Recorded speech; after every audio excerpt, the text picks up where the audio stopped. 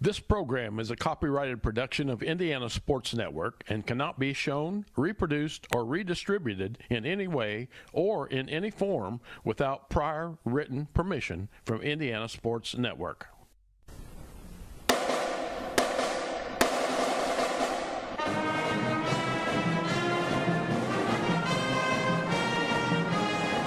Welcome to Rose-Hulman Institute of Technology, the U.S. News & World Report's #1 engineering school in the United States that offers a master's as its highest degree for 20 consecutive years. Rose-Hulman, where you come to find yourself. Find yourself through personal growth, through personal development, through study, research, and invention. Rose-Hulman, your home for academic and athletic excellence.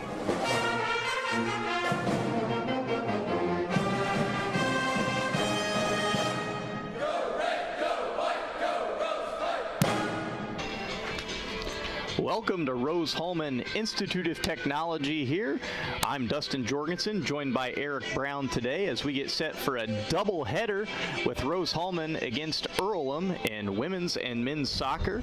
The women's game is going to be up first, and the women are coming off of a defeat on Wednesday against Hanover. They lost 2-1 in overtime. They ended the game 1-1 and then went into the overtime, and late in the first overtime, Rose-Hulman gave up a penalty, which Hanover was able to convert. So Hanover now top of the HCAC on women's soccer, Rose-Hulman sitting in second. So Hanover is 6-0 and Rose-Hulman is now 5-1. So how does that play into the psyche of Rose-Hulman coming into this game today against Earlham? Well, I think psyche is pretty much the exact word for that, Jorgie. You know, when you look at a situation in which we talk about winning is contagious and you get used to that winning and then you lose a heartbreaker like that, especially on the road, drew an unfortunate penalty and then that ends the game because it's golden goal. How do they rebound from that in just a couple of days? But these girls are pretty resilient, so you expect them to come out strong. Right, and if they win these next two games here in the HCAC, they'll still have a guaranteed spot in the championship game, and that would be likely against Hanover. So let's say they do that, then how's that mentality change? You already took them to overtime. You lost. Is there some revenge to be had? Absolutely, and you've played and I've played, and anytime you get a chance to redeem yourself against someone, after a heartbreaking loss like that, it always leads to greater drive and greater motivation. And you're facing an Earlham team here today who's, not to be disrespectful or anything like that, but they're not on the same level as what Hanover is. Earlham's record coming into this is 1-5-1 in the HCAC, so they've only got one win under their belt.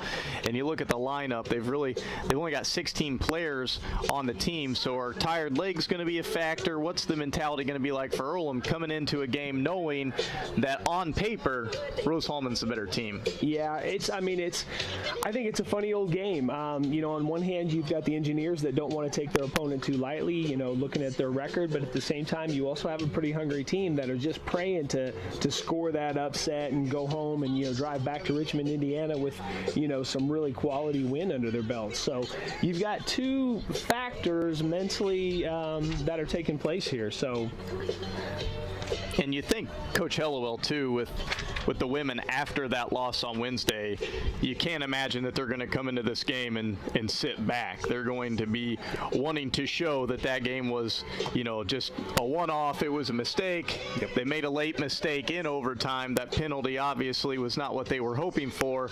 And hey, we're going to come out and redeem ourselves and show this is the team we actually are, and we mean business here in the HCAC. Yeah, because from a coaching perspective and even the players' perspective, you take a look at that game as pretty evenly matched going all the way down to the wire, and the men's result was almost identical with the exception of that penalty. So, did they really lose? Was it an unfortunate event? Because it doesn't say anything about them as a player or a team. It just says this was an unfortunate incident that happened and you lost. Go out and play your game. So I do expect Coach Hellawell to come out with full attack. All right, and after the break, we're going to talk about some individual players here on Rose-Hulman and look at the stat sheet and talk about which girls we see making a difference in today's game. We'll be right back after this. In Searcy, Arkansas, a young man says I love you for the first time, but his girlfriend doesn't quite hear. In Franklin, Tennessee, a boy encounters his first pickle. And in Kyle, Texas, after a mission for tots, cousins realize they're a long way from Kyle, Texas. One day, many people, millions of orders. This is Howie Sonic. At A Plus Printing, we do it all. Screen printing, business printing and documents, printing for weddings and senior announcements, screen printing of hats, shirts, sports teams, and uniforms, promotional items of all kinds, including koozies and coffee mugs. You name it, A Plus can print it. A Plus Printing in Brazil.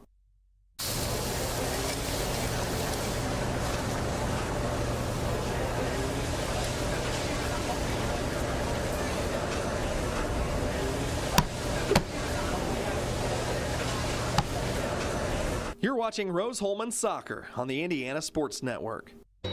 Welcome back here to Rose-Hulman Institute of Technology, where we're getting set for the Rose-Hulman women against the Earlham Quakers. And we're going to look at the stat sheet here for Rose-Hulman. We've got a very balanced score sheet for the Lady Engineers, led by Lane Lawrence. She's got 4 goals and 4 assists this season. But when you look at the stat sheet overall, 11 players have scored goals for the Engineers, and 16 players have a point, whether that be an assist or a goal. So what does that do for a team, just to know that you can rely on almost every single player that you put out on the field? Well, it puts you in a really good ideal position, almost the cat's bird seats. If someone's having an off day, someone else has the ability to step up. But at the same time, if you're the opponent, who do you mark? Who do you worry about? Because if you're focused on one side of the pitch or one certain player, then someone else is going to be just as dangerous. And so it leaves the opponent juggling as to how to handle that. Right. Whenever you look at the women on the stat sheet, I mean, you've got Lane Lawrence with 4 goals, and then you've got Sarah Shoemaker with 2, Mariah Mufich with 2, and Anita Clark with 2, and then a whole slew of Engineers with 1 goal. So whenever you can rely on so many different players for goals, how do you set up? How do you set your offense up? You're obviously not going to just rely on that one player and have them. So are you working the ball out wide? Are you working it through the middle? Or are you just trusting your players to kind of float around and get in front of the goal? Well, one thing we've seen with the Engineers is on both sides, both the men's and the women's teams, is that they're a very, very well-drilled squad. Both sides set up in that 3-4-3, almost like the coaches talk to each other every day. And they do move that ball really, really well. The one thing I noticed from the stat sheet is with Lawrence and Shoemaker is each of them have 4 and 5 assists, which means they're not selfish players. They're dishing the ball to their teammates, and that accounts for that vast scoring level. And then also somebody that we have to talk about whenever we're here at the Rose-Hulman games is the defense and the goalie, Natalie Dillon. She has been named the Defensive Player of the Week in the HCAC 3 different times this season. She's 5-1 with a .32 goals against average. She's got 33 saves so far this season, and they've only played, 6 games? Yeah. Again, what it says to the goalkeeper is that she's there when you need her. Anytime you have someone that can make 33 saves but is allowing 0.3 points a game, that's not even a half a point. So you're looking at someone that how many clean sheets did they have before the Hanover game? And that's how you win games. Right, and I think that's what's impressive too, watching Dillon in goal, is that she's not an extremely tall goalkeeper. She's small in stature, but she makes up for it in her intensity and her athleticism and what she does in the goal. She is always right there, ready to go, diving, sprawling out, trying to make those saves, and it's very impressive to watch her in the goal because she can almost read what's going to happen next, which is a very important skill for a goalkeeper to have. Certainly, and anytime when you take a look at keepers, typically you expect them to be really tall so they can stretch and get, back and forth, but the one thing that you train keepers to do is those quick feet. How many steps does it take to get left or get right? And the more steps, the quicker that you get. And when I was watching her train and the goalkeeper coach was out there, that was exactly what they were doing. Get left, get right, come out, go back. And she's got really quick feet to be in the right spot at the right time. Right, and I think one of the things that's often overlooked whenever you're talking about goalkeepers is a really dangerous shot is one that's on the ground and low and driven with power, because it's hard to get stretched out and get there.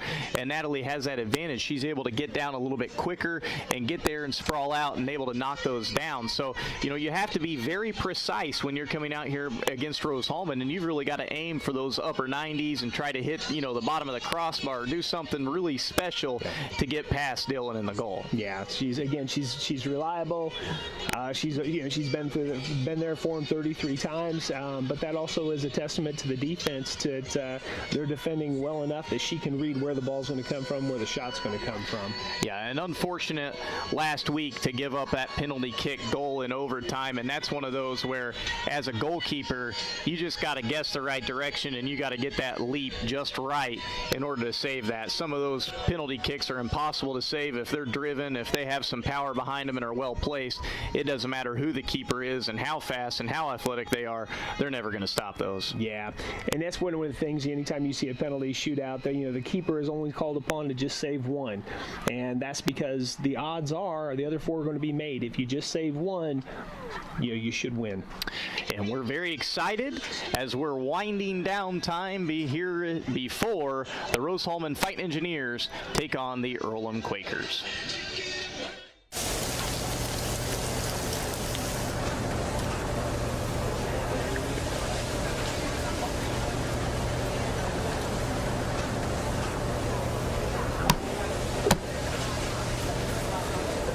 So what do we do before we cross the street? We look for ways for cars. No cars. All right, let's go. But Daddy, why do you have to hold my hand? To keep you safe. That's why we look for cars. I'm watching out for danger to keep you safe. Daddy, who watches out for you?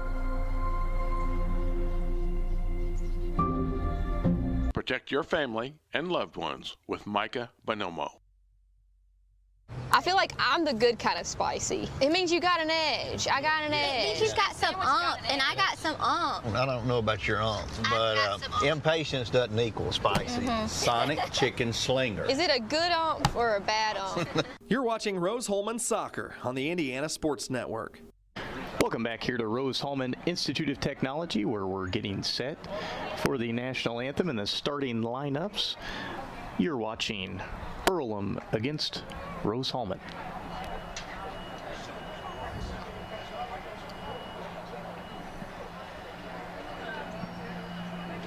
Welcome to this afternoon's contest between the Earlham Quakers and the Rose-Hulman Fighting Engineers. We ask at this time, before we meet this afternoon's starting lineups, that we please rise and remove your hats for the playing of the national anthem. H&R Block is your tax preparation service experts, no matter how you file. Sue Jones and Associates offer all tax preparation and all the tax services you need, not only at tax time, but throughout the year. Get your hometown tax help from Sue Goshen's H&R Block, located in Brazil, across from the courthouse. It could be anyone. The star student, the all-state athlete. I never thought it could happen to me, that I could lose everything.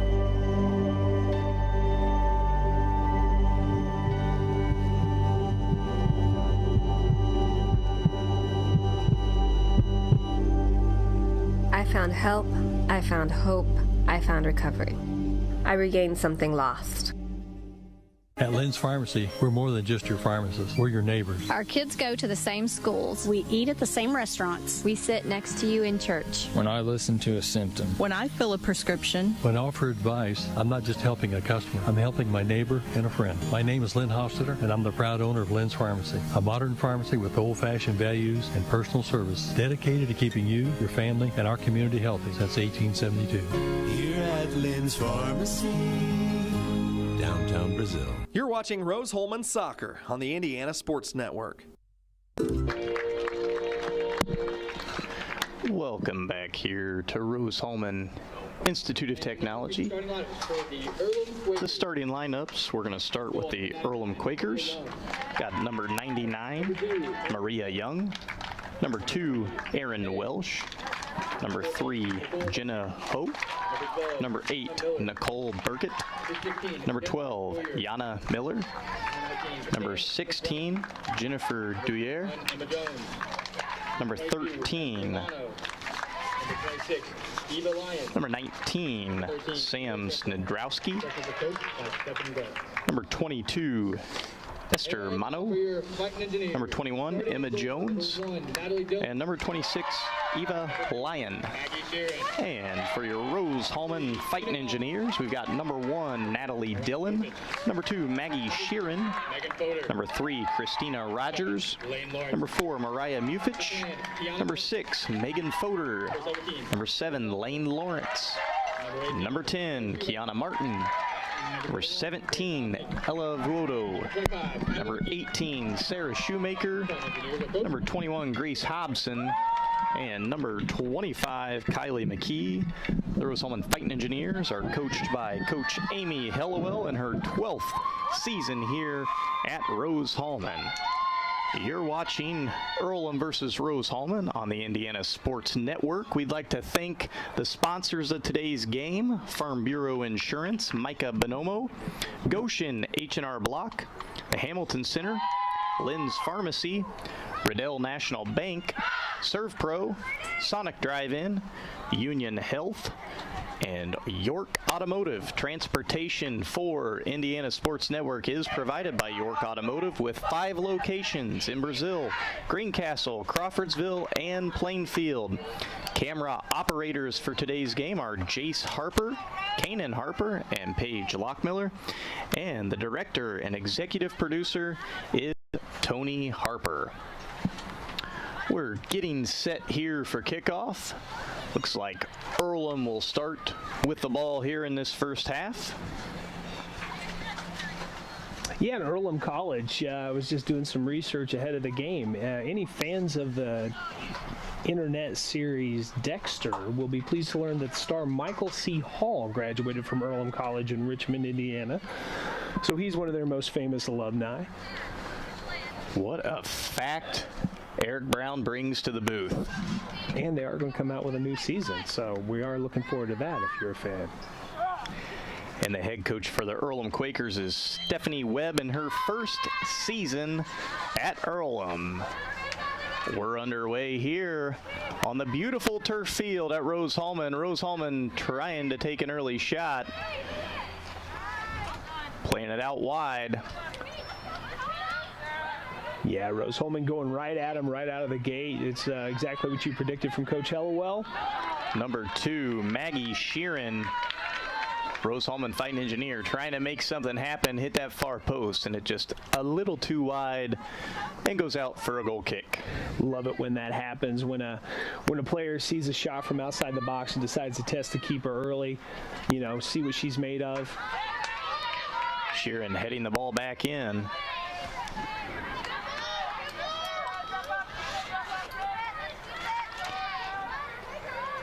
Rose with the long cross, trying to find number 17. That's El Vuoto. Ball goes all the way into the corner, knocked back in. Number 4, Mariah Mufich drops it to Sheeran. Tries to take another shot, blocked by the Earlham defender.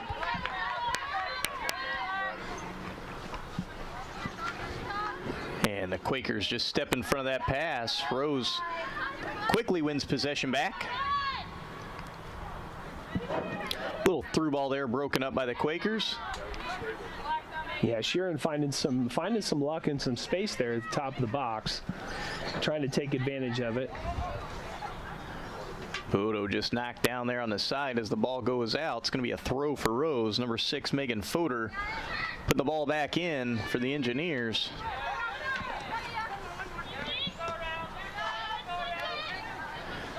Drop back here to the defense. It's Christina Rogers playing it out wide now.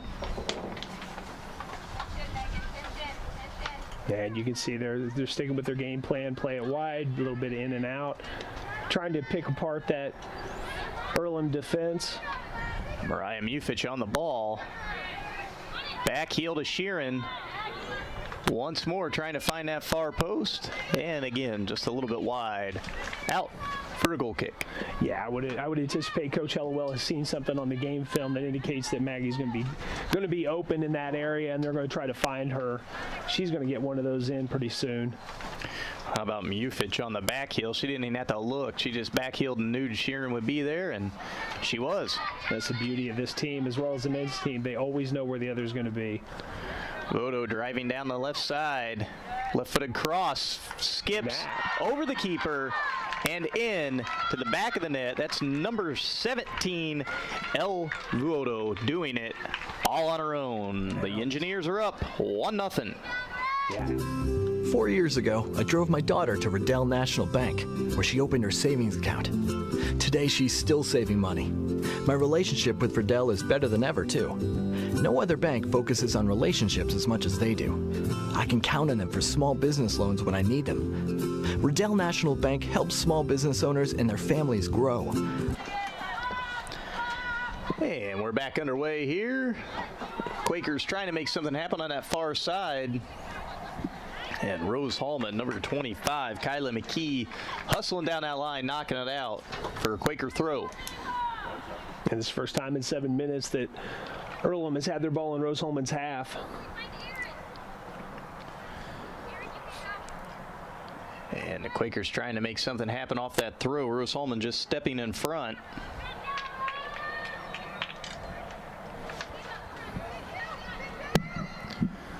Rose with the throw.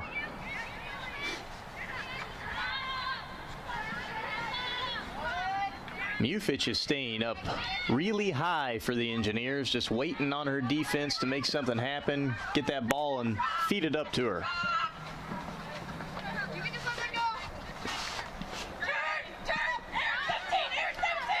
Engineers with the throw and turn. There's Vodo. Just knocks it out a little bit too far in front of Lane Lawrence. It was good anticipation, though. She looked up, got her head up, saw Lawrence on the run just a little bit too far. Ball played over the top. The Rose defense trying to settle. There's Fodor bringing it up this left side.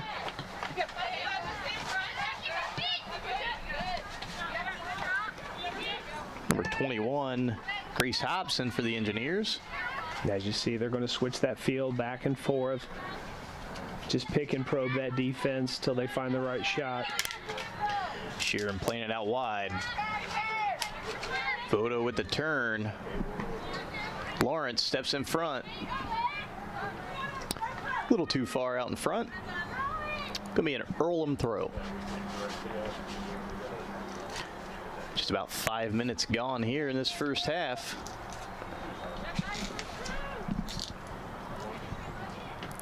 Fighting Engineers are leading 1-0 after that early goal by Vodo. She's on the ball again. Earlham knock it out for a throw.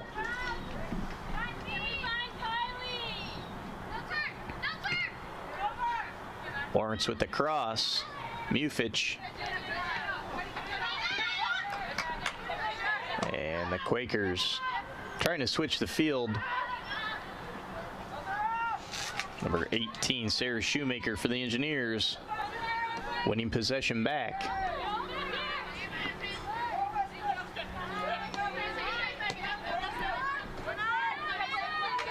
Lawrence.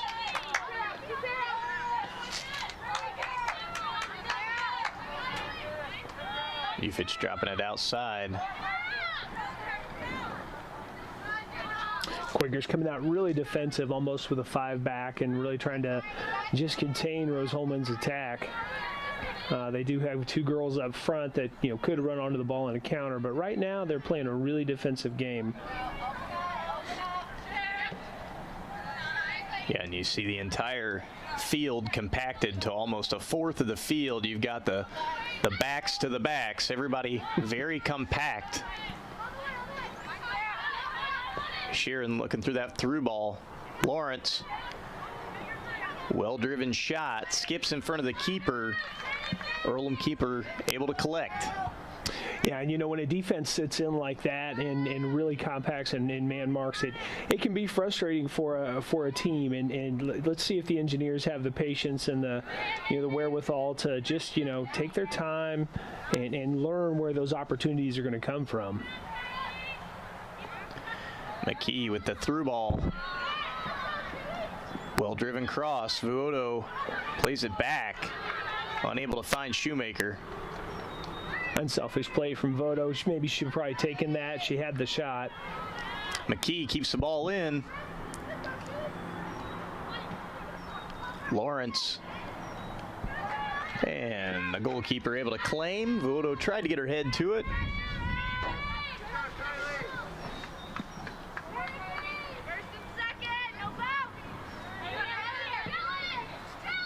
And just a little bit overridden. There's Kiana Martin for the Engineers. Plays the ball to Fodor. And Vuoto down the left line. This is exactly where she drove in and scored from. Now left-footed cross.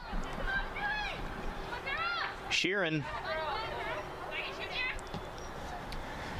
And Sheeran unable to make it happen. The Quakers knock the ball out. It's going to be an Engineer throw. But, you know, that cross came in and Shoemaker was there. And then, of course, you know, she saw Sheeran right up there just where she's been, just ready to take a hit. Rose-Hulman dropping the ball back. Going to switch the field of play here. And attacking right toward the middle of the field. That was Fodor. Grace Hobson on the ball for the Engineers. Finds Lawrence.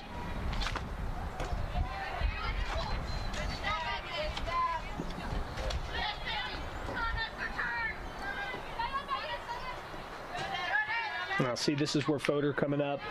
You know, an extra body into that attack, even with all the man marking and the packing in the condensed defense, it really makes it tough to pick somebody to defend. A little bit of a cross just goes wide there.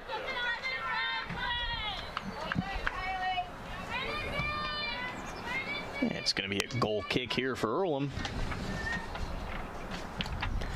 Upcoming schedule here for the Indiana Sports Network. Next Saturday, April 3rd, Rose-Hulman football against Franklin at 1:30. The following Saturday, April 10th, got football against Manchester at 2. And on Saturday, May 1st, Indiana Sports Network will be covering the HCAC Outdoor Track and Field Championships at 11. And an added note, if the Rose-Hulman men or women host any HCAC tourney games, we'll be covering those as well. Right now, the men are leading their conference and likely to host. If something happens to Hanover in the next 2 games, Rose-Hulman women might host as well.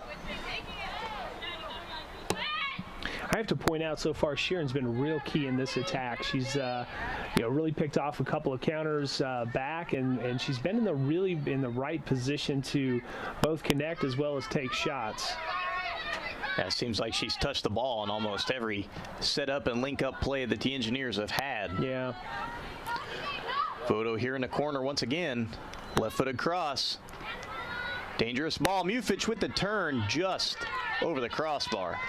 Well, that's a difficult shot to actually put in the back of the net. You know, you want to catch it just the right spot on your foot as well as the right height. It's difficult to keep that ball down, but she did a really good job. Unfortunately, it went high.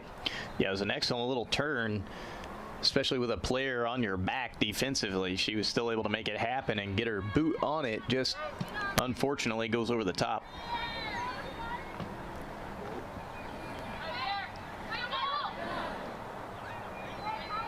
Headed down by McKee. There's Shoemaker. And again, there's Sheeran. Mufich. Clever little play there. Is put out. Going to be a Rose-Hulman corner kick. Dangerous position here for the Fighting Engineers. See if they can extend their lead off of this set piece. I think you watch Sheeran on this. She's found that space out there. Shoemaker sends the ball in. Like Fodor got a boot on it, just came out a little bit too far. Skip back in, there's Fodor again. Tries to make it happen just over the crossbar. Well-driven shot. And we're looking at 5. Well, that's 6 shots to 0 right now. So Rose-Hulman coming out the way they always do. Getting shots on target. I am surprised the score is not higher than 1-0 at this point. A couple of those could have gone in. It could have been 3-4-0 by now. Yeah, and Earlham really unable to make anything happen so far offensively. Really only crossed the halfway line a couple times so far in the first 13 minutes of the game.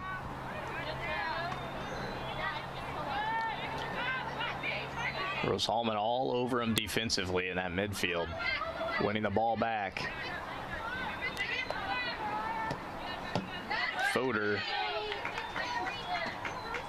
Ball goes out for Rose throw, and it seems like Earlham's just sitting back, and they're okay with just knocking those balls out, not trying to win possession, make anything happen.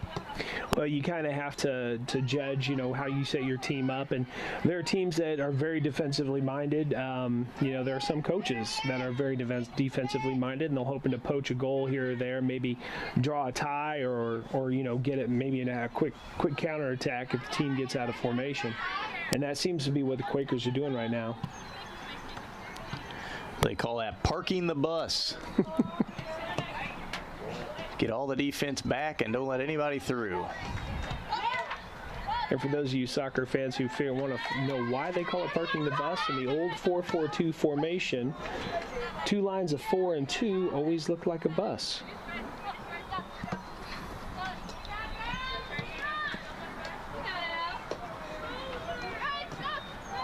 Fodor driving down this left side again. Earlier cross that time. Quakers just knocked the ball away. We're probably looking at 80% possession here for the Engineers. The one thing they need to do is keep trying and not get complacent with that 1-goal lead. And the ball just put out. Going to be a Rose-Hulman throw.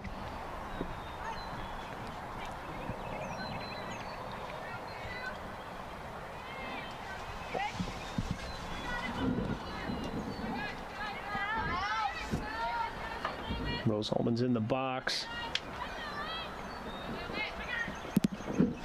Sheeran looking to take that shot.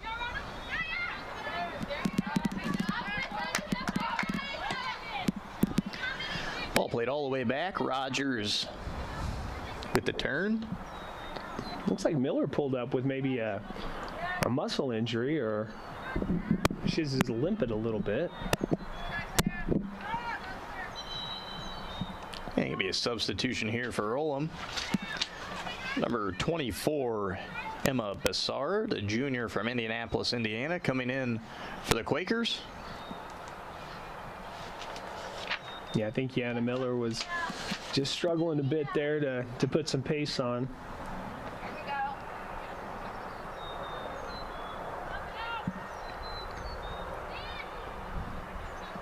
And the Engineers fight to win possession back.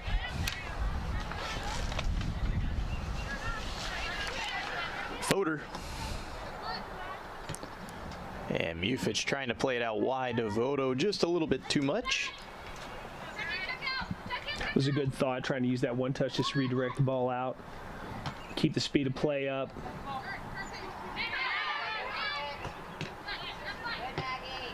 Fodor over the top. Mufich trying to beat the keeper, unable to do so.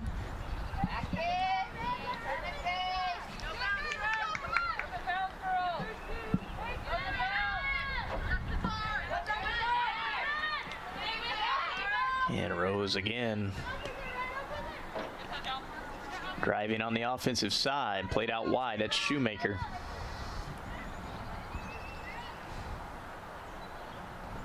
Mufich.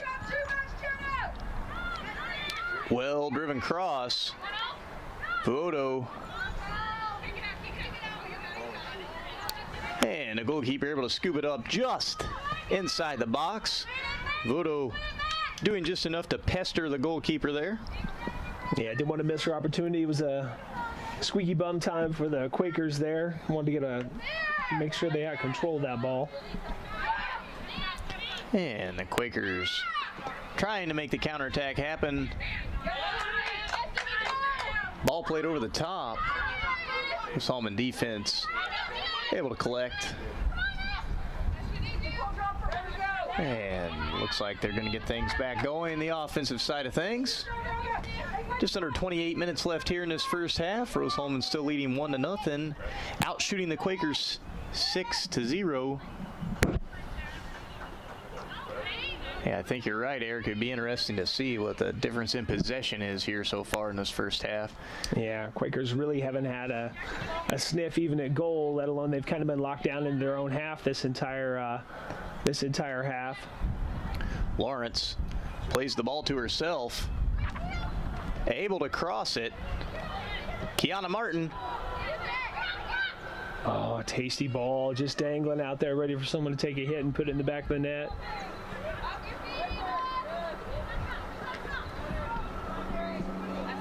Little through ball there by Earlham, just collected by Rose-Hulman. Nothing doing. Played back to their offensive side now. Lawrence Devoto. Hill drives down that left side. Crosses. Mariah Mufich. Got a little left-footed shot. Not a whole lot of power. Earlham keeper just able to scoop that up. Yeah, you almost want her to take a touch and maybe just give herself a little bit of space, a little bit more control, put some power on that ball. Looking at the Rose-Hulman score sheet, Lane Lawrence leading the way with 4 goals and 4 assists. Sarah Shoemaker so far this season, 2 goals, 5 assists. Mariah Mufich, 2 goals and 1 assist. Elvoto add the one earlier. That'll be 2 goals for her and 3 assists. Anita Clark, 2 goals, 0 assists. Megan Fodor, 1 goal, 1 assist. Kyra Hicks, 1 goal, 1 assist. And then you've got Megan Gary, Kiana Martin, Elle Ogden, and Maggie Sheeran all with 1 goal and 0 assists. So again, we talked about that balanced scoring attack for Rose-Hulman. We saw that here early on. Elvoto just adding her 2nd goal of the season. So you've got a lot of players for Rose-Hulman who can put that ball in the back of the net, are dangerous every single game. Yeah, and what you're finding is, especially with Sheeran so far, who's just been in the right place at the right time, sometimes you go where the game takes you. There's Voto again, looking to make it number 3 for the season. Drops it back to Mufich. Look at all that space for Fodor. Well, that was going to be a well-driven ball. Yeah, just needed to take it 1 step sooner. Well, she had eyes on that goal the whole time, though. Excellently crossed ball. That was number 25, Kylie McKee. Could have gone over the top of the goalkeeper. Mufich would have been there as well, but just a little too much on it. And it's going to be a goal kick here for the Quakers.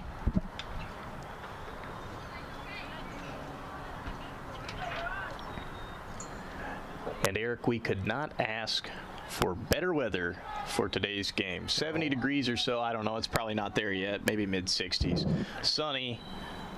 A little bit of breeze coming through, just enough to rustle our papers. You can hear that at home, but man, oh man, what a day. Absolutely beautiful day. And, you know, the fact that we're sitting up here in polos and shorts, and, you know, it's after the weather we've had this year, it's really nice just to be out here and bask in the sun. Yeah, I saw the officials putting sunscreen on before they went out there for the game, so that's exciting to see. First time of the year. Absolutely. Sheeran with a well-driven cross just goes out. And I'm telling you, no one takes it more seriously than assistant referee Dean Morgan. He's stoic. He's not even going to flinch. He's got his eyes on that back line. Takes his job seriously. Little peek at the watch. Dean's a very qualified official. He's been around for a long time, even though he's young. Elvoto playing the ball back. Fodor back to Voto. Trying to find Mufich. Quakers able to knock the ball away.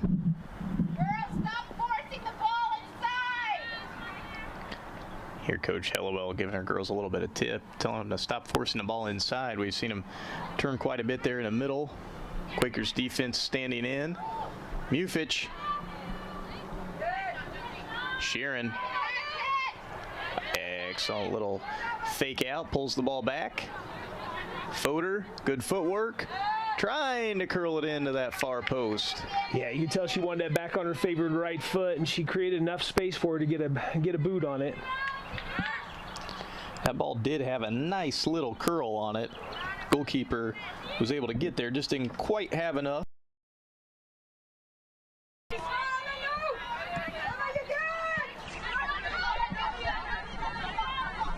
McKee.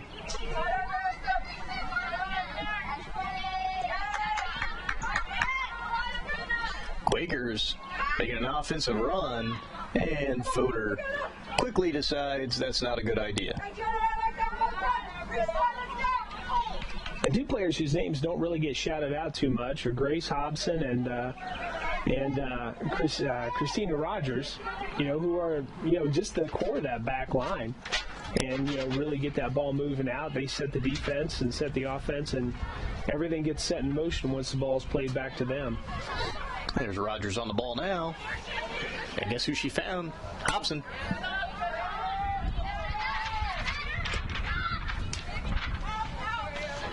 Ball played too far out in front. Gonna be an Earlham throw. And for those of you watching at home, if you look at the line now, it's almost like a perfect checkers board the way Rose-Hulman is set up right now, creating passing lanes. Each player knows exactly where they're supposed to be. Lawrence driving in on the right foot, just outside. Yeah, tried to find that lower left post. Tried to catch the keeper going one way and wanted to get her off her line. Did an excellent job just driving the ball there herself. I think that's what Coach Hellowell was talking about. Don't force the issue. If you got some space, take it yourself. Don't make that pass if you don't have to. Absolutely.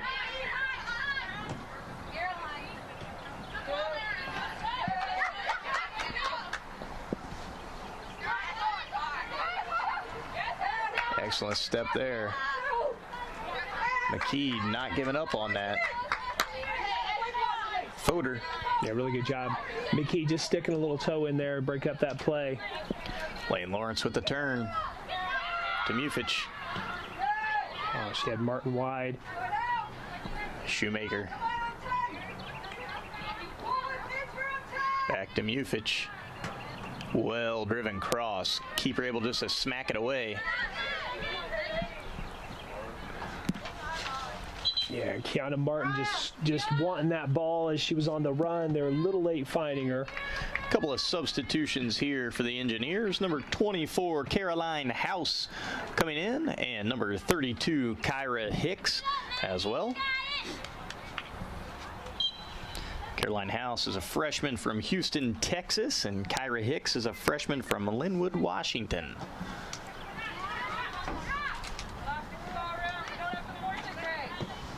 And again, what Hicks brings is that, that height to get ahead on that ball, some of the higher end crosses in.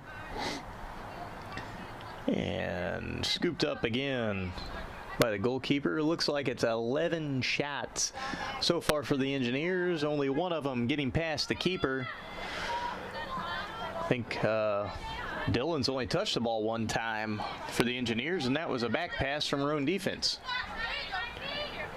And, for Coach Hellowell, I mean, you like the statistics of 11 shots to 0, but at the same time, you only have a 10% turnover rate. And, with the domination of this game that the Engineers have maintained so far, you'd really like to see a higher score. Yeah, and to that point, I think that's why she's still, you hear her over there coaching her players. She's still trying to get them to make the smart, sound decision so they can get themselves in that opportunity where it's not a shot from outside the 18, something that they can maybe get a little bit closer, a little higher percentage of scoring. And that's also a sign of a good coach. You come in and, you've got the record that Rose-Hulman does. They're winning, they're dominating games over and over, and you still coach them. You can still do better. You can still be more perfect. And Rose-Hulman had a corner kick, played short, goes back out. Going to be another corner kick here. See Sarah Shoemaker, number 18, getting set to take this for the Engineers.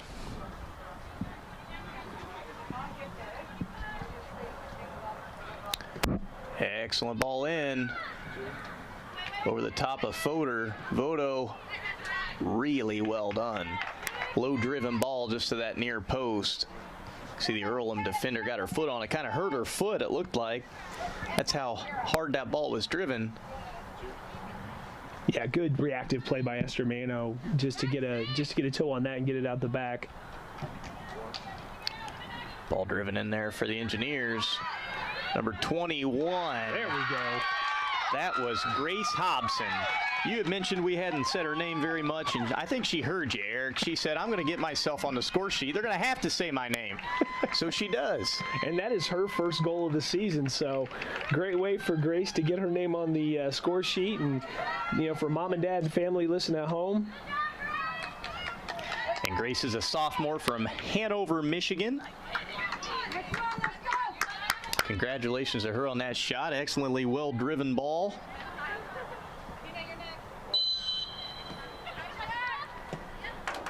Always fun for a defender to get on the score sheet. Yeah, some of the most underappreciated players on the pitch, I think, because they don't score and they're not involved a lot in play. They make a good defensive play, but if you're a fan, you want to see the goal.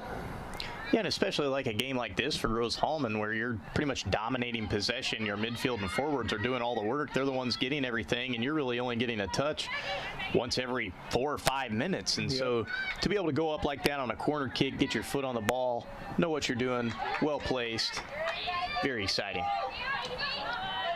And as you mentioned, that was her first goal of the season, so that knocks the total up to 12 total players for Rose-Hulman who have scored a goal. Wow. And this is their 7th game. And there's only 11 players on the pitch at a time, which means even your bench players are coming in, getting goals. Vodo trying a long shot. Into the goalkeeper's arms.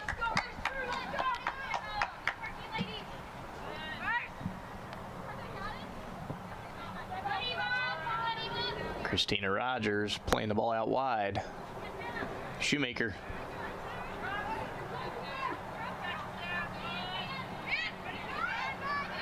And Sheeran winning that ball back.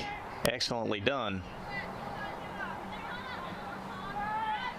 It's Caroline House to Kyra Hicks.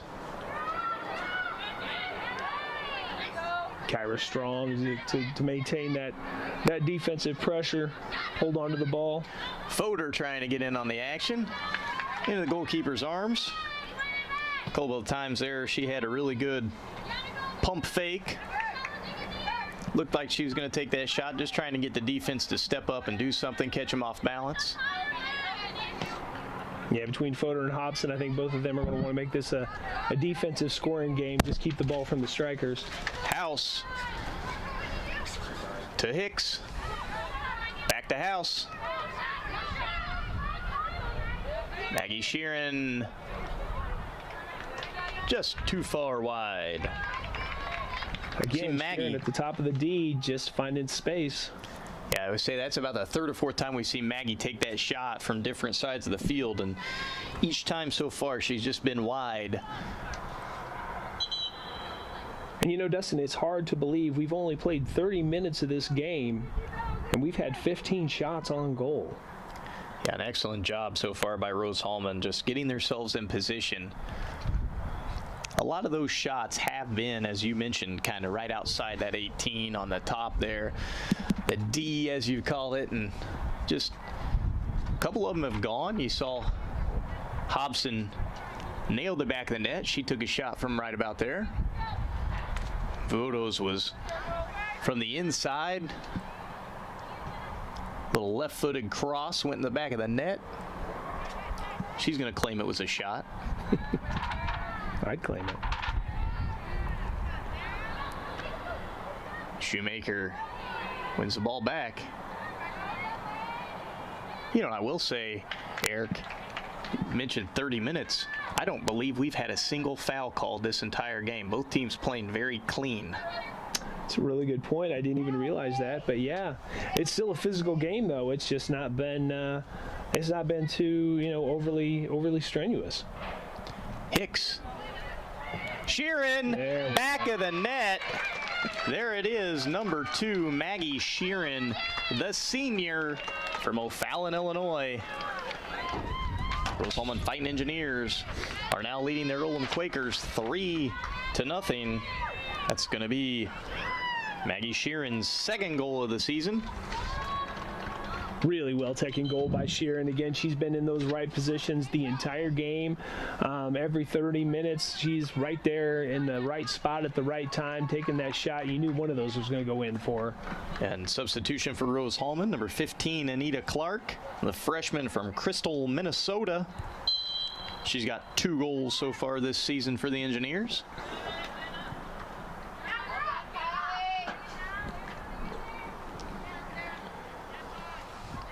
Quakers trying to make something happen on their offensive side. And Kyla McKee and the Rose-Hulman defense quickly say, not going to happen today. Fodor driving up. Turned into the middle. Thought she was going to come out left. Clark, the substitution, quickly on the ball.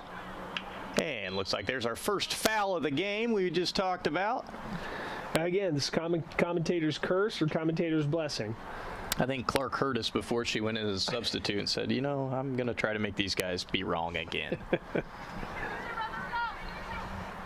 And I may be wrong, but I believe I saw India's family in the parking lot when I arrived at the grounds. Looked like Minnesota plates and Rose-Hulman gear. So I wonder if they drove all the way in from cold Minnesota to sunny Terre Haute to see their daughter play.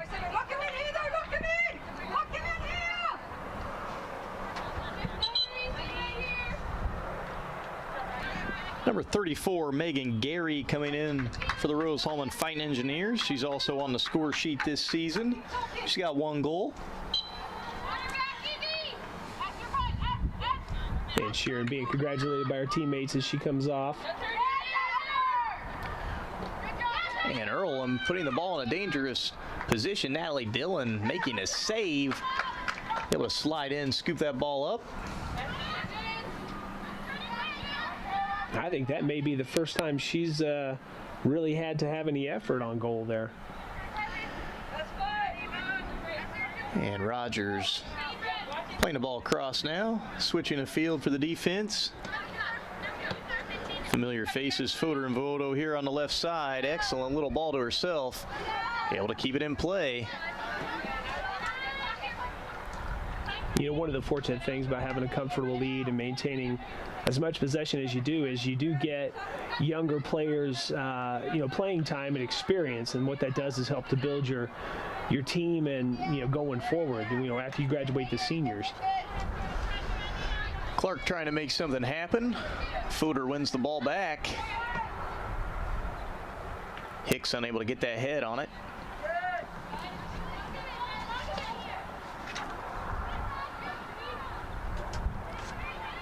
Hicks with the pressure. There's Caroline House. Scoops it up.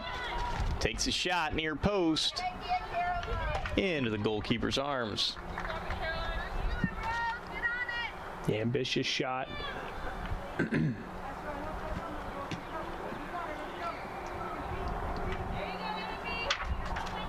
And ball played out. Going to be a Rose-Hulman throw. Just about 11 minutes to go here in this first half.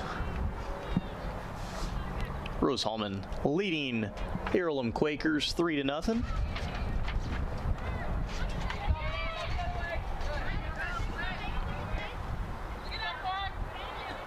Fodor playing the ball to Clark.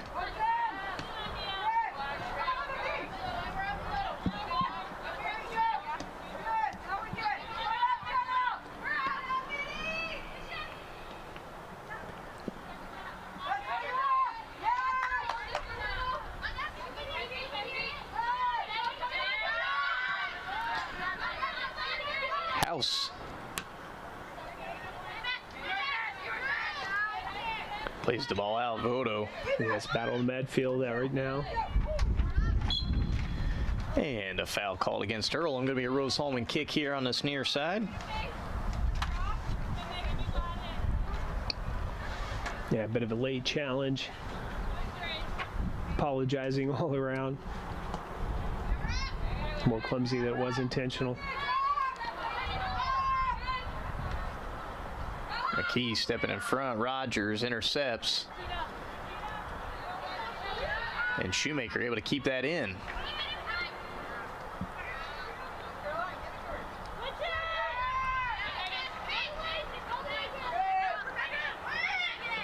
Caroline House looking up, finds Fodor.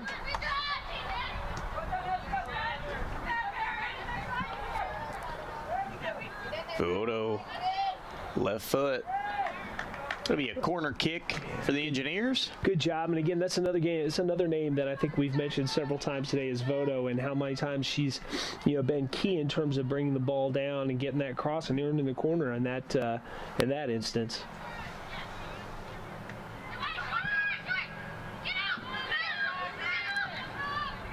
Hobson playing the ball back in. And it's going to be back out for a Rose-Hulman kick once more. Looks like El Vodo taking the corners there. Got that left-footed cross, curl it back in. Excellently placed ball. Kyra Hicks off the crossbar, number 34, just over the top. That was Megan Gary trying to make something happen. Yeah, it just went in. That looks like it took a deflection. They might have earned themselves a corner here. That's the call. It'll be Sarah Shoemaker on that far side now with the corner. There's about 8.5 minutes left here in this first half. Rose-Hulman trying to extend their lead.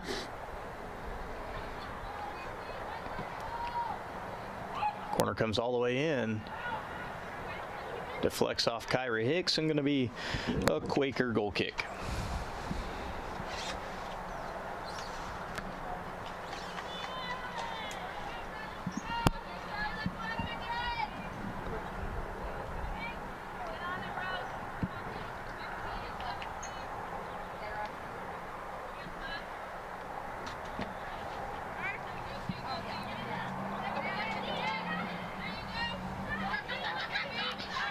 Excellent little step there by Rogers.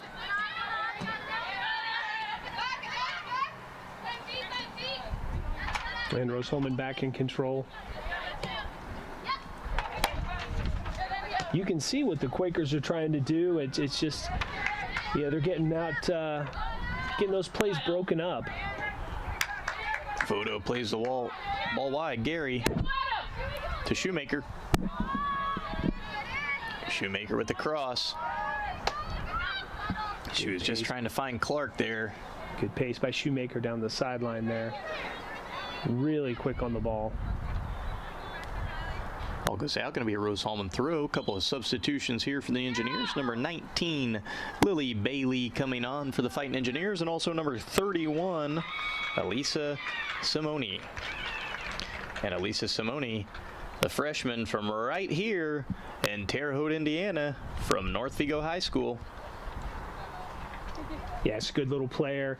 Officiated her senior play for years, coached by Kyle Baker, long-term Terre Haute North coach. Great program he's set up there.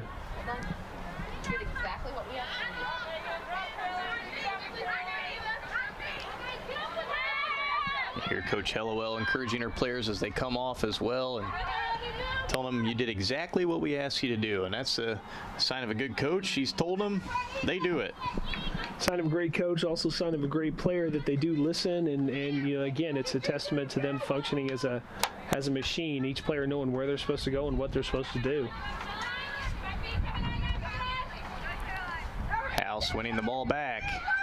Clark. Hicks plays it back to Clark.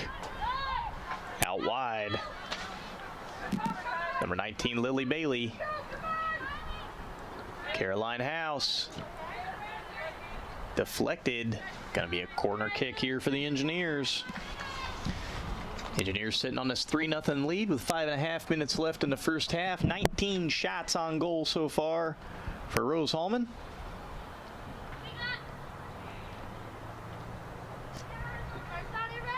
Ball played in. Kyra Hicks with the volley.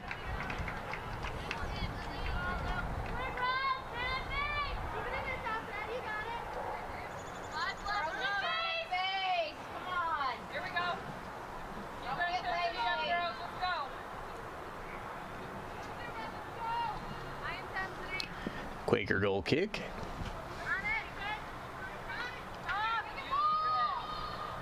Again, midfield dominating this game. Most balls really haven't gotten past the midfield, for the Engineers. And about the time I say that. And Dylan going to be there, no problem. Hobson.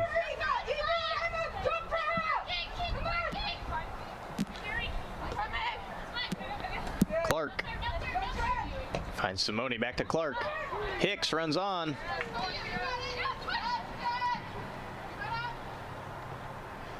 Able to stay out of the way. Ball going to be a Rose-Hulman throw. Yeah, Quakers just trying to clear their lines there. Get some organization at the back. Quick throw in. Caroline House.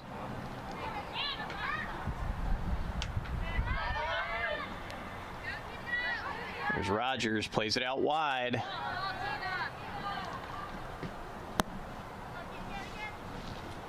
Number 19, Lily Bailey. Turns the ball.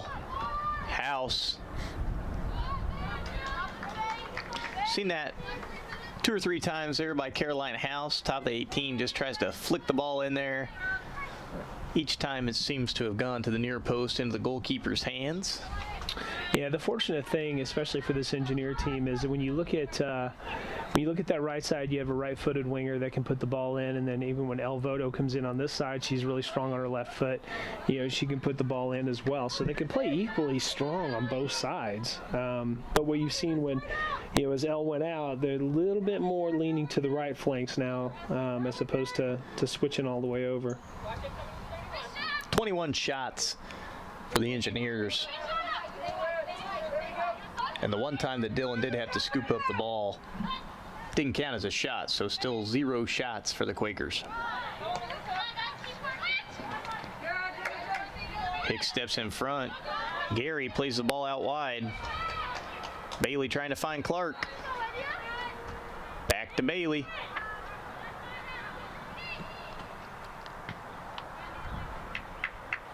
Goes out for Rose-Hulman throw. Really good ball movement there by the Engineers. In, out, in, out. Throws the defense off, keeps them on their toes.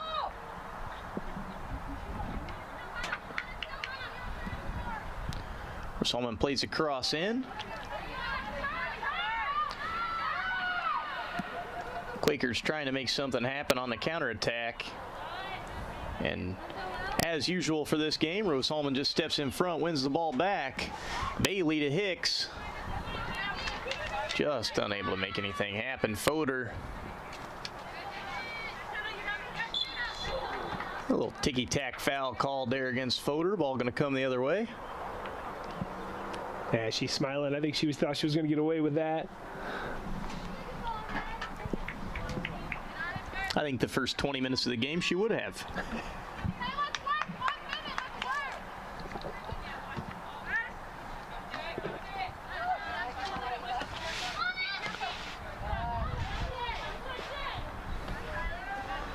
Ball played out wide. McKee.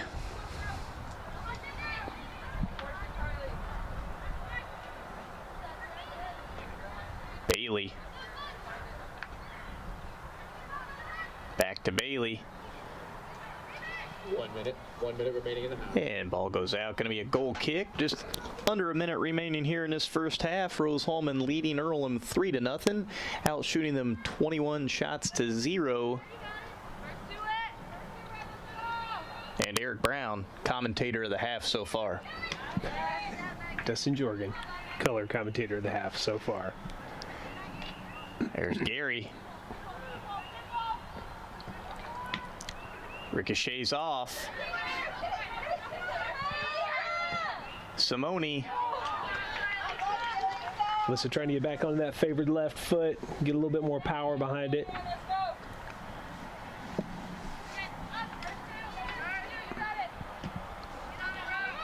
Start to see the smoke of someone burning some leaves, it smells like. Maybe some branches over across the way. 6, 5, 4, 3.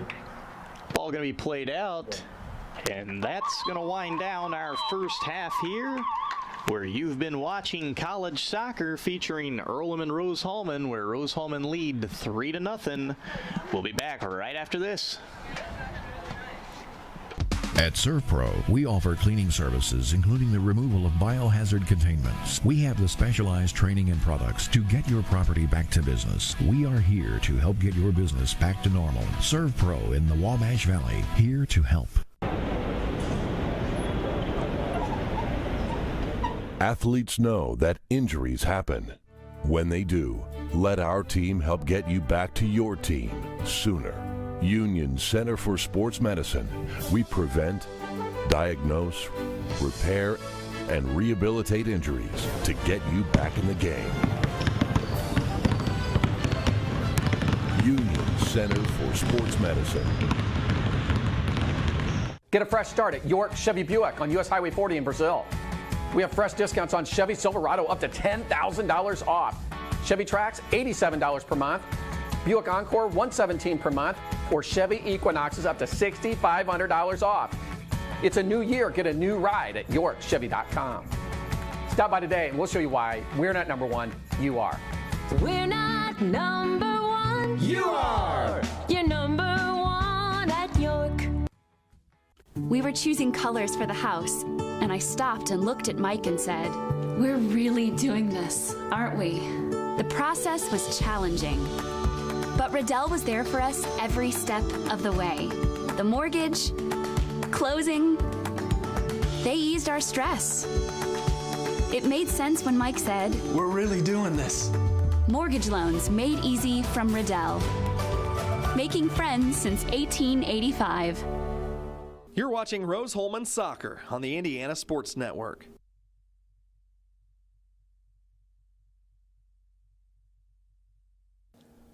It's time for the halftime report on the Indiana Sports Network. Welcome to halftime here at Rose-Hulman Institute of Technology, where Rose-Hulman Fighting Engineers are leading their Earlham Quakers 3-0. And we've got three different scores here for the Engineers in this first half. You got Maggie Sheeran, Elvodo, and Grace Hobson adding her name to the score sheet for Rose-Hulman this season. We talked about that balanced score sheet before the game started. We had 11 players. Grace throws her names on there. We have 12 players so far. This is the 7th game, so really 6 games, 13 halves, and you've got 12 players on the score sheet. Yeah, it's pretty incredible. And actually, two of the scores are defenders. And so, what you're seeing is, number one, a situation in which the defenders are so comfortable to come that far up to actually score. I mean, Hobson scored from, I think, 17 yards out. The fact that they dominated this game that much is a testament to, again, 22 shots to 0 and a 4-0. Yeah, we've commentated, I don't know how many games so far for Rose-Hulman over the last several seasons, and I don't know that we've commentated a game where Rose has dominated possession this much as they have so far today against Earlham. We saw the ball on the offensive half of the field for Rose-Hulman.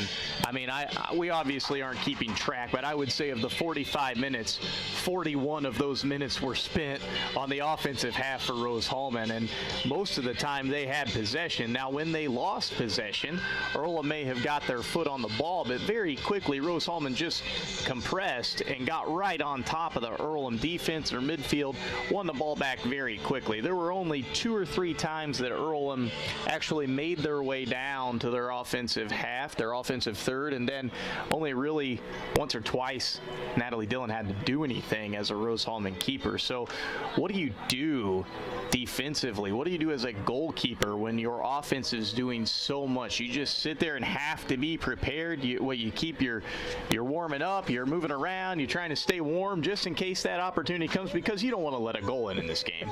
No, I mean, what do you do in that point? You You're shouting orders, you're shouting directions because the goalkeeper sees a completely different game than the rest of the team. You're telling your defenders where to go, you're telling your midfielders where the ball is going to be, you're shouting encouragement, and that helps keep yourself awake. It helps keep yourself in the game, because you don't want to, like you said, you don't want to get down and let a squeaky goal in. And so that's what a really good goalkeeper will do, will motivate and shout and direct their team. Yeah, and defensive players, they're also doing the same thing. You mentioned, Christina Rogers and Grace Hobson as players that we don't usually talk about because they're the ones back here on the defense just kind of getting the ball back and feeding the players left and right and just kind of making sure things are going well. And Grace heard us and said, no, I'm going to score the ball too, and you're going to talk about me because I scored. Right. And, the interesting thing about them is, every play, every move forward starts with that back three. And it starts with Grace, who looks down the pitch and says, okay, I'm going to go right, I'm going to go left. Which way are we going to build this up? And that takes a lot, almost like a quarterback in football, to pick apart a defense and know where they're going to go. And that's exactly what this back three does, is figure out where they're going to go and how they're going to attack, and then they start building out of the back.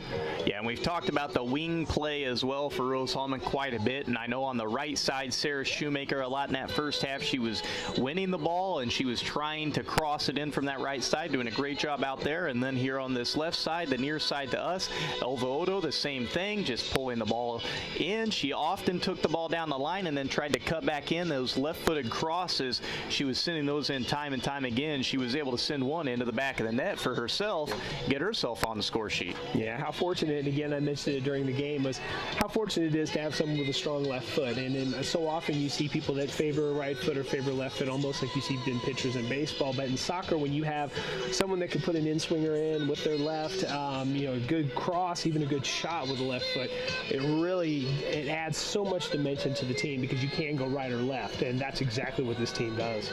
Right, and we saw Maggie Sheeran a couple times as well. She had 3 or 4 shots from just outside the 18, trying to make something happen, just hitting it wide, and then all of a sudden she finds herself just a little bit closer inside that 18, and she hits it in the back of the net. Yeah, she gets herself on there as well. And we say the same thing about Takizo Kelly when he, on the men's team, is he finds himself in the right place at the right time, and that's really what Sheeran has been doing this entire game, especially right there at the top. I don't know if they game planned that there was going to be that much space there, but she was finding that much space and really taking advantage of it. And again, you continue to shoot, and one of them is going to go in, and that's exactly what she did. Yeah, and you mentioned early on in the first half, it seemed like Sheeran was getting the touch on every single build-up and possession play that Rose-Hulman had.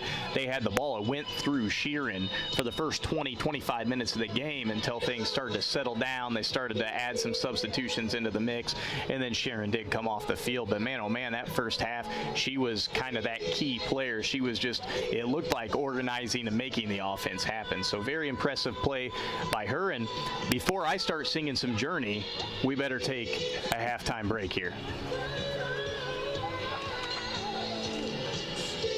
Burger or grilled cheese? Grilled cheese. Burger. I went with crispy tenders and the tots. It's patty. Really fresh. I'm going to try to chow this thing down before I get to the wrapper. Sonic Wacky Pack. The city of Brazil was founded in 1866. By 1876, there were 2 schools, 7 4 churches, and 5 drugstores. One of those drugstores is still there today, Lynn's Pharmacy. Lynn's Pharmacy has grown from a small neighborhood drugstore to a modern pharmacy, offering prescriptions and medical equipment with old-fashioned values and unparalleled service. You can even step back in time and visit Lynn's Soda Parlor here at Lynn's Pharmacy, downtown Brazil.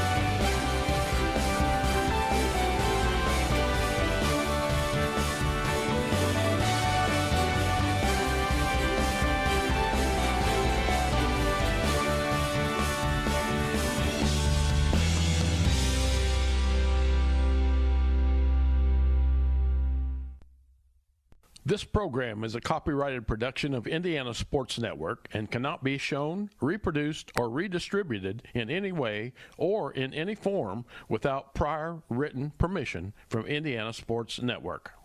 At Union Health, we understand that early detection of breast cancer saves lives. That's why the Clara Fairbanks Center for Women offers the most advanced breast cancer detection available. Tomosynthesis 3D breast imaging. This state-of-the-art technology pinpoints breast cancer at its earliest stages when it's most curable. For you, that means earlier detection. For us, that means being able to give you peace of mind in your health care. To schedule your mammogram, call 812-238-7766. Union Health. Healthier together. Burger or grilled cheese? Grilled cheese. Burger. I went with crispy tenders and the tots. This patty, really fresh. I'm gonna try to chow this thing down. Watching Rose-Hulman Soccer on the Indiana Sports Network. Welcome back here to Rose-Hulman Institute of Technology, where the Rose-Hulman Fighting Engineers are leading their Earlham Quakers 3-0 at halftime. I don't even know if I want to look over there and say how many shots Rose-Hulman has compared to the Quakers, but I think I'm going to. 22 shots to nothing. It's all Rose-Hulman. It's all Rose-Hulman. And I guess the question is, what do you do if you're the Earlham coach? How do you motivate your team? How do you talk to your team? And it's, again, even in loss, you can learn a lot. Even when you're getting beat, you can always learn a lot and get better. And I think that's exactly the route that she's going to take for the Quakers, as well as Coach Hellowell, is how can we be better? This is not a perfect game. And she was shouting directions the whole time, and she wants to make her players better because she knows that conference championship's going to come up, and they're going to face Hanover again, and she doesn't want to make those mistakes again.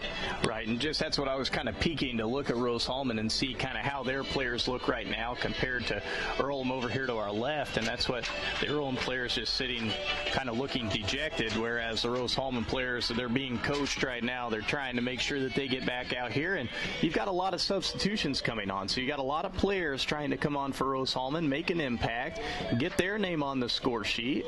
A lot of them say, hey, you know what, let's get 13 or 14 on that list. I'd like to have my name on there too. And then also the players saying, hey, I'd like to get my teammates on that list because they're doing an excellent job just moving that ball around. And that's where you got to look at Rose-Hulman as the team. And I think that's what's so impressive about them. When your leading scorer only has 4 goals and everybody else down that list has 2 or 1, and you've got 13, 12 girls that have a goal so far, that is very, very impressive. Yeah.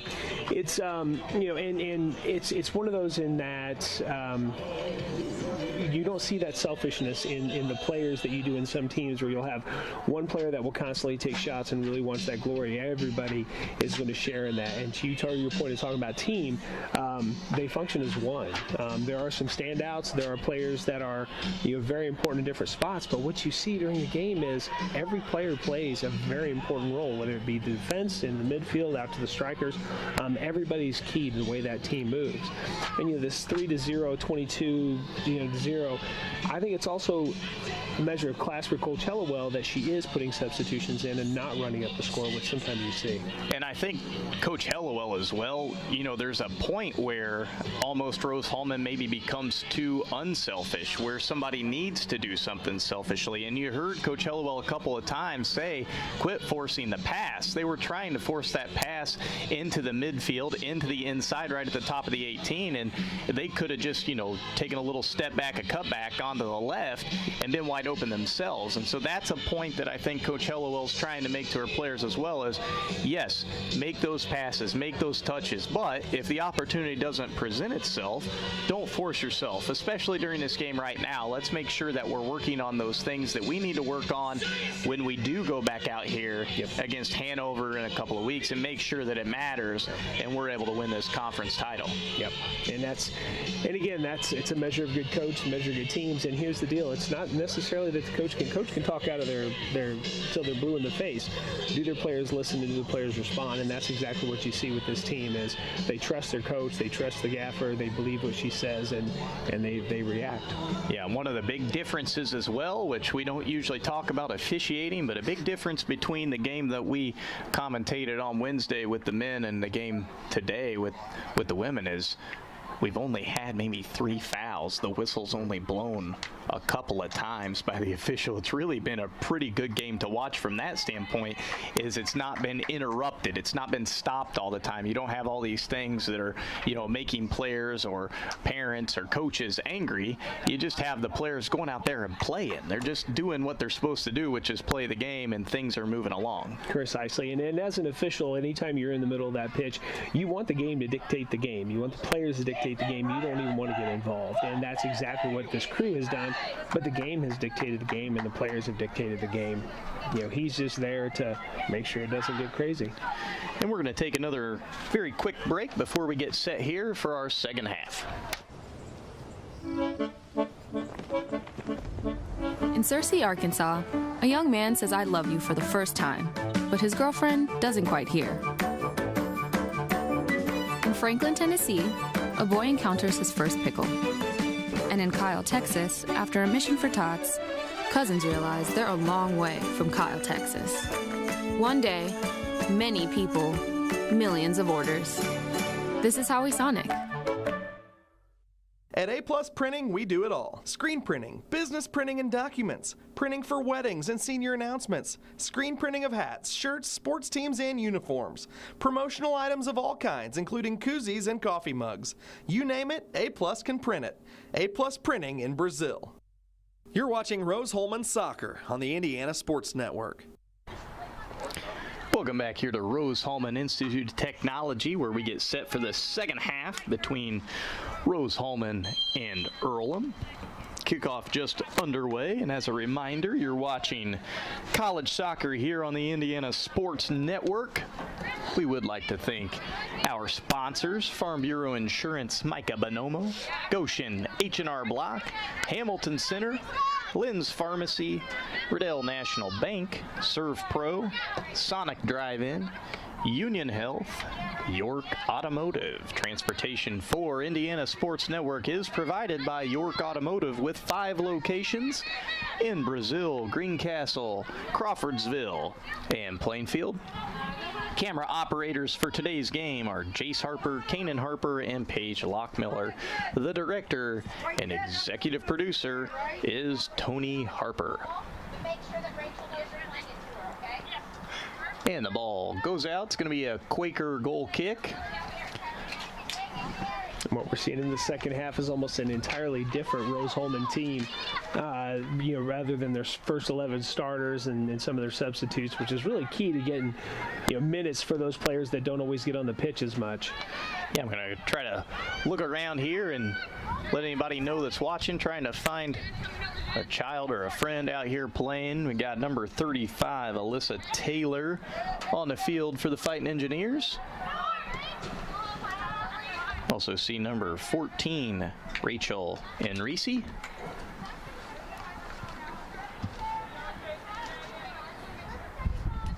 Looks like number 9, Tracy Orgera. I think everybody else was on the field earlier when we left the first half. If anybody else comes up, we'll let you know.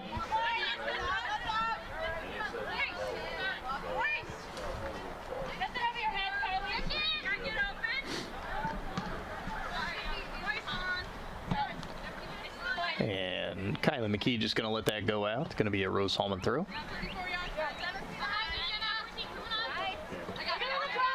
There's Enrici.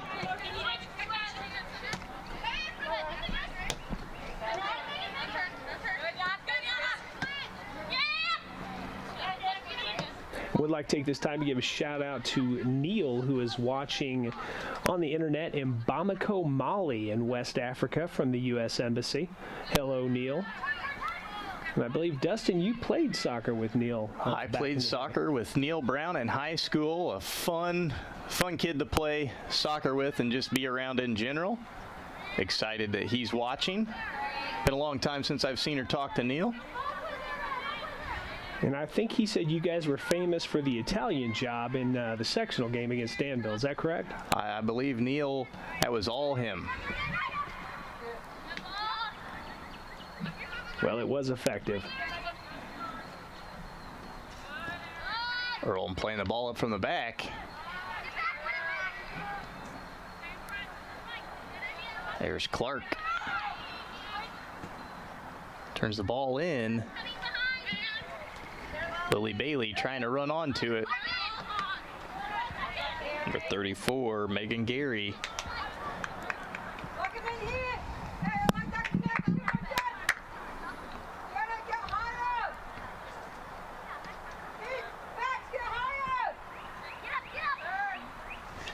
Rose-Hulman driving the ball.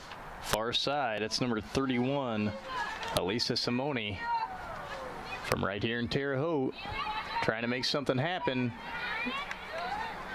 Just goes out for a goal kick. That was a good job getting it up the touch line. All the way down. Just a little bit too far in terms of getting a solid cross in there, but good job maintaining possession and good pace.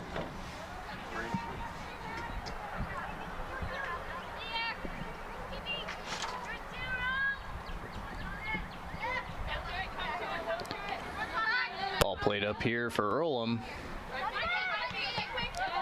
Lily Bailey. India Clark just trying to poach that ball, maybe get a goal, get her name to the score sheet. McKee.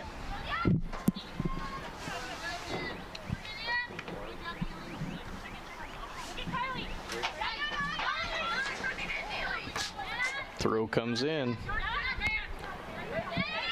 Well, she's got a shot from the top. Excellent ball. That was headed right to the corner. That wasn't from our angle. Just a nice, really nice bend on that from Megan Gary. Earlham with the kick. Fodor.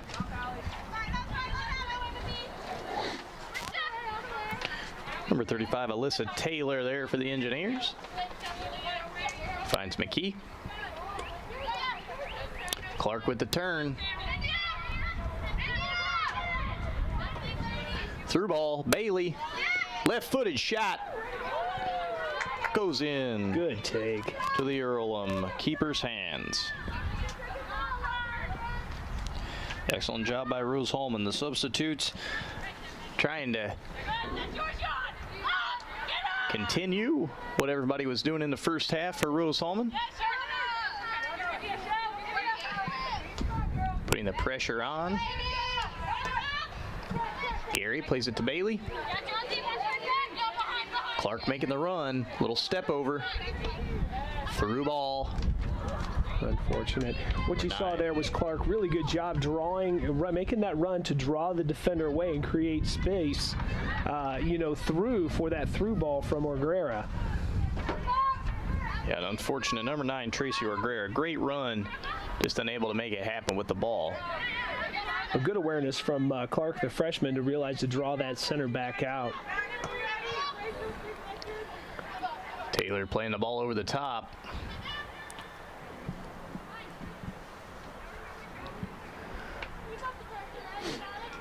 Fodor going to take the throw. And you notice the pace of the game slowed down just slightly. Right through the official's legs. We have a foul against the Engineers. Use an extra measure of skill when you can nutmeg the center referee.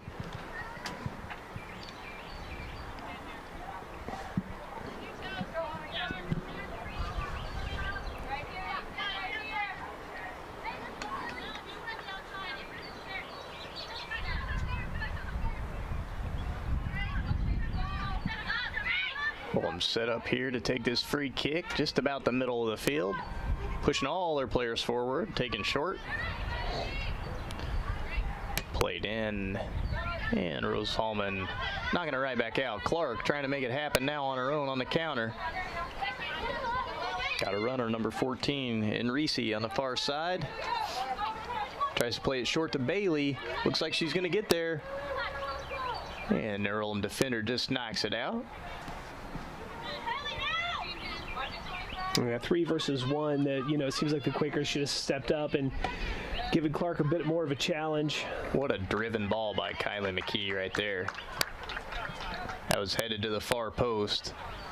Griffin with the laces still on the upswing when the goalkeeper catches it.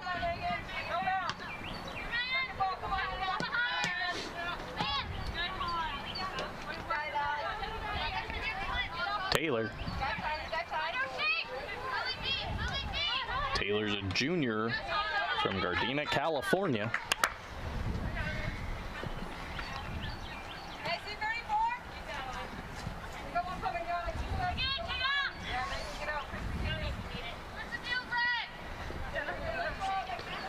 Key.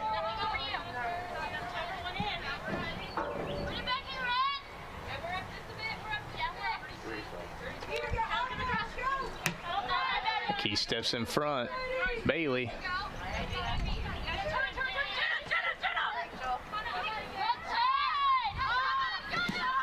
Ball played through. Earlham going to have their opportunity. Number 26.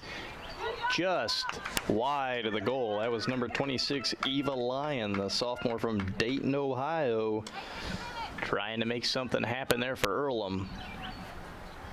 Yeah, dangerous moment for the Engineers on that counter. It was a really good through ball, happened really fast, and the defense was kind of on their back heels. Unfortunate for Quakers that it went wide, but lucky for the Engineers.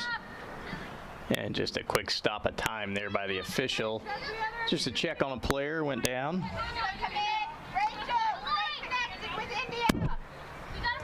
Also of note, we were told by the officials at halftime that they are going to be taking a water break, hydration break. So somewhere around the 20-minute mark, if you see stoppage of play and everyone walking off the field, they're not protesting, they are just drinking water.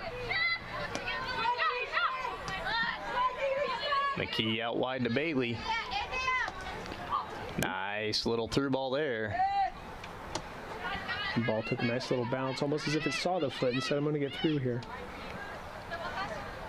Gary plays it out wide to Bailey. Little cutback. Bailey trying to win the ball back. Excellent little step there. Gets the ball herself. Bailey. McKee. Jennifer Duyere for the Quakers doing a really good job of just breaking that play up several different times, getting a boot on it, not allowing that cross. Earlham trying to make something happen. Knocks the ball ahead. Footer just collects. Got Hobson back in there for the Engineers.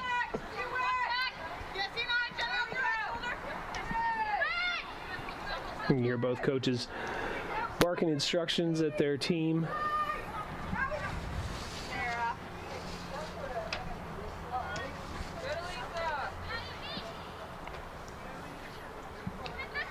And Rose-Hulman playing the ball all the way back. Taylor plays the ball up. Clark.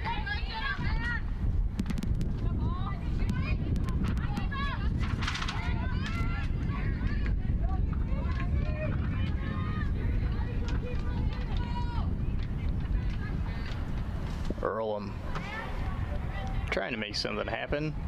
Gonna be a Rose-Hulman throw.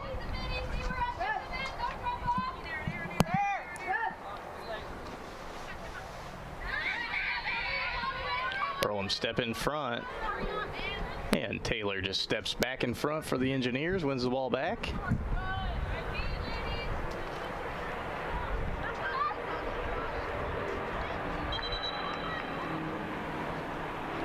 Being an Earlham throw.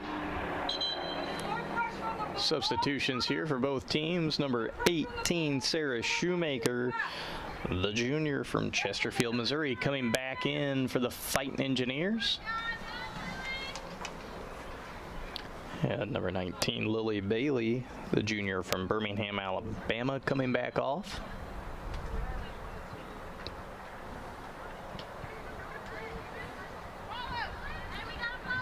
It's one of those moments in the conference. I do wonder if goal differential will make a difference in terms of how they're seeded. So, do you want to get as many goals as you can, to offset that if Hanover were to lose in the last couple of games?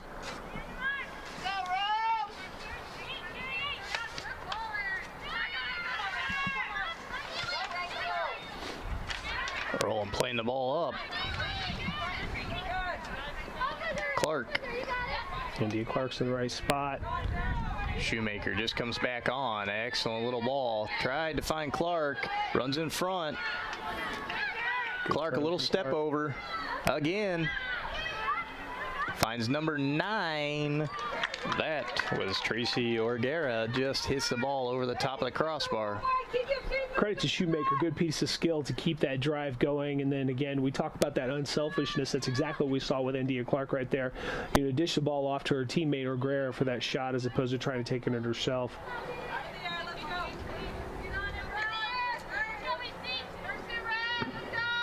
You see man marking.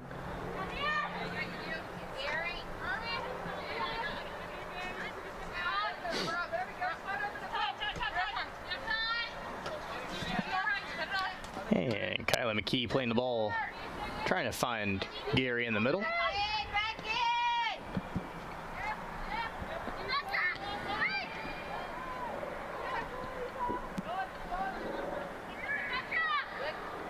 Good hustle there by the Engineers. Just knocked the ball out for an Earlham throw. Game kind of settling down here in this second half. 15 minutes gone so far.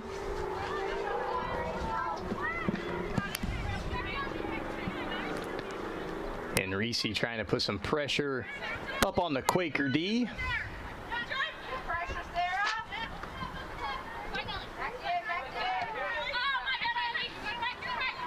And McKee just lets the ball go out. Hannah Wallhauser trying to chase that ball down, giving everything she got. Alyssa Taylor back to Hobson, a goal scorer for the Engineers in that first half. Simone up that far side.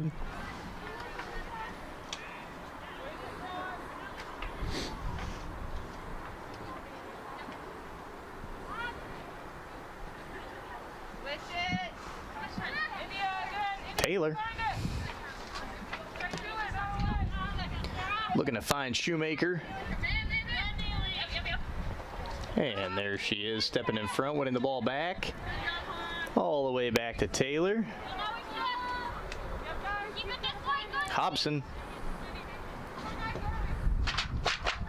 Seems to be a bit of a kick around at this point. Rose-Hulman just playing their lines, playing their game, picking and choosing their passes. Not a lot of pressure from Earlham.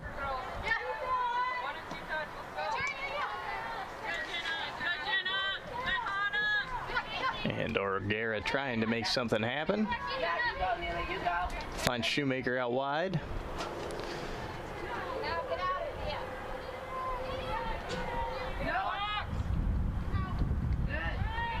And ball going to go out for a goal kick for the Quakers. Substitution here for the Quakers. Number 22, Esther Mano, coming back on for the Quakers. The senior from Harare, Zimbabwe.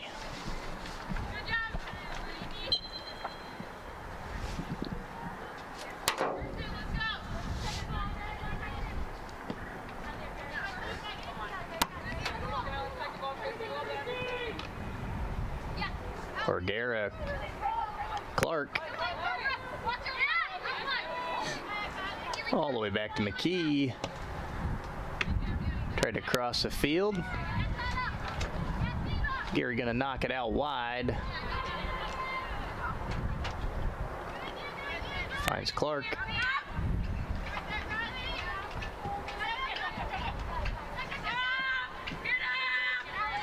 And Taylor, patient with the ball.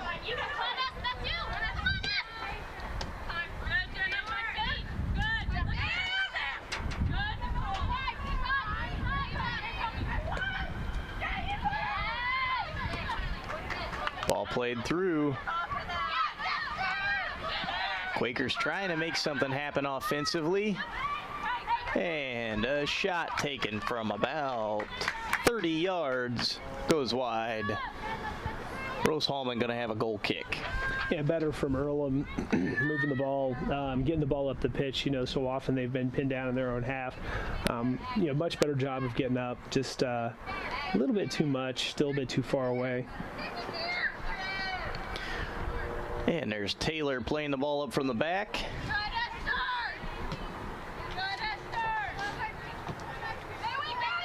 Rose-Hulman finding all kinds of space.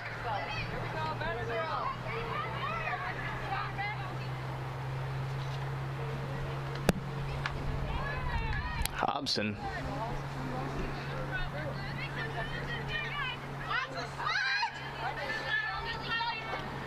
Taylor. And Shoemaker, excellent hustle.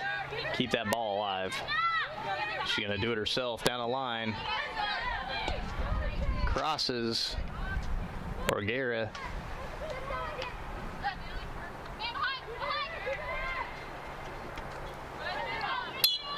Foul called there against Megan Geary. Good sportsmanship.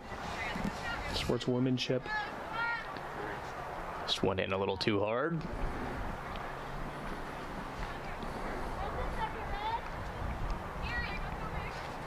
Quakers get set here.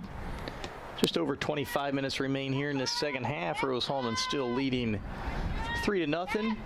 Out shooting the Quakers 26-2. Quakers getting both of their shots off here in this second half.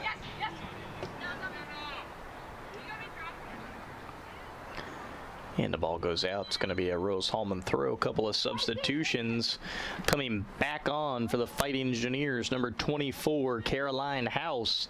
And number 2, the senior goal scorer from O'Fallon, Illinois, Maggie Sheeran.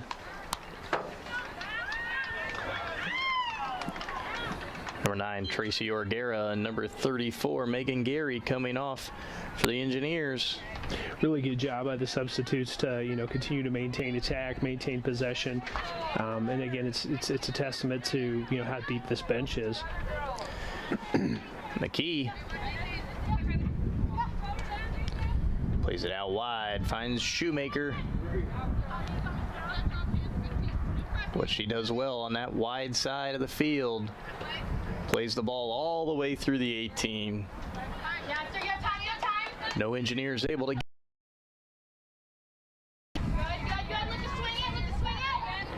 Jorgie, this is exhausting for a defense, just constantly chasing the game. Much easier for the offense, where the ball's going to be. You're not chasing everything. And for a defender, this is 90 minutes of it's really tiring. And there's the Hoshin swinging the ball in, number 31. Elisa Simone trying to make something happen. Clark unable to get on the end of it. Earlham able to collect.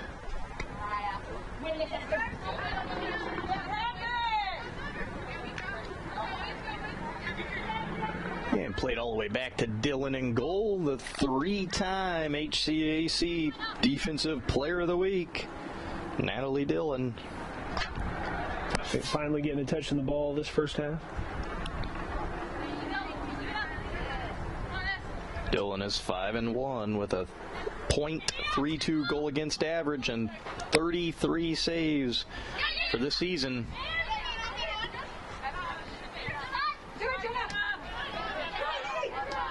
Shoemaker.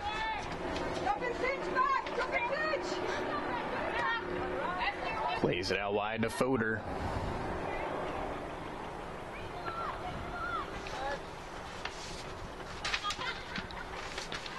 And a cross goes behind the goal. Going to be a goal kick here for the Quakers.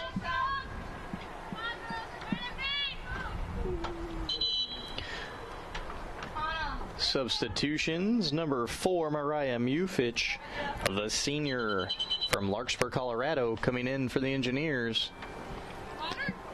And at this time, they're going to take a water break, a hydration break. So we're going to take a short break ourselves and be right back.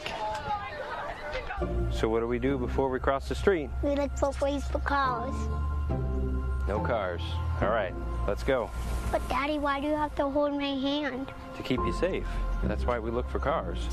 I'm watching out for danger to keep you safe.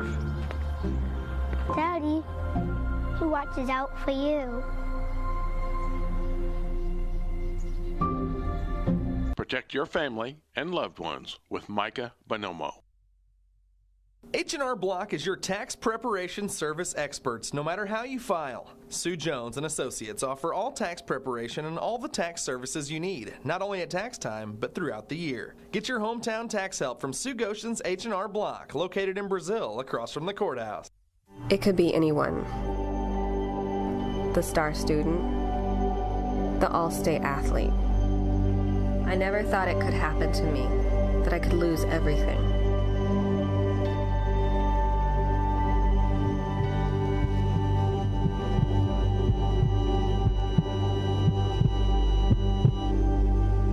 I found help, I found hope, I found recovery. I regained something lost.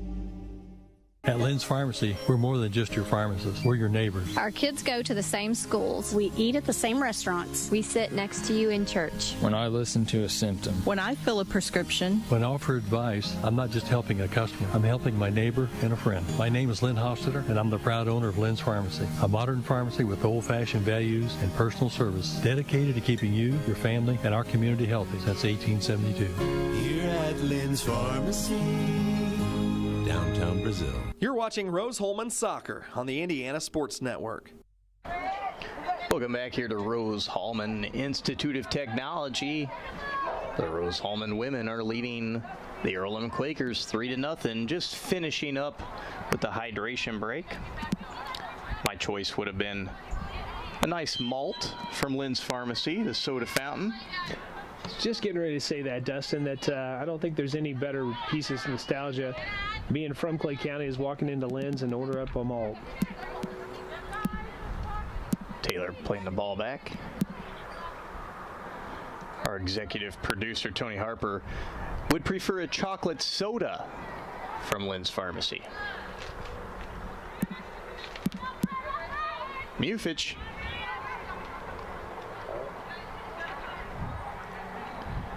Just unlucky there for Mufich, trying to get the ball beyond the defender. And a lot of the starters back on here for the Engineers. Still got a few substitutes on.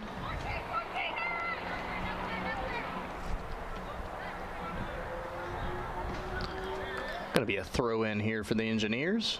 Looks like the ball went in the creek. Someone will have to fish that out.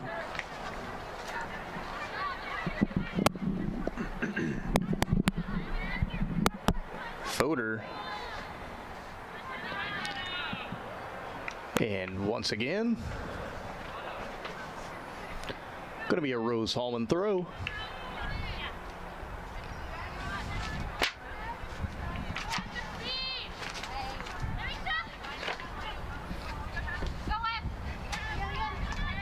McKee.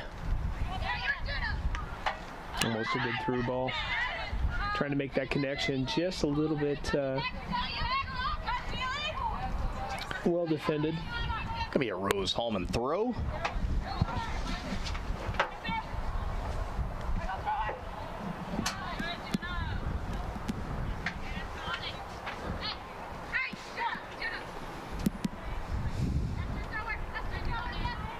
Shoemaker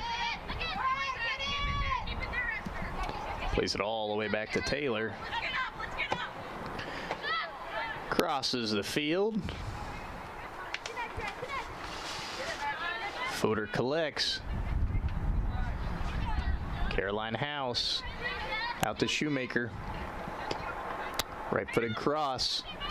Maggie Sheeran finds the back of the net for the second time today. She's on a brace. Well struck by Maggie Sheeran. That could not have been placed any better. Just swings it across the goal, and it just kisses that far post before it settles into the back of the net. And she found that from almost the exact same spot that she's been picking those little shots off, right there in around the top of the box, and found the bottom corner. And number 7, Lane Lawrence, coming back in for the Fighting Engineers. Number 14, Rachel Enrici, the junior from Huntley, Illinois, coming off of the pitch. And Maggie Sheeran with 2 goals today That gives her 3 for the season, jumps her all the way to second for the Rose-Hulman scoring for the season. That's how well balanced the Rose-Hulman scoring is. Yeah, and you got to think there's going to be a little friendly competition between she and Mufich and Shoemaker for the battle in that who's going to have that number 3 goal for top spot. Taylor.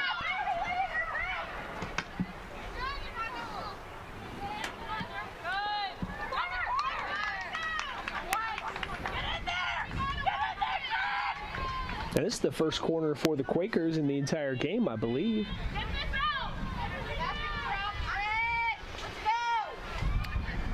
Here, both coaches encouraging their players here before we get this corner kick underway.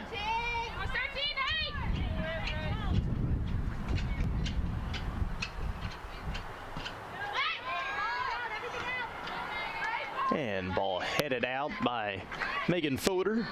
Yeah, well defended. She saw that coming all the way. Megan Fodor, talk about her a lot. The freshman defender from the Woodlands, Texas. Key part to this defense. Dillon just tries to knock the ball away. Nobody touches it, goes all the way through, and going to be a goal kick. 2 well-taken corners by Earlham there. Dangerous taunting balls, just nobody there to be able to get on the end of them.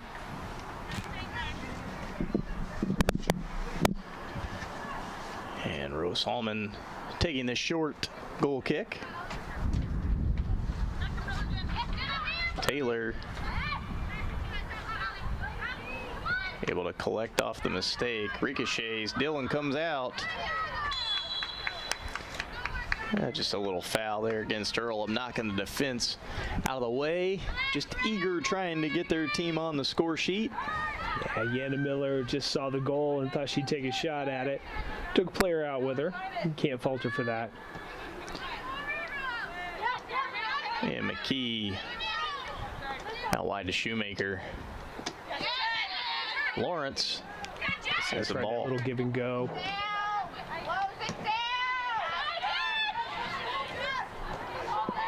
Earlham trying to do something offensively. Rose-Hulman defense steps up. Mufich up top, just making the run. Caroline House. They're just tired. Ricochets off the official. Earlham able to keep possession. And Rose steps back in front. Sharon plays it out wide. Number 31, Elisa Simoni. House. Finds Shoemaker. Shot driven low. Goalkeeper made more of that than it should have been. Able to collect. I thought that might have crept under her and into the back of the net. She's fortunate it went wide.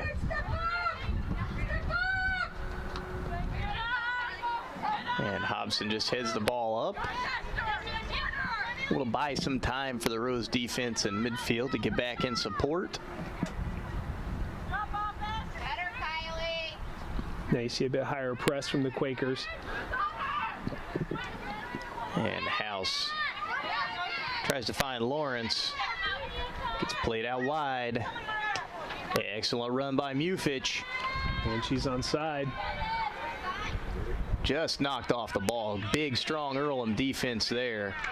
Excellent, excellent defense by Earlham. Mufich, I don't think, was anticipating the physical play. Just knocked off the ball.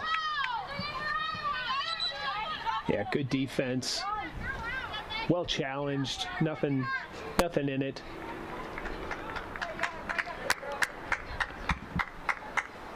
Substitution here for Earlham. Number 9, Hannah Wallhauser coming on.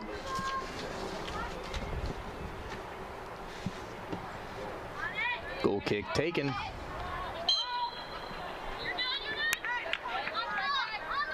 Set piece here for Rose-Hulman.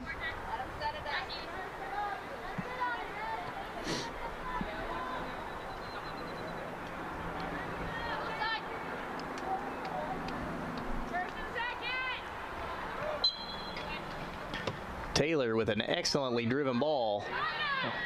This goes through everybody. Yeah, well spotted. I think everyone kind of anticipated it a little bit more to the penalty spot, and it was just a bit behind them. McKee. Excellent hustle by Maggie Sheeran.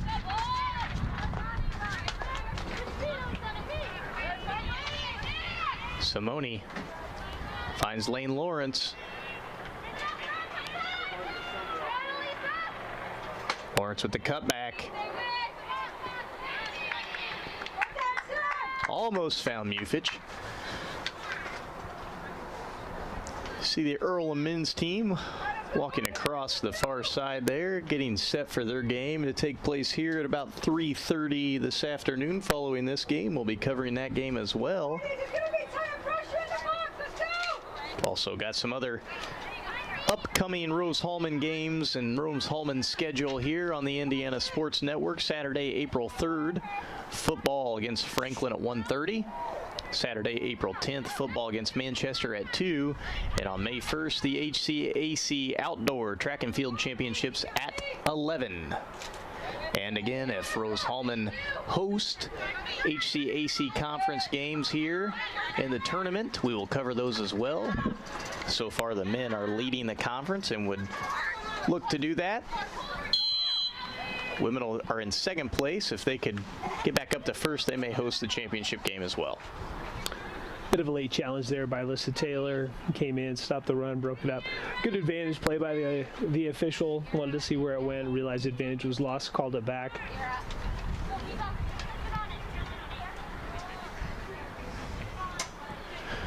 Earlham have an opportunity to put this in to an offensive position.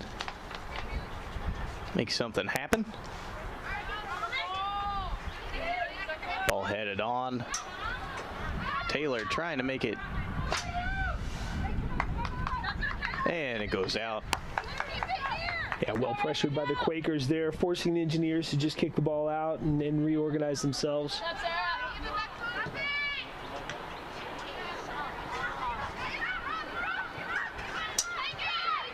Earlham. The long kick, unable to make it happen. Looks like it goes over the top. Just going to be a goal kick. A couple of substitutions for the Engineers. Players coming back on. Number 17, goal scorer, the very first goal of the game, El Vuoto, the junior from Fishers, Indiana. And also number 32, Kyra Hicks, the freshman from Linwood, Washington.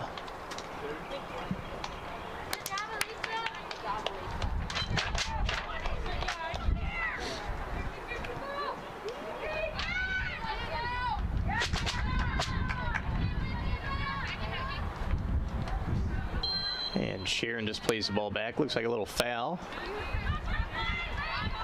Overzealous challenge with the leg there. Ball played over the top. Lawrence. Out wide to Voto. And that's what El brings to this game, is that left foot accuracy just over the top, taunting crosses. Earlham trying to settle the ball. Caroline House, good hustle back. Shoemaker. Yeah, Sarah dancing on that ball. Lane Lawrence just plays it right in front. El Vuoto with the excellent finish from a just as excellent cross from Lane Lawrence. And this comes back again to Shoemaker, just dancing on that ball, waiting for the opportunity, putting it through to Lane. Lane into El Vuoto, who's now on a brace with a great finish in the back of the net. That gives Vuoto 3 goals for the season now, and as well as Maggie Sheeran, both adding 2 in this game. And the Engineers have outshot the Quakers 29-2 in this game. Can't say enough about Lane Lawrence's setup for El Vuoto on that. She was driving on this near side. And instead of trying to challenge the keeper herself, very unselfish, just played it right across goal, and Elle, unchallenged, puts it in the back of the net. Yeah, tremendous assist. You got to have the right speed and you got to have the right placement on that when you're that congested and condensed. That's exactly what Lane did. It was really well-placed ball. And that gives Lane Lawrence 5 assists for the season, along with Sarah Shoemaker with 5. As you mentioned earlier, everybody contributing goals and assists on the score sheet.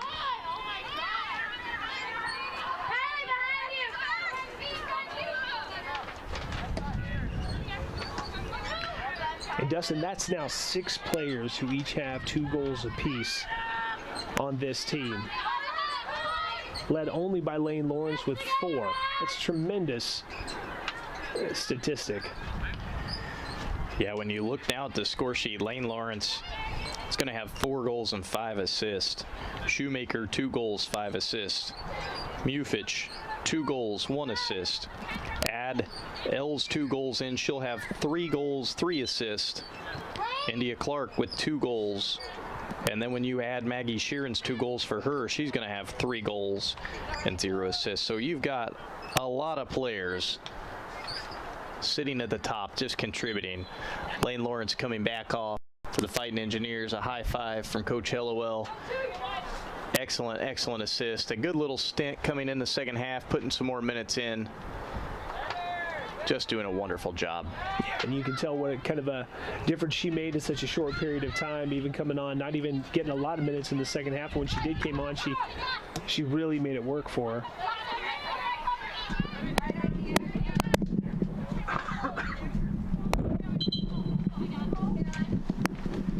We got number 10, Kiana Martin, coming back on for the Engineers. Number 24, Caroline House, coming out. Caroline House is a freshman from Houston, Texas. And Kiana Martin is a freshman from Kalamazoo, Michigan. And if you've ever been to Kalamazoo, Michigan, and you don't go to Food Dance, then you are missing out on one of the best meals you've ever had. Check it out the next time you're in KZoo. If and when I go to Kalamazoo next, I will check it out. Fortunate in my travels to eat at some good restaurants. That was one of them.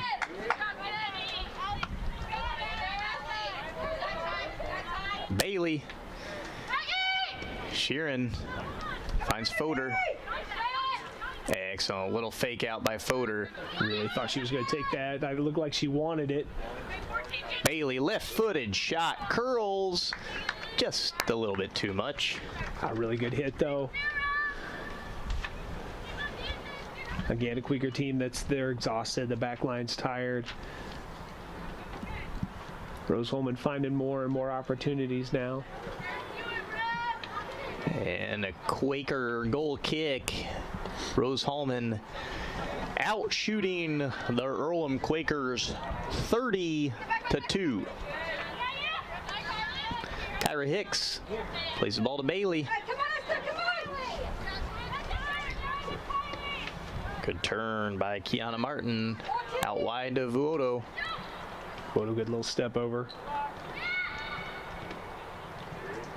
Got 6.5 minutes left here for the Engineers. 2 players for Rose-Hulman on the field with 2 goals each. Really good work there by Elle to dig out of that defender, play it, and just dig it out, get control for that cross. Ball comes all the way through Hobson. Another one of the goal scorers for the Engineer. Sheeran.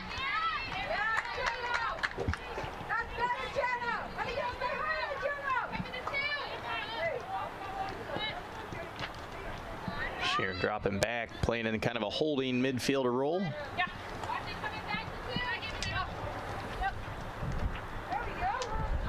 McKee, little flick over the top. Elle Vuoto was calling for that. She wanted that ball a little bit long, saw the opportunity. Hicks plays it to Martin. Out wide, Lily Bailey. Here comes the right-footed cross. Just into the side netting. Kyra Hicks was right there if that ball would have been 2 feet closer to the 6-yard box. She was lurking, just wanted that ball a little bit further out towards the penalty spot.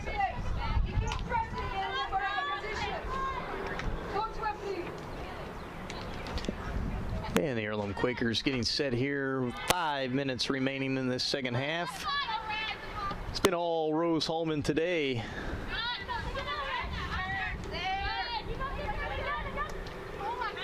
Hicks steps in front, just tried to play Bailey out wide.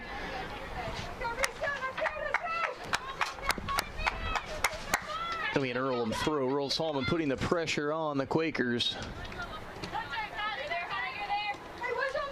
Good turn by Earlham. Trying to make something happen offensively. Earlham on the counterattack. Good little defensive step. Clean, got the ball. Number 21, Grace Hobson. Not only can she put the ball in the back of the net, she can step up defensively to prevent a goal. An offside call now. Boy, Emma Jones wanted that call, and the official saw that the ball was won. I think she thought better of it.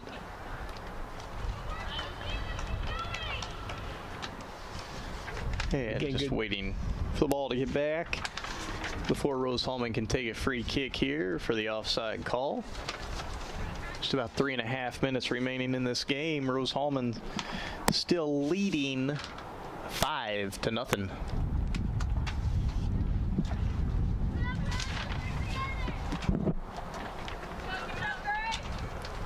And just as a reminder, you've been watching college soccer, Earlham against Rose-Hulman, and we are the Indiana Sports Network. We want to thank our sponsors for today's game: Farm Bureau Insurance, Micah Bonomo, Goshen H&R Block, the Hamilton Center, Lynn's Pharmacy, Riddell National Bank, ServPro, Sonic Drive-In, Union Health, and York Automotive. Transportation for Indiana Sports Network is provided by York Automotive with 5 locations in Brazil, Greencastle, Crawfordsville, and Plainfield. Camera operators for today's game are Jace Harper, Kanan Harper, and Paige Lockmiller. The director and executive producer is Tony Harper.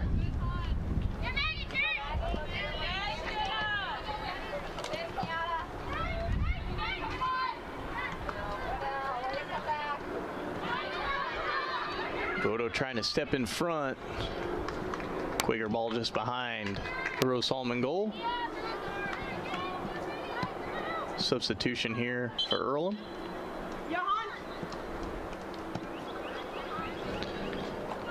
Sun really shining now. As we said earlier, the weather just beautiful today. Here's some spring birds chirping. I think it's a perfect day to start the grill and maybe cook some steaks. I did that before I came to this game. I fired up the grill. I made burgers. I didn't make steaks. Had some cheeseburgers with the family before made the way over for the game. You can't miss an opportunity like this, especially on a day like this. And of course it's March, so it's going to get cold again, but we'll take what we can get. Can I mention how green the grass looks as well? My goodness, it's just wonderful. A tremendous pitch, and actually the difference with this pitch is that AstroTurf actually has wood chips in it as opposed to pellets. Makes it a little bit softer.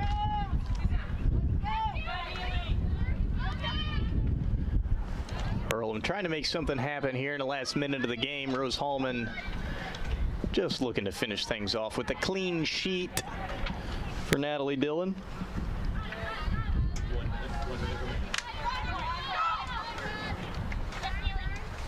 And Lily Bailey with the turn to Kiana Martin. You see the wind picking up just a bit here out of the west. It's not going to affect this game, but it may make a difference in the men's game. Ball played out. Kyra Hicks trying to make something happen here. The Fighting Engineers late. El Voto almost got the hat trick. Yeah, really good take from El from the outside. Saw that opportunity, forced the keeper to make a save, otherwise was going to creep in under the top bar. And El's taking this quickly.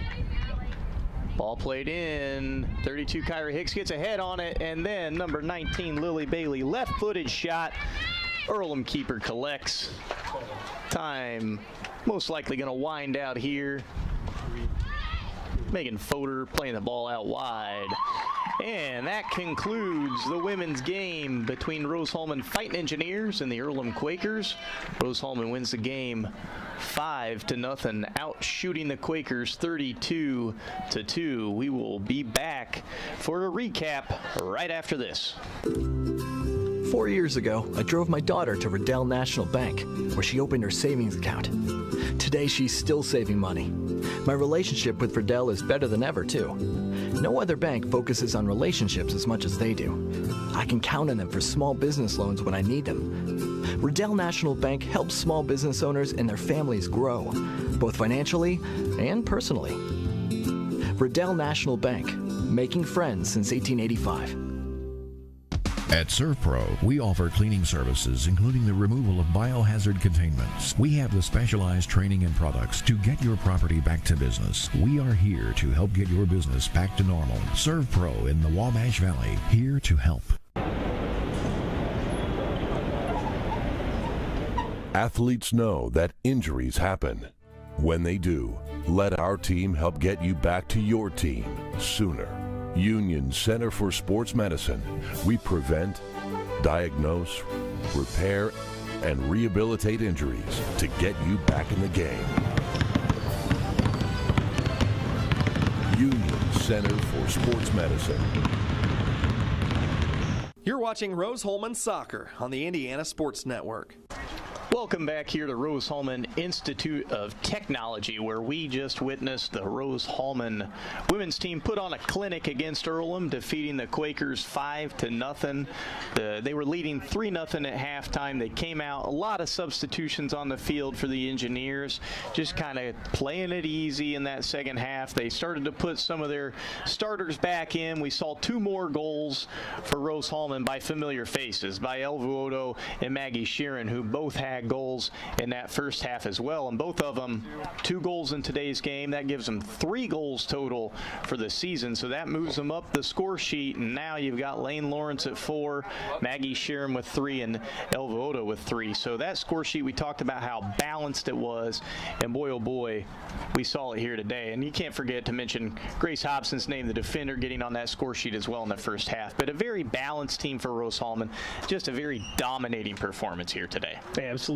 When we talk about, you talk about the balance of the score sheet, we just added 2 more players onto that double goal season, and defenders, as a matter of fact. So, again, what you're seeing is that well-rounded play from the team, which is precisely what we've seen, game after game this season, is everybody's in a position to score, and they make that happen. Yeah, and the unselfishness of the team, we talked about that at halftime. We just saw that play out a lot in that second half, too. And Lane Lawrence, she leads the team with 4 goals, but now she also is tied for a lead with assists at 5, and that assist that she had to El Vuoto in the second half, that was just a heads-up play by Lane Lawrence. I mean, she was driving in there the right side, near post. She could have tried something, tried to force the ball onto the goalkeeper, be selfish and get the goal for herself. That's what everybody wants to do, get the goal, right? But she looked up, she saw El out to her left, and just nice, easy, soft pass, and El, all she had to do, put the side of her foot on it, back of the net. And what we saw from that whole play was Shoemaker dancing on the ball and creating that opportunity to get it to Lawrence. But then, to your point, that perfectly weighted ball, but then the vision of El Vodo to see that ball coming through and make that run to be on the end of it and put it in the back of the net, it was, as Ray Hudson would say, electrifying as a hairdryer dropped into a bathtub. You know, it was insanely fast and well finished and well drilled, so it was fun. And Eric brings a wonderful personality to the booth. It's exciting to have him commentating these games with us, and so we're going to be commentating the men's game here. It's scheduled to start at 3:30, so we're going to have to take a sanitation break, and after we take that, we'll be back up here in the booth to kind of give you a preview, a pregame of what's going to happen with the men. They're also taking on Earlham here, and we'll get all set for this after this sanitation break. You're watching Rose-Hulman Soccer on the Indiana Sports Network. This program is a copyrighted production of Indiana Sports Network and cannot be shown, reproduced, or redistributed in any way or in any form without prior written permission from Indiana Sports Network.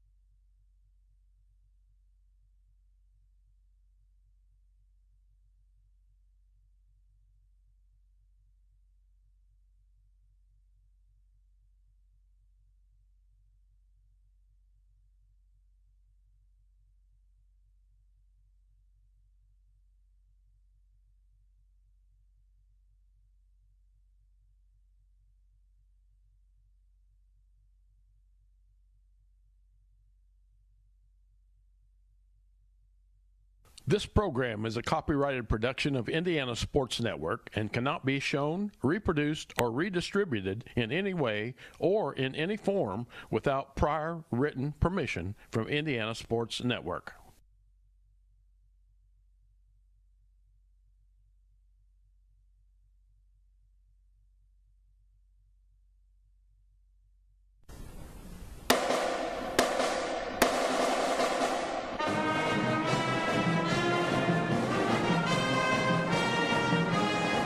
Welcome to Rose-Hulman Institute of Technology, the U.S. News and World Report's #1 engineering school in the United States that offers a master's as its highest degree for 20 consecutive years.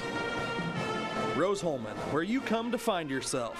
Find yourself through personal growth, through personal development, through study, research, and invention. Rose-Hulman, your home for academic and athletic excellence.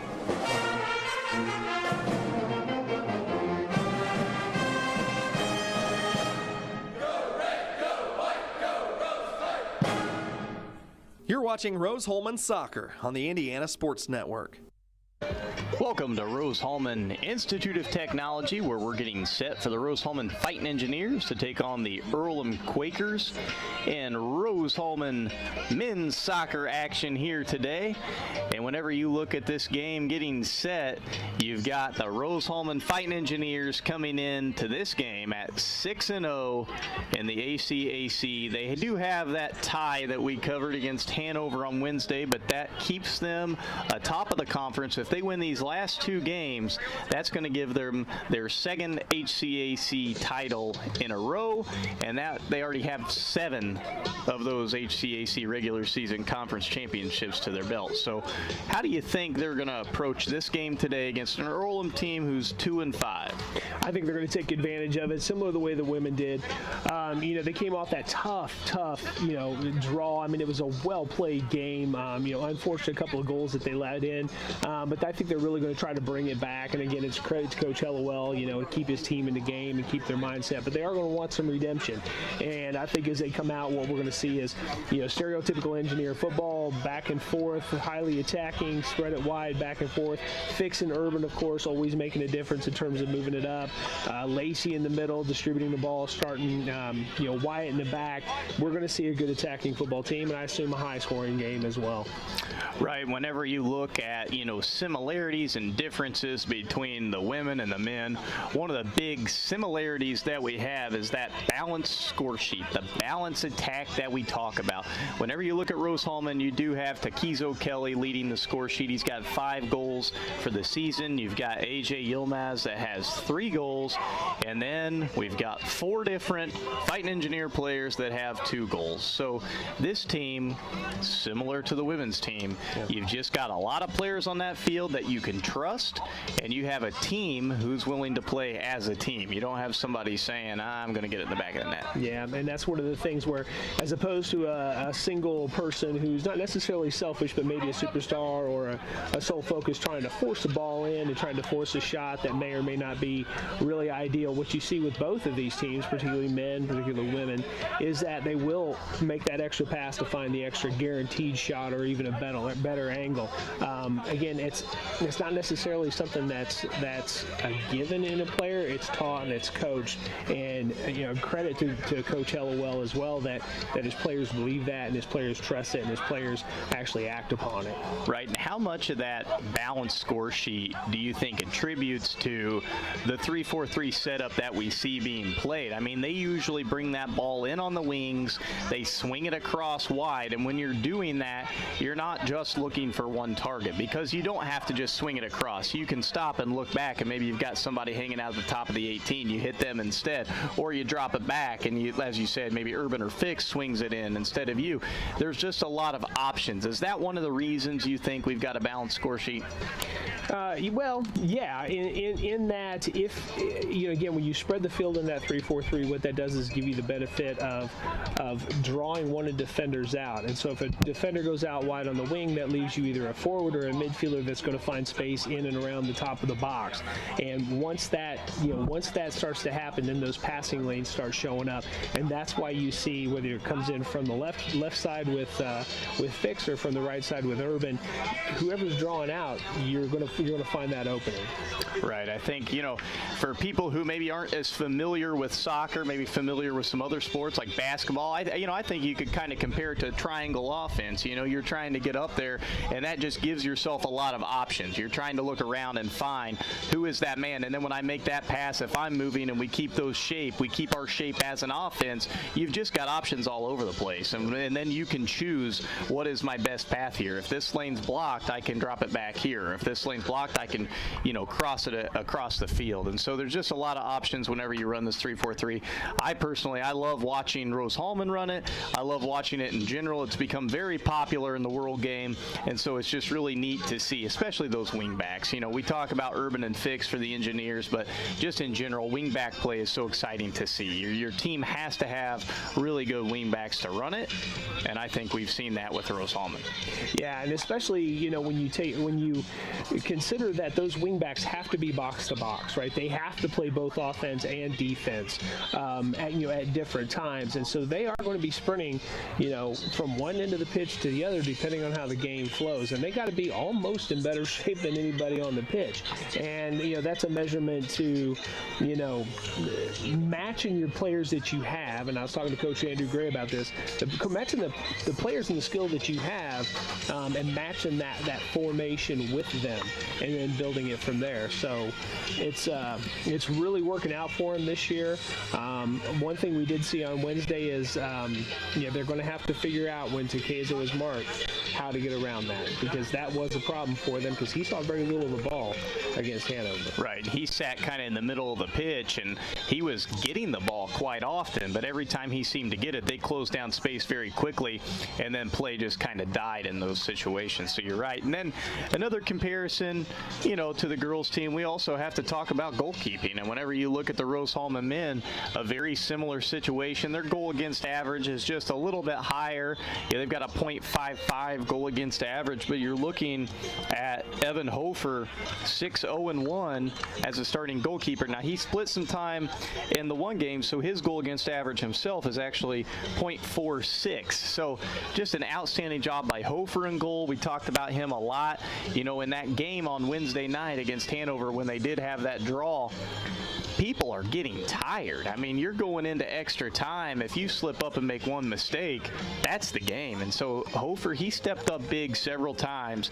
It only takes one goal to either really make that game fantastic for you or to make that game really dreadful. And here we spent all this time playing a great game, and we threw it all away. And Hofer stood up big, didn't allow that to happen, and we've just seen that time and time again from him during this season. Yeah, we talk about the same thing that we do with Dylan in terms of, you don't have a 6'5", 6'6" goalkeeper, but what you do have, in Hofer is that fast, knowledgeable, smart keeper that knows where the ball's going to be and anticipates, also, tells his defense where they need to be, so he can cut those angles down and narrow his line of attack. And again, it's credit to the smarts as well as the physical play of Hofer, in between the sticks. Yeah, defensively, you've got McKibben and Bednarik, both big, solid defenders for Rose-Hulman, always able to just kind of put their body in front of it and make sure that you kind of stay right there. We saw Bednarik on Wednesday. He had a couple of tough calls go against him, a really frustrating night. Really, I would say just because the calls weren't going his way, he was doing an outstanding job playing a very clean game, and he had some unfortunate calls. We had a really good angle on one where he got carded for. It was a slide tackle. It was all ball from our angle, and he was frustrated. You could tell with that, but he just kept playing. He didn't let his head get lost because of it. And again, just like Hofer, when you're talking about that defense in extra time, he stood up big. Just because he was sitting on a yellow card, it didn't bother him. He didn't let that affect him in any way, shape, or form. He still stood tall. He still played the defense we're used to seeing him play. Mm-hmm. You did, and what I mean, it's a testament to the player, because typically you can get frustrated, you can get down, and sometimes when you get frustrated, you make stupid plays. But to Bednarik's credit, he played smart, actually drew a couple of fouls, key fouls down the moment, and kept going. Right, it was just an excellent job by Bednarik during that game. We're going to take a quick break. We'll be right back with the start of the Rose-Hulman men taking on the Earlham Quakers. In Searcy, Arkansas, a young man says I love you for the first time, but his girlfriend doesn't quite hear. In Franklin, Tennessee, a boy encounters his first pickle. And in Kyle, Texas, after a mission for tots, cousins realize they're a long way from Kyle, Texas. One day, many people, millions of orders. This is Howie Sonic. At A Plus Printing, we do it all. Screen printing, business printing and documents, printing for weddings and senior announcements, screen printing of hats, shirts, sports teams, and uniforms, promotional items of all kinds, including koozies and coffee mugs. You name it, A Plus can print it. A Plus Printing in Brazil.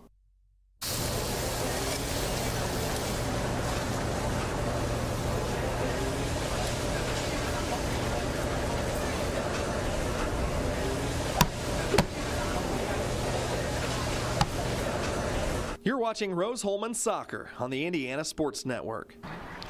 Welcome back here to Rose-Hulman Institute of Technology, where we're getting set.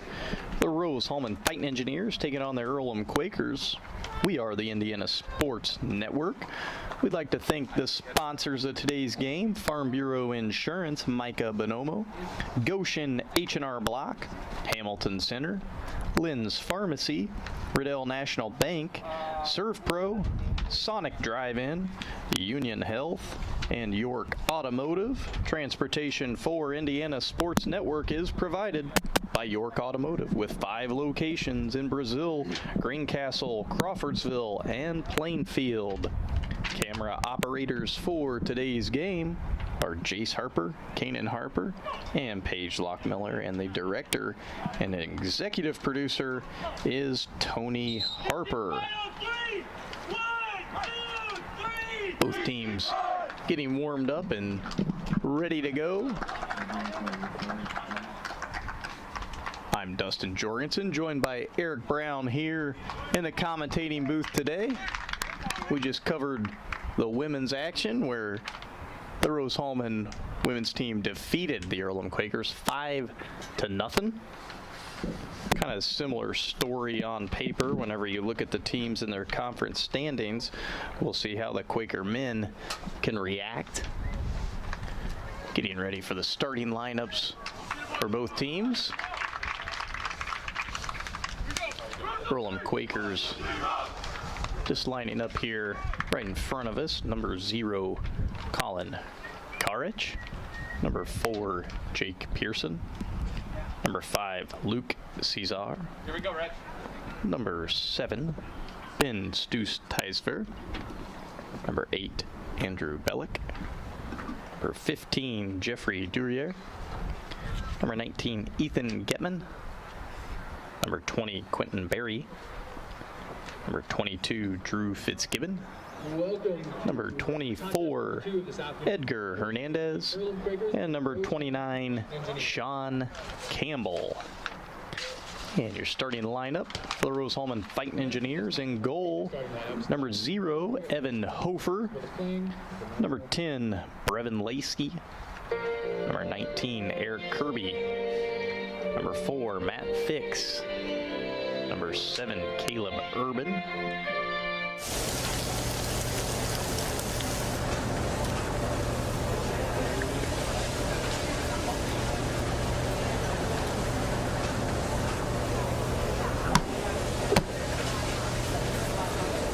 So what do we do before we cross the street? We look for ways for cars.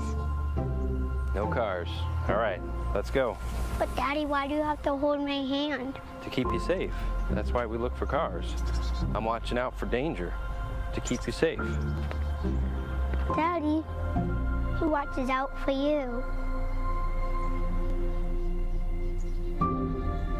Protect your family and loved ones with Micah Bonomo. H&R Block is your tax preparation service experts, no matter how you file. Sue Jones and Associates offer all tax preparation and all the tax services you need, not only at tax time, but throughout the year. Get your hometown tax help from Sue Goshen's H&R Block, located in Brazil, across from the courthouse. You're watching Rose-Hulman Soccer on the Indiana Sports Network. And also for the Rose-Hulman Fighting Engineers, number 15, Kai Moore. And now let's meet the starting lineup for the visiting. Number 21, Jackson Seda. Colin Howard. Number 18, Wyatt McKibben. Number 22, Travis Bednarik. Number 7, Number 24, Takizo Kelly. And number 28, AJ Yilmaz. When you're looking at Rose-Hulman on the score sheet and the leaders so far this season, you've got Takizo Kelly with 5 goals and 4 assists. AJ Yilmaz, 3 goals, 3 assists. Jacob Dorenzo, 2 goals, 1 assist. Matt Fix, 2 goals, 1 assist. Caleb Urban, 1 goal, 3 assists. Sam Alvarez, 2 goals and no assists. And Jackson Seda, 2 goals and 0 assists as well. The Rose-Hulman Fighting Engineers are coached by Sean Hellowell in his 13th season. He's got an assistant coach, Andrew Gray, in his first season. So again, Rose-Hulman are sitting at 6-0-1. They need their last 2 games to be wins to earn their second HCAC regular season conference championship in a row. They have 7 regular season conference titles in program history. Players are getting set to take the field.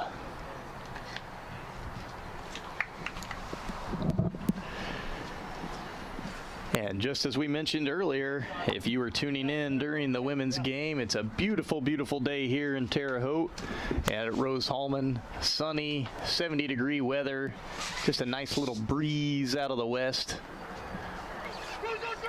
Couldn't be better to play soccer. You got this nice new turf field we talked about, donated by those anonymous donors who funded it.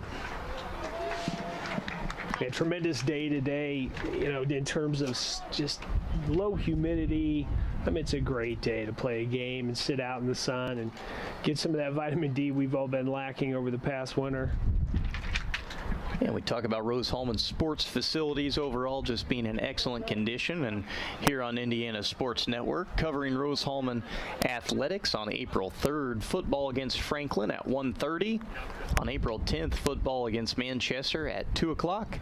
And on May 1st, the HCAC Outdoor Track and Field Championships at 11. And if Rose-Hulman can win these last 2 games and host the HCAC Conference Tournament Championship, we will cover that game as well. So we're hoping Rose-Hulman can string those wins together. We'd love to be back here and covering that game.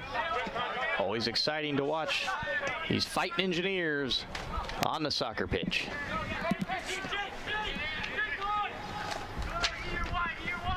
Yilmaz early on, crossing the ball in. It's too far out in front of Kelly.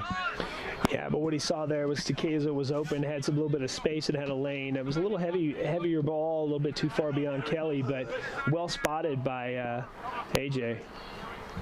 AJ, tack, second ball. Kelly winning that goal kick. And just played out. Going to be a throw in. And Matt Fix throwing the ball in here for the Engineers, finding Bednarik. Quaker's coming out with a 4-1-4-1. It looks like.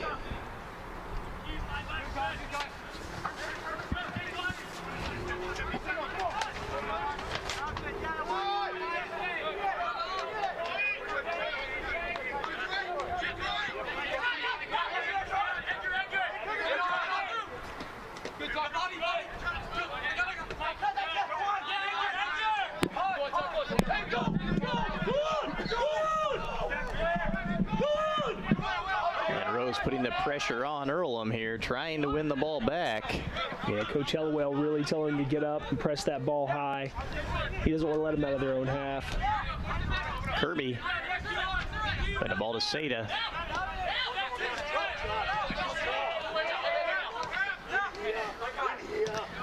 Lacey. And Coach Hellewell encouraging his men here early on.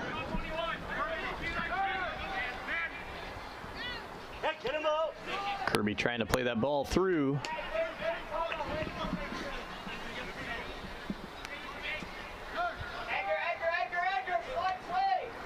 Yilmaz over the top.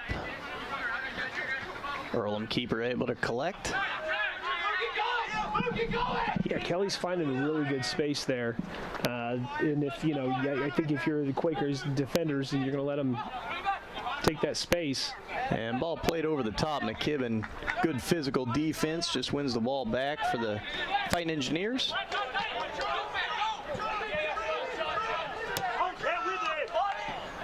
Seda trying to get a little bit of extra space for himself.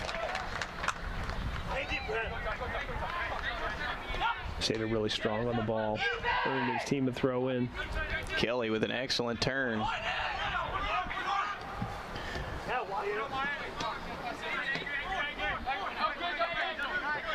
Kirby switching the field.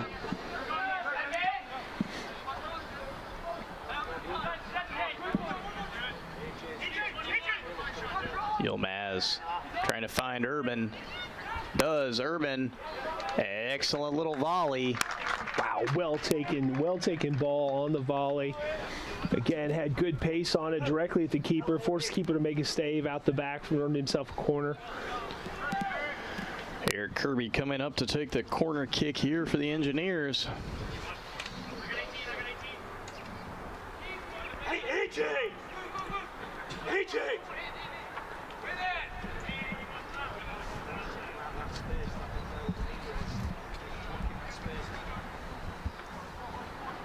Kirby with the cross. McKibben flicked the ball on.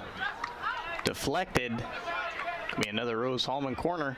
Yeah, well taken set piece. The whole plan the entire time was to get to Wyatt. Wyatt was unmarked. It was an unfortunate angle, but it ended up being tipped by Quakers. You see McKibben, Bednarik, and Fix all lined up there at the top of the 18, making their runs.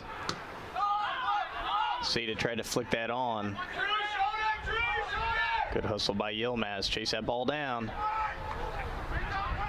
Seda acrobatic to find the ball, get it down to his feet, and the shot just a hair wide. Yeah, well taken hit by Seda. Really good ball in. Yeah, he just jumped up in the air, and it was really looked like a difficult ball, but he was able to contain the ball, play it down to his feet, settle it, and get that shot off. Kai Moore.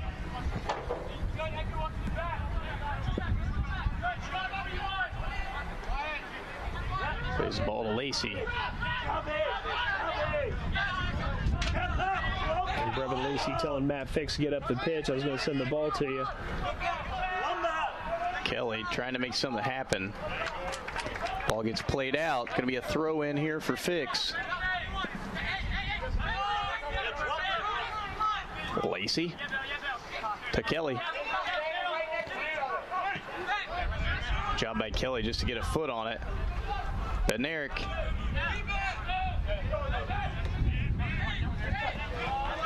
Played too far out in front.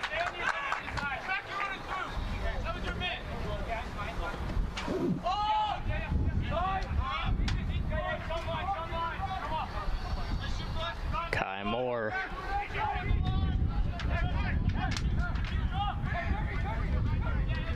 Kirby finds Kelly. Tried to play it through to Seda.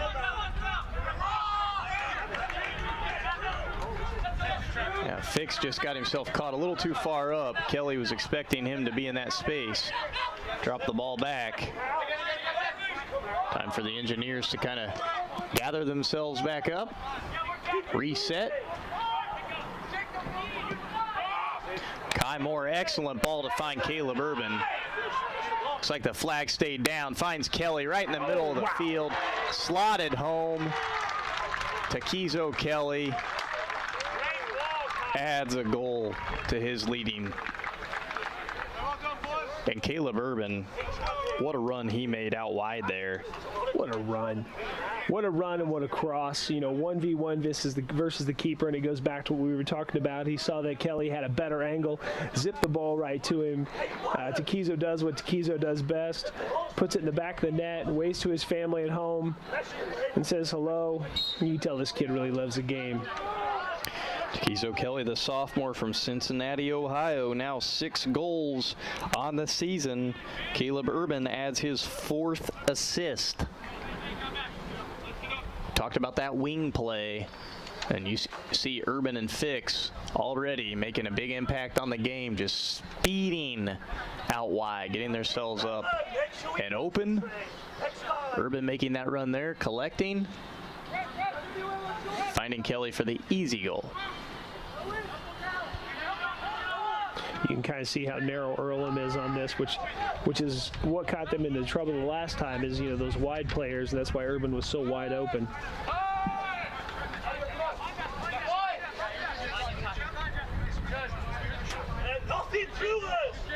I didn't see who fed that ball to Urban, but I think it was Brevin Lacey in the middle of the field, and just to have the heads-up awareness that Urban was making that run, and then Kelly, he was making the run right behind Urban in the middle of the field, so there wasn't a defender in sight.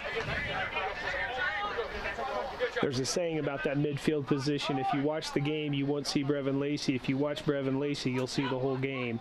And that's kind of how key he is to his position. He and Kirby both back there in that middle.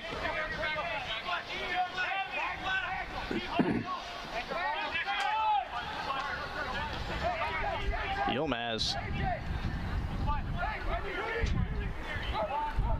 You can see that 6 defenders for the Quakers trying to control the Engineers. Yeah, and Urban almost found Kelly again. Lacey now. Kelly with his left foot slots it across to Lacey. Quakers able to step in front, deflect it out. Going to be a corner kick here for the Engineers. Looks like Eric Kirby set to take this corner.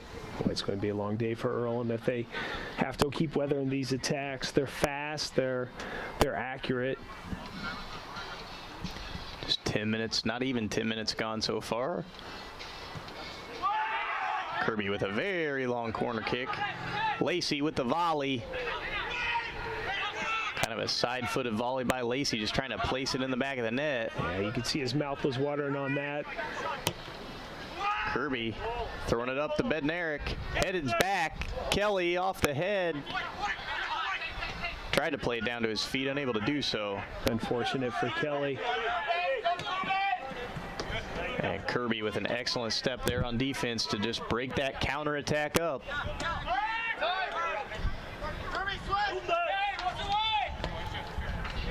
Yilmaz. It's real interesting to watch this so far. You kind of see Rose-Hulman doing an excellent job just keeping their shape as we're used to seeing, and Earlham, as you mentioned, looking like they got 6 defenders. They got players all over the place. Really trying to pack them in, but they're one-dimensional. Oh. And look at A.J. Yilmaz. He was called offsides, unfortunately, but man, oh man, he just was able to come back home right after that ball was punched away. He was there, able to slot it in the back of the net, but an offsides was called. Yeah, unfortunate there. They caught the Quakers. It's a 6-man line. It's really flat at the back there for Earlham, leaving opportunities for Rose-Hulman. Kelly putting pressure. Yeah, Rose-Hulman definitely putting a lot of pressure on here early.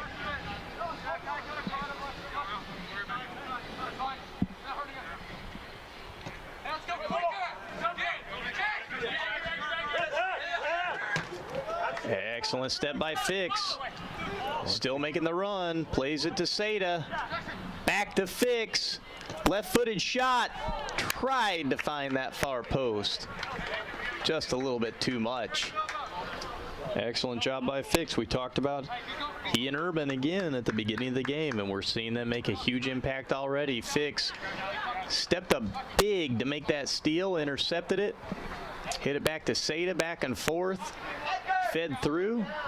Yeah, just several little give and goes, in and out, and then finally Matt trying to hit Seda across the across the box and just a little bit wide, but really good vision by both players. We're going to take a quick medical timeout.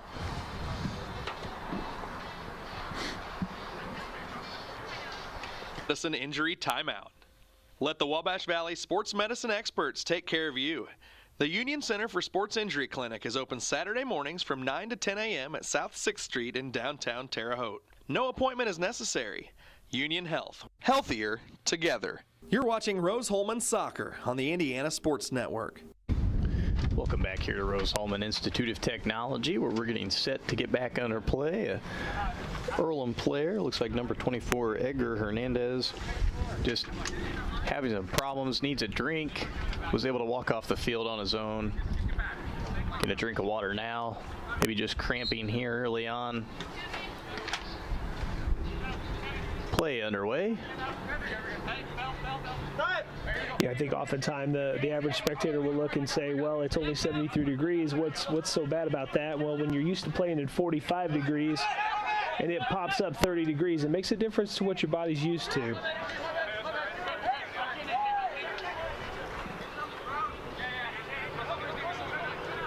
And Earlham now trying to make something happen on that far side.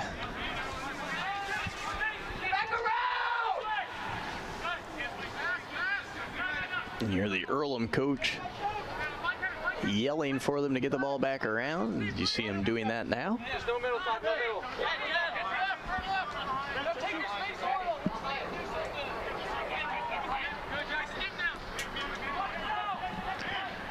We talked about Matt Fix making that run just before we had that little break, and Matt Fix had a humongous goal for the Engineers on Wednesday against Hanover. Oh, wow, I thought about that goal. As many times as they had been denied in that game, I think Matt Fix would have held that ball by the hand and escorted it in like a criminal going to jail. He was not going to let that ball get deflected.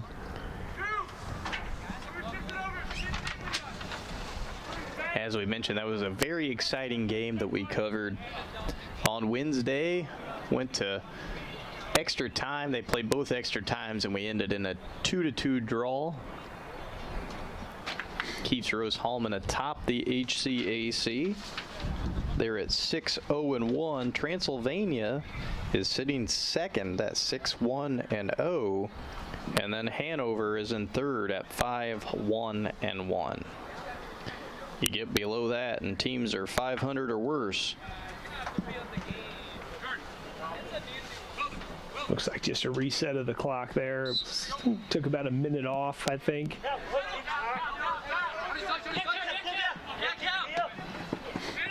Earlham bringing the ball down, trying to find it through. Bednarik chasing. McKibben comes over to help.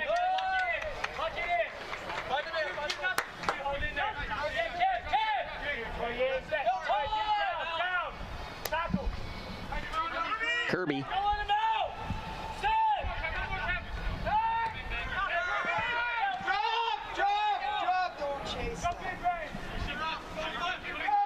Kai Moore. And there you see that methodical in, out, back, forth engineer way of moving the ball up the pitch. And Brevin Lacey finding himself in all kinds of space. Just trying to find Urban over the top again. He took one peek. Knew what he was going to do. Yeah, squeeze him over. And at that play, almost 7 Earlham players behind the ball.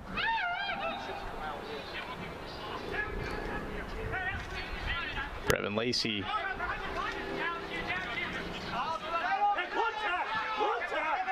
Yeah, I think that's what's impressive about Rose-Hulman too, is they adapt really well.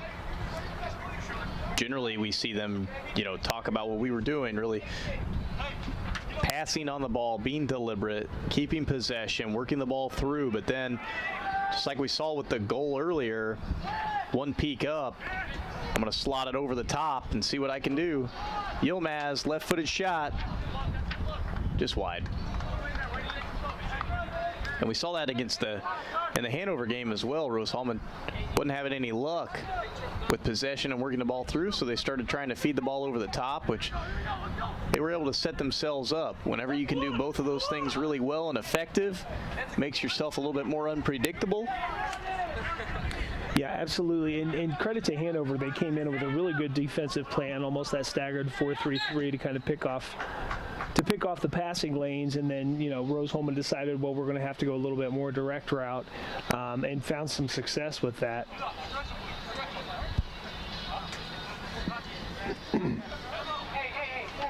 Be an Earlham free kick.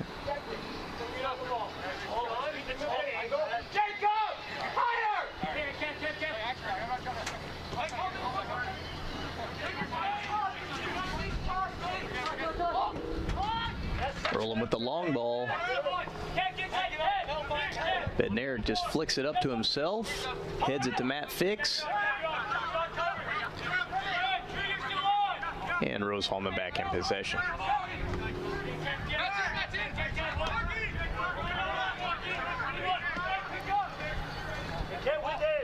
Finding Urban in the corner. Right-footed cross. Kelly again on the end of it. Zip it in there. The exact same combination that we saw for the first score. Caleb Urban to Takizo Kelly. 2 assists for Urban, 2 goals for Kelly. Yeah, and Kelly's such a goal poacher, isn't he? He just wants to be there. He knows where the ball's going to be. And again, just the ability to finish and get that little touch and put it past the keeper. Always waving to his family at home after he scores a goal, smiling. Kelly fed that ball off to Brevin Lacey and took off running. Lacey again feeds it to Urban. Urban to Kelly, back of the net. 15 minutes are gone. Rose-Hulman leading the Quakers 2-0. The shots, 7 for Rose-Hulman, 0 so far for Earlham. That gives Takizo Kelly now 7 goals on the season, 4 assists, and that gives Caleb Urban now 5 assists on the season. Leapfrogs Kelly for the assist leader.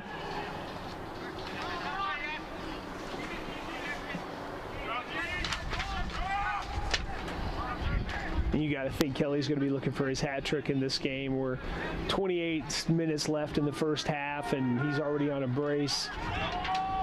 And here you see Matt Fix wide open on this wing. Yeah, he's just sitting on that back line. He's leaning. He's got his foot. He's ready. He's saying, come on, over here. Let me get in on this fun. Ready to go.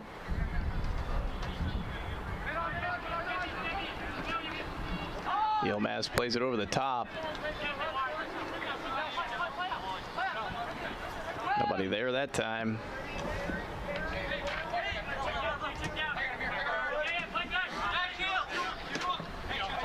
Earlham trying to find that through ball themselves. McKibben just steps up.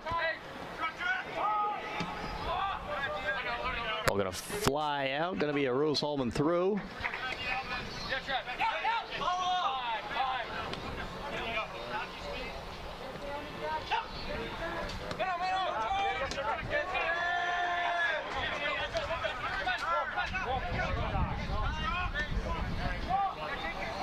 Excellent advantage play there by the official.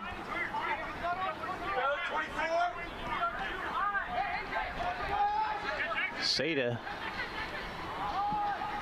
tried to find Yilmaz or Urban, either one.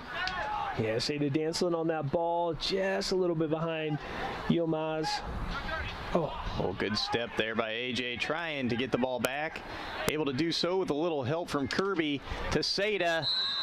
Offsides called.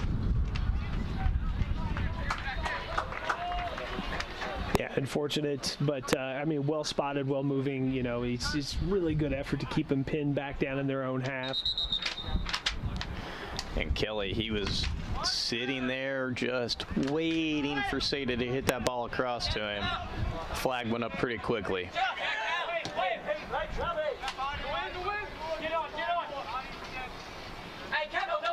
Big, strong defense by Wyatt McKibben.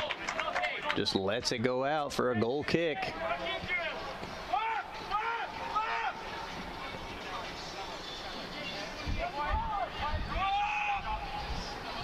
Kai Moore to Urban.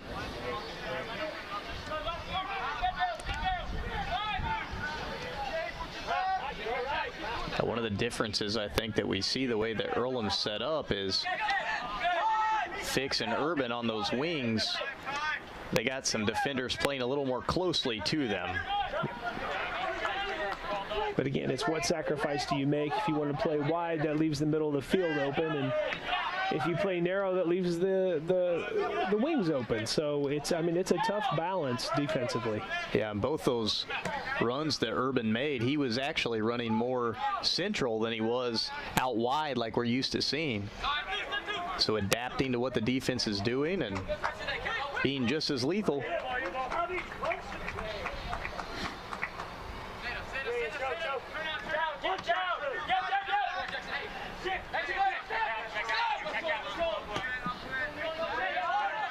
See A.J. Yilmaz with the hustle, putting pressure on that defensive line.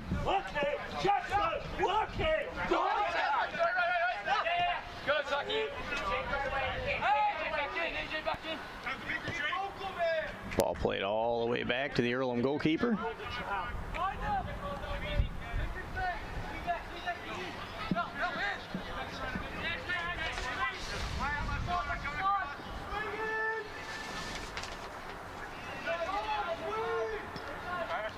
Earlham looking to make something happen. Headed through. Kai Moore, calm, cool, and collected, sends it back. Eric Hofer just able to knock the ball away. Yeah, good spot by Kai. Again, that's classic of this defense, is to see it and make the runs and angles to head those plays off. And Lacey plays it out wide to Moore. Yilmaz, Urban making the run. Just too far out. Kelly.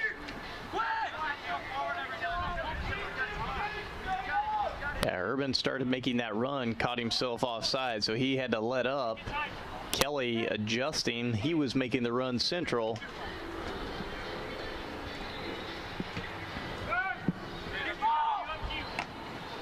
Again, that Earlham defense, that defensive line's really flat, and that does allow for those types of runs, because once you get beyond them, it's you versus the keeper, and they maybe need to add a little depth.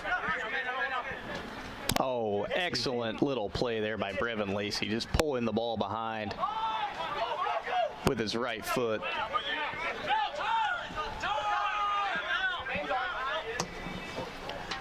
Trying to find that through ball. Kai Moore hustling back. Plays it over to Wyatt McKibben. And all is well on the Engineer defense.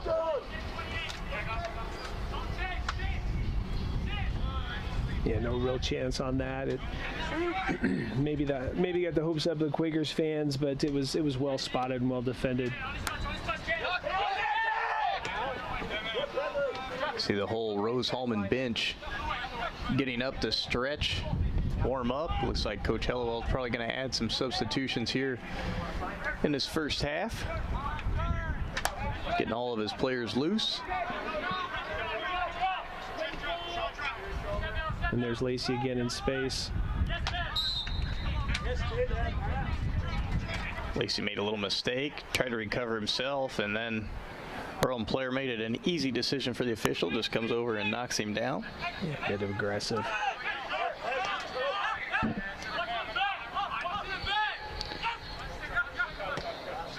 Lacey plays it out to Moore.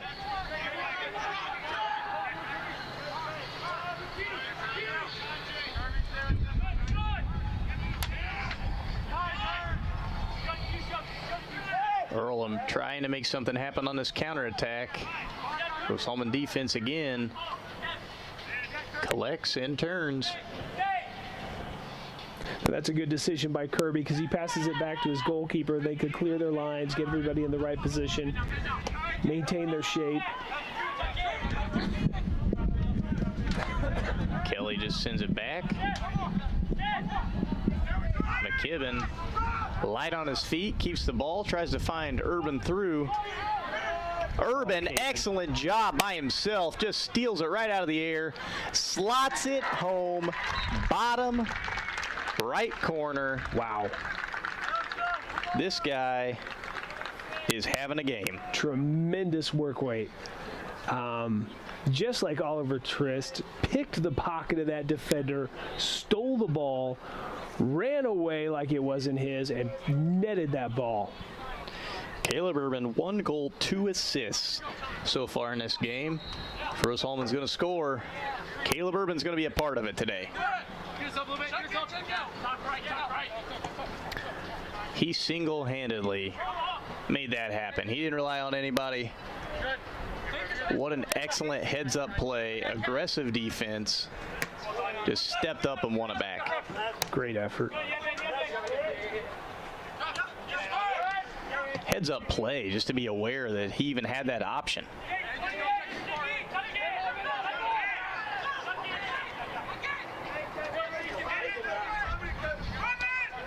Excellent vision by Yilmaz. Lacey gonna find Urban again on that far side.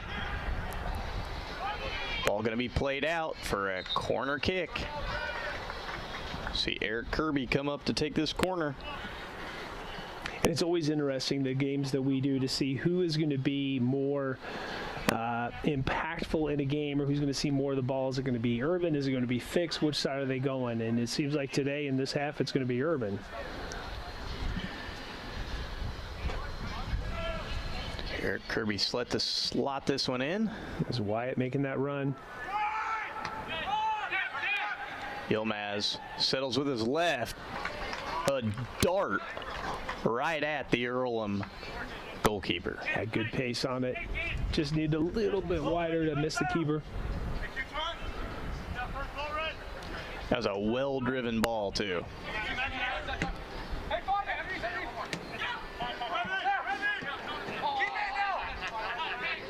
Brevin Lacey not happy with himself on that pass. Earlham trying to keep the ball in, unable to do so. Official played continuation. Going to bring it all the way back to the midfield for a foul.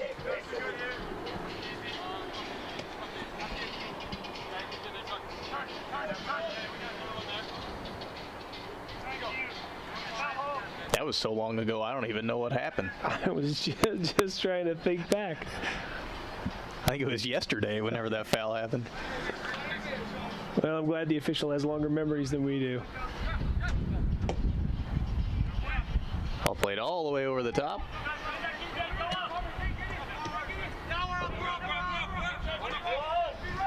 Seda trying to run onto it.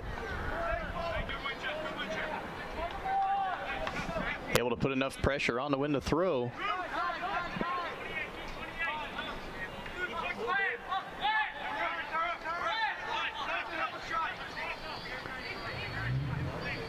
There's Caleb Urban, sophomore from Martinsville, Indiana.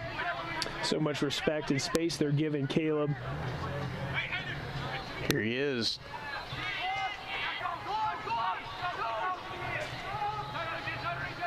Earl trying to make something happen. Great job there by Seda just to put the pressure on, knock it out. Yeah, again, you would think once Caleb gets on that ball and starts moving it up, someone would challenge him so that that ball doesn't have any continuation, but they're allowing him all that space. And he's just got speed, too. He's so quick off the ball. Kelly tried to find him on that run. The flick just a little too far out in front.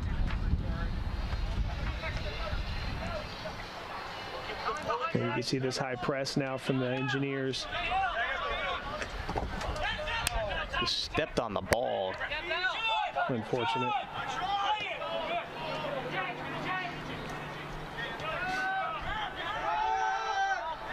Urban with the pressure. Rose, very high press. Kelly to Yilmaz, back to Kelly.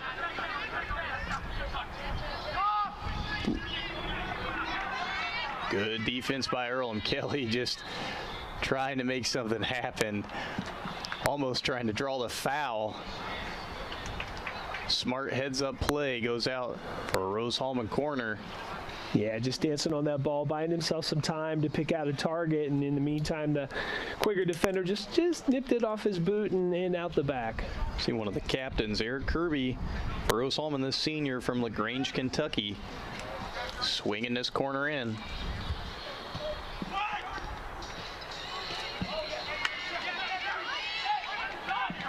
Good play by Earlham to knock it out. Urban hits it off to his right. Just hits it back to Yilmaz. Left-footed cross. Seda tried the acrobatic kick. Unable to put it in the back of the net. If that would have gone, wow, that would have been a thing of beauty. That would have been ESPN highlight reels, what that would have been.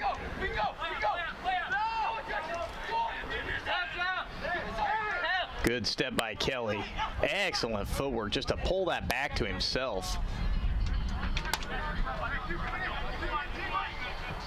Good cross by Kelly. Yilmaz tried to settle. Lacey.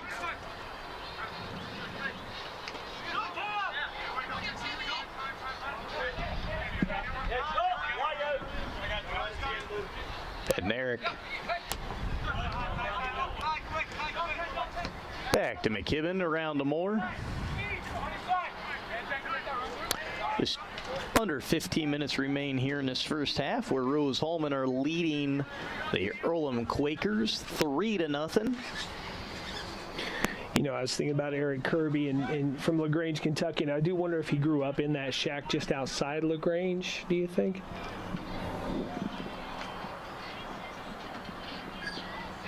It's a ZZ Top reference for you younger listeners. If 28 checks all the way into midfield, hit Ethan up out of the line there, and you deal with 7. Earlham trying to bring the ball back up the field, playing it slowly out of the back.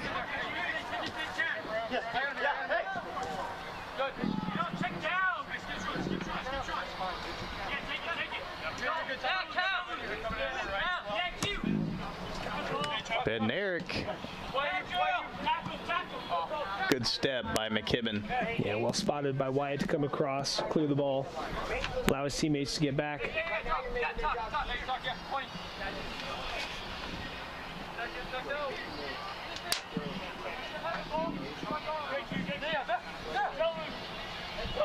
Ball played in by Earlham. McKibben steps up.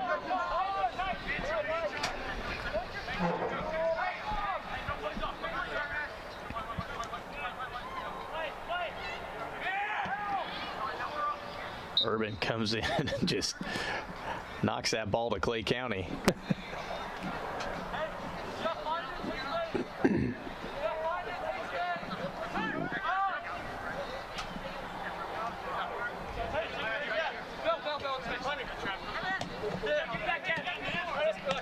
Fix.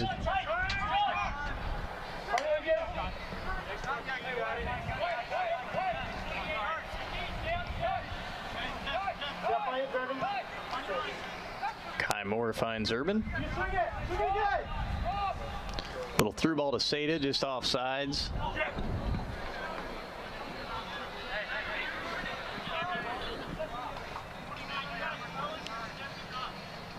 Several offside calls against the Fighting Engineers here in this first half.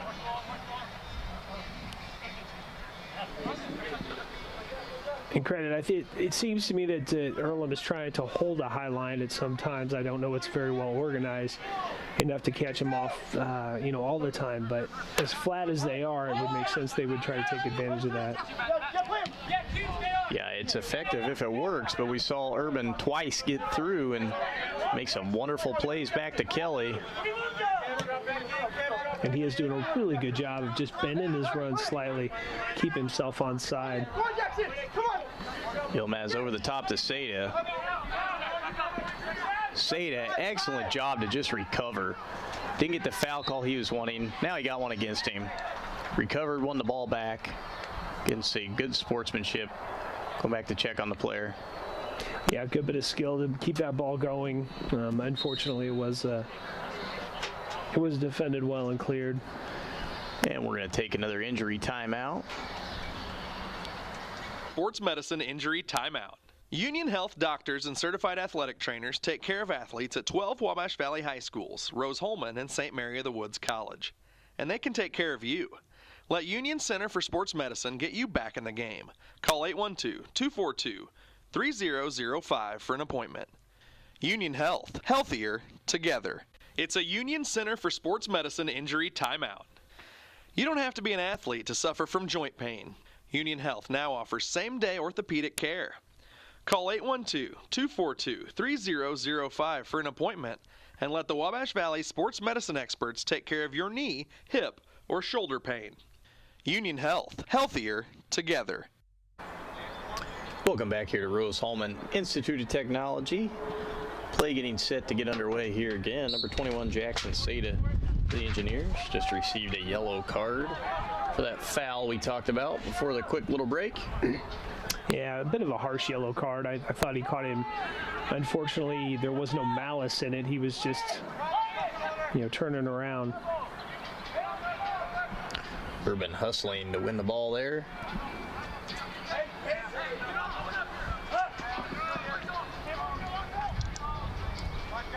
Earlham getting a throw here on their offensive side. Going to be a long throw, it looks like. Still don't have any shots in this first half. 11 minutes to go, trying to make something happen. A lot of space for Kelly if he can get control of that ball. Kirby steps in front. Smart. Realized he couldn't go it alone. He was 3-4 versus 1 and decided to hold that play and build it out of the back like they always do.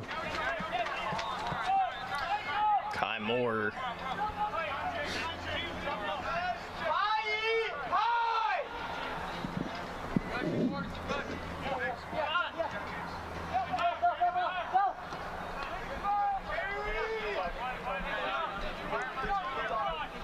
And Earlham Quakers playing the ball to the back, trying to switch the field.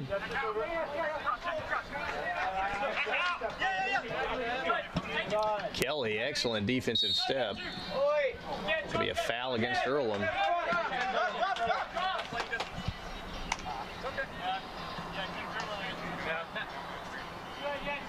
Yeah, just a little extracurricular activity by the defender, trying to bother Takezo Kelly.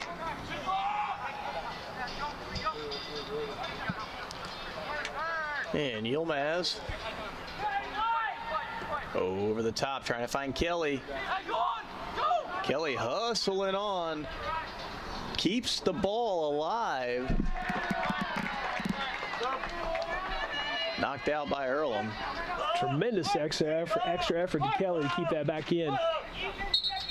Couple of substitutions here for Rose-Hulman. Number 6, Chris Fusaro, the senior from Chandler, Arizona, coming on. And number 9, Andy June, the sophomore from Oxford, Ohio. Number 21, Jackson Seda. Number 28, AJ Yilmaz coming off for the Engineers. Yeah, probably tactical Seda's on a yellow card. It was unfortunate. And then June saw some good minutes on Wednesday when we played. Did very well. Yeah, like for like change there between Seda and June.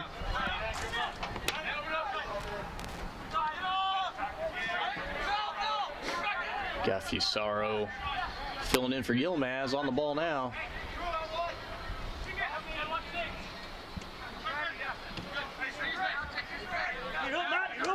Bednarik trying to find Fix or June. It looks like June might actually get to that. Keeps it in. It's going to be a Rose-Hulman throw. Something to note is how much space Rose-Hulman's defense has. They're not being challenged at all. They're allowed to just build and dictate this game to their will. Kirby, great job stepping up, winning that ball. Here, Coach Hellowell encouraging his players. Telling them, great job. happy with what he's seen so far in this first half. Yeah, and again, we talk about that space between the defenders and the midfield, and Earlham is sitting so deep, just almost inviting Rose-Hulman to come at him.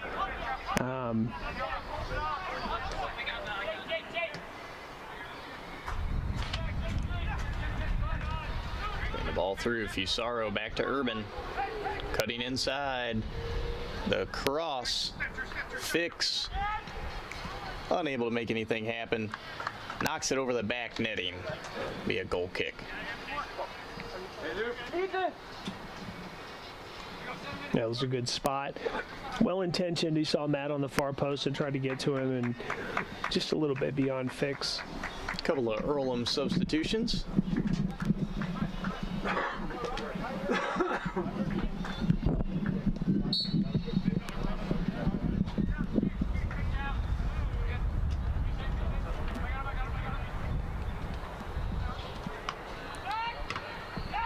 Lacey steps in front, almost won it back. Dangerous position. June turns it to Kelly, sets it up, back to his left foot.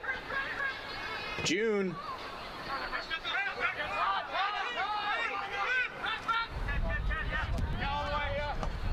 Lacey with the cross. Kirby.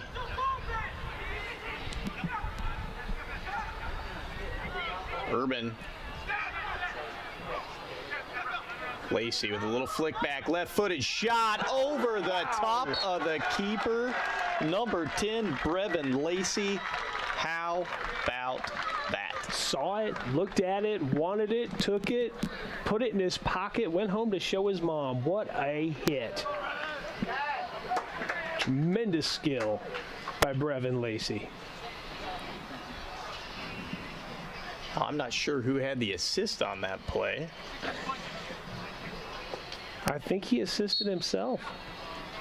It's an excellent, excellent job.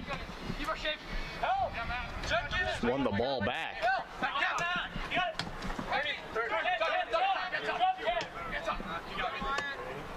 Heads up play by Brevin Lacey. Well struck, just out of the reach of the keeper. Pulled it into that top left corner.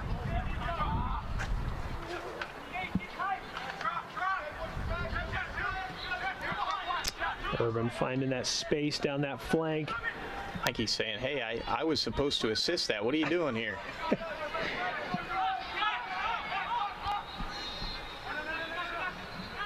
Fusaro. Ball goes out to Urban. Cross. Fusaro. Kelly. Wow. Back of the net. Takizo Kelly. The hat trick. And there it is. That's exactly what we thought. Would he get it? And he got it in the first half. What does that mean for his goal total going forward? We still have another 50 minutes of play. Takizo Kelly now with 8 goals this season. 3 of them in this game. What a half for the Rose-Hulman men. 5-0, and they got 5 goals on 11 shots. Tremendous statistic. Out shooting the Quakers 11-0, but man, oh man, they're scoring every other time they shoot. Statistics like that, that is wonderful to have.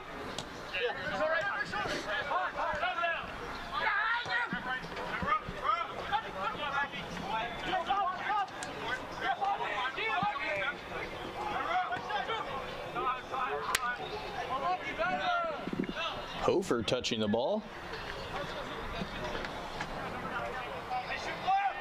Played out to Kai Moore.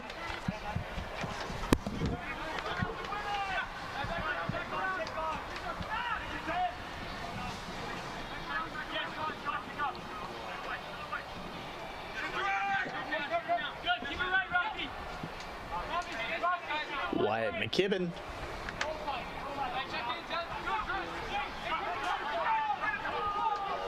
Fusaro back to Moore.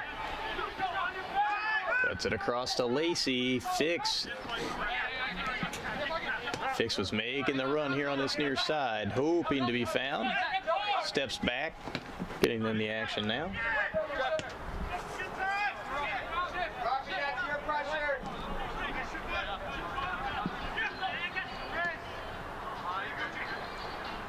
Fusaro making the run. What I am surprised about is that Earlham is not man-marking Takizo Kelly. Allowing him to kind of roam freely.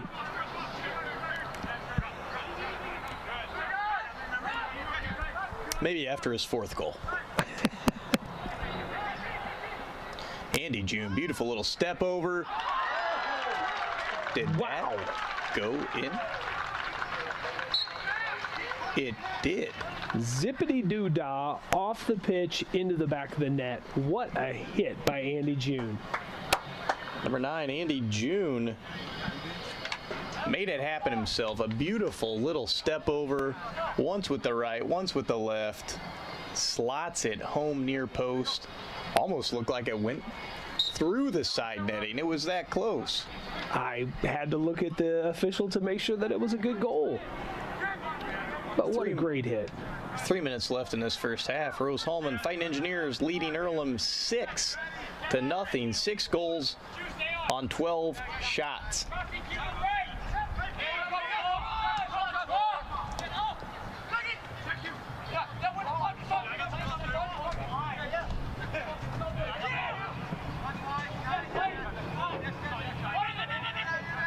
Kai Moore plays the ball to Urban.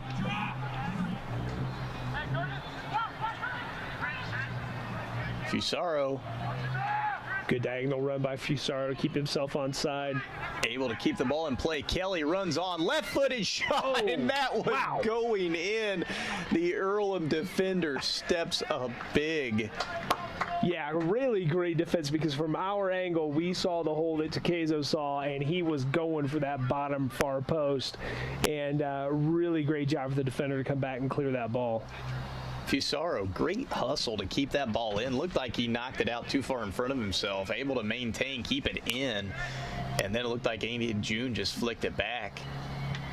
Cross comes in from the corner. Brevin Lacey. Brevin wanting his brace.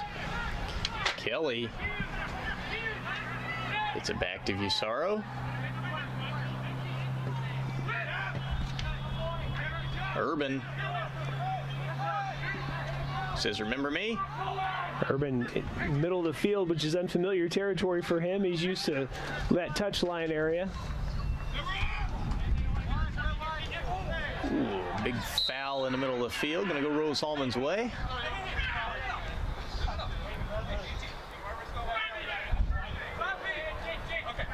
Just a reminder that you're watching college soccer here, featuring Earlham and Rose-Hulman, and we are the Indiana Sports Network. Of course, we want to thank our sponsors for today's game: Farm Bureau Insurance, Micah Bonomo, Goshen H&R Block, Hamilton Center, Lynn's Pharmacy, Riddell National Bank, Serve Pro, Sonic Drive-In, Union Health, and York Automotive. Transportation for Indiana Sports Network is provided by York Automotive, with 5 locations in Brazil, Greencastle, Crawfordsville, and Plainfield. Camera operators for today's game are Jace Harper, Kanan Harper, and Paige Lockmiller. And the director and executive producer are Tony Harper. Just winding down this first half, where it is all Rose-Hulman. Andy June just called off sides. 8, 7, 6. Few seconds coming off that clock, and we'll meet you back here for a halftime rundown. At ServPro, we offer cleaning services, including the removal of biohazard containments. We have the specialized training and products to get your property back to business. We are here to help get your business back to normal. ServPro in the Wabash Valley, here to help. Athletes know that injuries happen. When they do, let our team help get you back to your team sooner. Union Center for Sports Medicine. We prevent, diagnose, repair, and rehabilitate injuries to get you back in the game. Union Center for Sports Medicine. Get a fresh start at York Chevy Buick on US Highway 40 in Brazil. We have fresh discounts on Chevy Silverado up to $10,000 off. Chevy Trax, $87 per month. Buick Encore, $117 per month. Or Chevy Equinoxes up to $6,500 off. It's a new year. Get a new ride at YorkChevy.com. Stop by today and we'll show you why we're not number one. You are. We're not number one. You are. You're number one at York. We were choosing colors for the house, and I stopped and looked at Mike and said, "We're really doing this, aren't we?" The process was challenging, but Riddell was there for us every step of the way. The mortgage, closing, they eased our stress. It made sense when Mike said, "We're really doing this." Mortgage loans made easy from Riddell. Making friends since 1885. It's time for the halftime report on the Indiana Sports Network. You're watching Rose-Hulman Soccer on the Indiana Sports Network. Welcome to halftime here at Rose-Hulman Institute of Technology, where the Rose-Hulman Fighting Engineers are leading their Earlham Quakers 6-0. I'm Dustin Jorgensen, joined by Eric Brown. Eric, where do we even start with that first half? Besides Rose-Hulman, and Rose-Hulman. And Rose-Hulman. I don't know, honestly. It's they score from anywhere. They score when they want.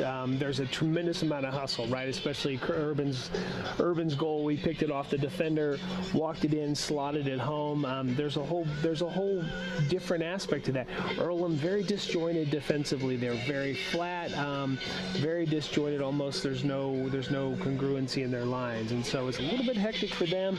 But Rose-Hulman's really taking advantage of it. Yeah, we talked a couple of times that Earlham even had 6 or 7 guys in their back line a couple of times. I mean, they had a lot of people back there trying to prevent something from happening, and yet they find themselves down 6-0. And I'll tell you, that first half, I wanted Caleb Urban to be the player of the first half. I was in it for Caleb Urban. He was the man. He was making these runs, getting the assist back to Kelly twice, made that beautiful steal, just went up for it himself, being aggressive, hustling, then slotting it home. Yeah. I mean, he was involved in those first 3 goals, and then, oh wait, Takiso Kelly has a hat trick. In the first half. We talk about Takiso, we talk about him over and over again, how he's always there in the right spot, right time, and then has the ability to put it home, and that's exactly what he's done. But again, credit to the rest of the team as well. You've got Wyatt in the back distributing the ball. You got Brevin Lacey, Kirby, you got Fix. I mean, everybody's a dangerous weapon, and Earlham is having so hard a time to pick who do we cover, where do we cover, what do we do with the ball when we get it. And again, that's a credit to just the whole team. And I think that's what's so interesting as we watch these games, and as you kind of mentioned there in the first half, is we don't really know who's going to be the players that are so involved in the game when we start. And Fix on this side, there's been a lot of times where he's been making that run, just waiting for that ball. It's been all Urban. They've just been shooting it over there to that far side and playing it up the right side almost every time. And why not? It's working. And so that's one of those things where Rose has the ability to do it on either side of the field. They could come over here and switch it, and we've seen them do that with Fix on this near side, but they were playing it almost always through the right side of the field. There were a few times we made some runs over here on the near side and on the left, but boy, oh boy, we just favor the right, and why not? They were playing the ball through the middle a couple of times, and we talk about the goal scorers. We had Urban and we had Takiso Kelly, obviously, with the hat trick, but then Brevin Lacey and Andy June both with some phenomenal individual play as well. Lacey pulling the ball around, left-footed. I mean, that was a great shot, just curling top corner. The keeper couldn't do anything about it. And then Andy June, I mean, the step-over move that he did, he just looked like he was dancing out there in the 18-yard box. And then, I mean, it didn't even look like it went in the goal. Yeah. Well, it looked like it hit side netting, but no, he was able to find that gap there between that near post and the keeper. And man, oh man, that was just, you couldn't have drawn that up any better. so much pace on that ball, and credit to Brevin, in terms of being at the top of the key and finding, or top of the box and finding that wrong sport.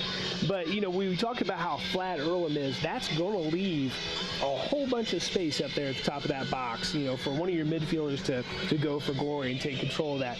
But they're just going to continue to take advantage of it and continue to learn and continue to move. Just well played. And whenever we come back from the break, we'll talk about some of the team play, the coachings, and what we think is going to happen coming up here in the second half. Burger or grilled cheese? Grilled cheese. Burger. I went with crispy tenders and the tots. It's patty. Really fresh. I'm going to try to chow this thing down before I get to the wrapper. Sonic Wacky Pack. The city of Brazil was founded in 1866. By 1876, there were 2 schools, 7 dry goods stores, 2 hardware stores, 4 churches, and 5 drugstores. One of those drugstores is still there today, Lynn's Pharmacy. Lynn's Pharmacy has grown from a small neighborhood drugstore to a modern pharmacy, offering prescriptions and medical equipment with old-fashioned values and unparalleled service. You can even step back in time and visit Lynn's Soda Parlor Here at Lynn's Pharmacy, downtown Brazil. This program is a copyrighted production of Indiana Sports Network and cannot be shown, reproduced, or redistributed in any way or in any form without prior written permission from Indiana Sports Network.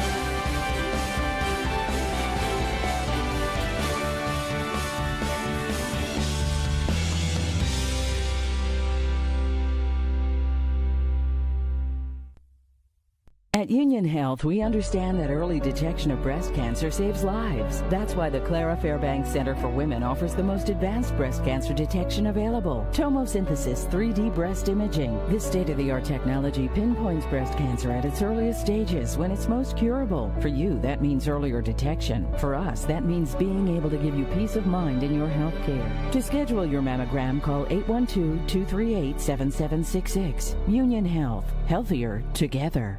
Burger or grilled cheese? Grilled cheese. Burger. I went with crispy tenders and the tots. It's patty. Really fresh. I'm going to try to chow this thing down before I get to the wrapper. Sonic Wacky Pack. At A+ Printing, we do it all. Screen printing, business printing and documents, printing for weddings and senior announcements, screen printing of hats, shirts, sports teams, and uniforms, promotional items of all kinds, including koozies and coffee mugs. You name it, A+ can print it. A+ Printing in Brazil. You're watching Rose-Hulman Soccer on the Indiana Sports Network. Welcome back here to Rose-Hulman Institute of Technology, where we're at halftime and Rose-Hulman lead Earlham 6-0. It's kind of hard to decide what to talk about for this second half, because when you look over here at Rose-Hulman, you see Alec Polster, the substitute goalkeeper for Rose-Hulman, warming up. You see a whole slew of players for Rose-Hulman warming up. Is that going to be what the second half is? Is a lot of the Rose-Hulman guys getting some playing time, and for Coach Hellowell to kind of see what are my options here as we get close to this championship game, get some guys some minutes and see if somebody's going to impress me? Yep. Yeah, I think there's always a couple aspects to, when you have a really comfortable lead like this, and from a coaching standpoint, of course, soccer's a different game than most others in that, as a coach, gentlewoman's game, you don't typically run up the score. You try to show respect for your opponents, and I think Coach Hellowell sees that they're dominating the game, but at the same time, you also want to give your younger players some minutes, or even some of your seniors that don't get on the pitch that much, give them a good sending off in their last year at Rose. And so it's nice nice to be in his position, to have that option to get some of those guys, younger guys, that don't get as many minutes on the pitch and actually get them some time on the ball. Yeah, and you got to wonder what Earlham's coach is saying to his guys. I mean, it's got to be, look, keep your head up, keep yourself in this game. You have to go out here and play because, as you said, we don't want to be embarrassed. We don't want to leave here and it be 12-0. I mean, we don't want to have that ride back, 2.5 hours across the state, dwelling on a victory or a loss that is just embarrassing. And so that's where Earlham has got to come out and do something. And as you mentioned, it is a gentleman's game, and Rose-Hulman's certainly going to play some substitutes and do that. But when you put those substitutes in there, you're expecting them to give it their all, and you're going to want them to do everything they can to also score and show what they have. So it's going to be interesting to see, is Rose-Hulman, are their substitutes going to be, at that same quality as what we've seen in this first half, and what's going to happen? Is somebody else going to get themselves a hat trick and a half, or is Taquizo going to come back in for any minutes? Is he going to add anything to it? So I think that's going to be what's interesting here in the second half. I would hate to go ahead and assume that the game is over, but at this point, when you're sitting on a 6-0 lead at halftime and you've scored on half of your shots, I mean, it's hard to see any other outcome in this game. Yeah, and what we've seen from Rose-Hulman is a really deep bench, but I mean, there's a reason that the starters are the starters. It's probably there's a bit more quality than the substitutes, but we still see some really good quality off the bench for them. For Earlham, I think it's maybe you get a goal back and you take that home if you show a little bit better showing, a little bit better formation. I think that's always a promising thing. So we'll see how the coaches line up, but both want to get Earlham wants to get something out of this, and Coach Hellawell wants to lead his team.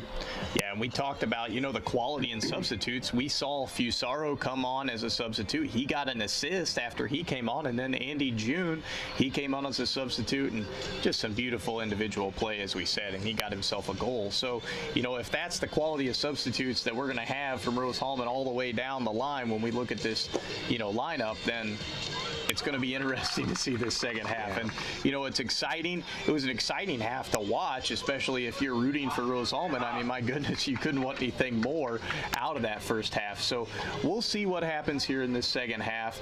We'll let ourselves gather up some thoughts. We'll let you gather up some popcorn, maybe go to Sonic, hit the drive up real quick, and then we'll gather right back after this. So what do we do before we cross the street? We look both ways for cars. No cars. All right, let's go. But Daddy, why do you have to hold my hand? To keep you safe. That's why we look for cars. I'm watching out for danger to keep you safe. Daddy, who watches out for you? Protect your family and loved ones with Micah Bonomo. H&R Block is your tax preparation service experts, no matter how you file. Sue Jones and Associates offer all tax preparation and all the tax services you need, not only at tax time, but throughout the year. Get your hometown tax help from Sue Goshen's H&R Block, located in Brazil, across from the courthouse. You're watching Rose-Hulman Soccer on the Indiana Sports Network. Welcome back here to Rose-Hulman Institute of Technology. We've just got about a minute left here as we get set for this second half. And as a reminder of things to come here on the Indiana Sports Network, Saturday, April 3rd, a week from today, football versus Franklin at 1:30. A fortnight away on April 10th, football versus Manchester at 2. And on May 1st, HCAC Outdoor Track and Field Championships at 11, and to be determined if Rose-Hulman are able to win the HCAC conference for men's soccer. We would also host the championship game here, and we would cover it live on the Indiana Sports Network. And I can't tell you, Dustin, how every time you mention that there's a football game, how odd it is that we are in spring and we have a football season. Spring football, spring soccer, HCAC putting their athletics off until the spring due to COVID-19, and it's exciting to be out here, exciting to be able to do this, to come out and watch. I missed commentating those games in the fall, so it's exciting to be out here now. As we kind of mentioned, pretty much the entire team for Rose-Hulman looks a little bit different here for this second half. We'll do our best to introduce you to all of the players here on Rose-Hulman who are substitutes. Kai Moore is on the field still. He's one of the starters out there on defense. In goal, we do see number 1, Alex Poster, the junior from Cincinnati, Ohio, coming in. Ball played over the top. Andy June still on for the Engineers. And that was played to number 27. That's Julius Salinas, the freshman from Bakersfield, California, getting in on the action. Number 25, Jacob Dorenzo, freshman from Frankfort, Illinois. Chris Fusaro still out there. Number 2, Sam Alvarez, a senior from Colorado Springs, Colorado. Number 5, Zachary Stolberg, the sophomore from New Orleans, Louisiana. Number 13, Luke Doughty, the sophomore from Fishers. See number 12, Luke McCullough, sophomore from St. Louis, Missouri. Number 26, Babacar Diatta, freshman from Carmel, Indiana. Yeah, you're seeing better movement here from Earlham. They're taking advantage of the substitutions and fresh legs from the Rose-Hulman players. And Polster getting down early, making that save for the Engineers.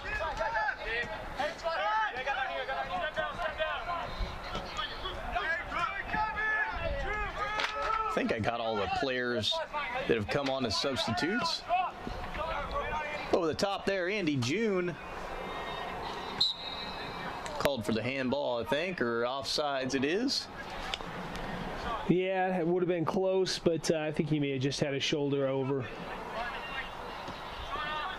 He knocked that ball down there with his shoulder. Wasn't sure if they thought that was more of the arm, but I think it was just an offside call.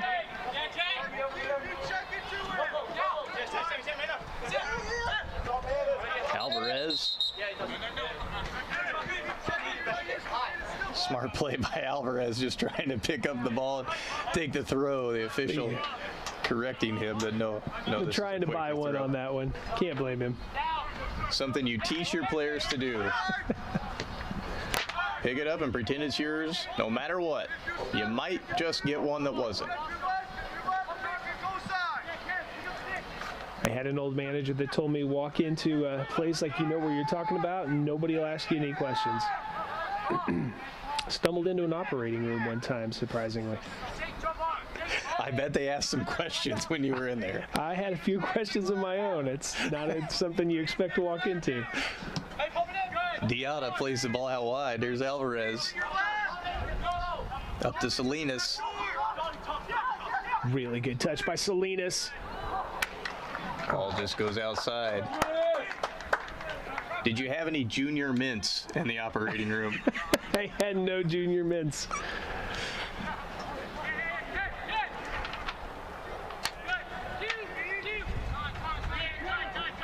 Ball played all the way back to the goalkeeper.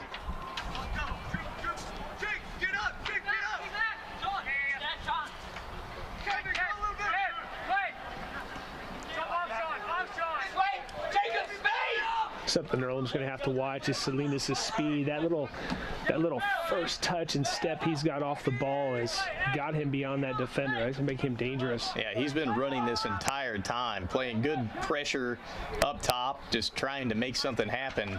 Non-stop movement. Like number 13, Luke Doughty on that far side, putting some pressure on the ball now for the Engineers. Here's number 5, Zachary Stolberg.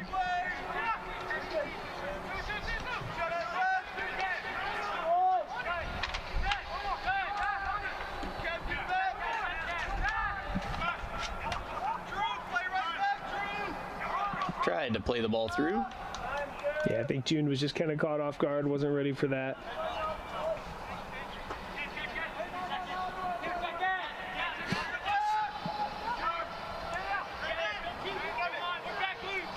Excellently one ball there. That was number 25, Jacob Dorenzo.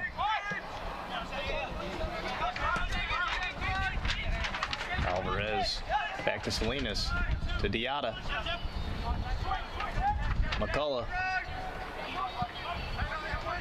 Yeah, even with the substitution, still a really well-drilled team. Fusaro plays it across. It almost went in to that far post. Sam Alvarez tries to do something with it.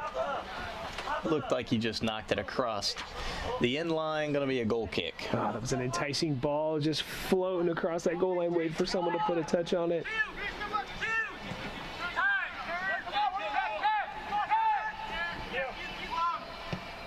Earlham as well. I was just looking at the roster and how young their team is. Only 3, maybe 4 seniors on there. So probably a rebuilding team for them.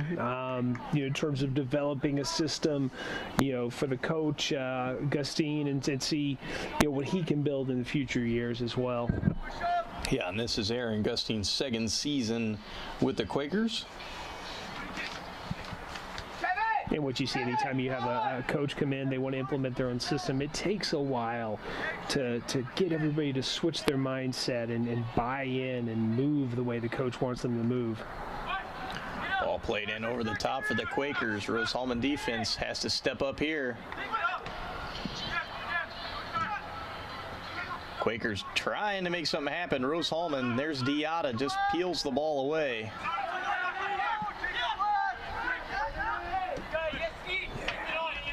There's Alvarez. Find that space on the side.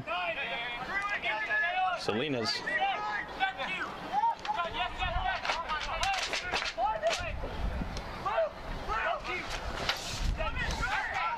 Well defended, 3 versus 1 by the Engineers.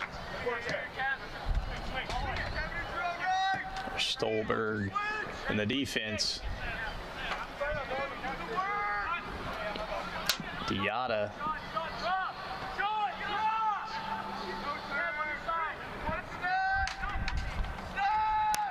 Dottie plays it through. Andy June.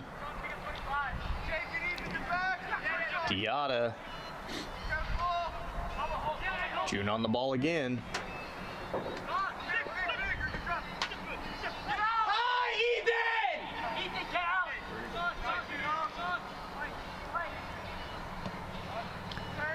Ball played out of the back for Earlham.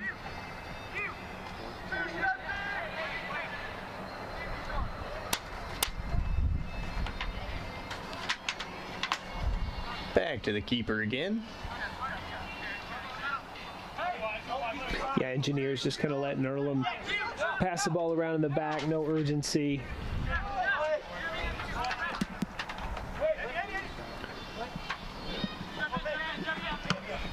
McCullough just breaking up the play there. Going to be an Earlham throw. Thought Alvarez might pick that up and try to pretend it was an Engineer throw again. Why not? Should go to law school. And Quakers able to keep that ball in. I thought for sure that was going out. Well done to keep it in. Diata just steps in front. Got a couple of runners. Salinas to June. Trying to find Alvarez. Back to June. Offside's called. Offside, yeah.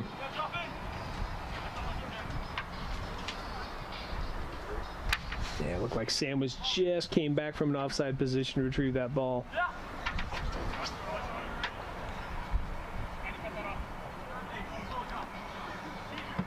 And Earlham taking the kick. Good pressure by Rose. I'd also like to take the time to say hi to George Bolger in Japan, senior member of this team who's actually doing, I believe, a co-op in Japan right now. And so he will be watching the game. So hello, George. You got to be impressed with your teammates.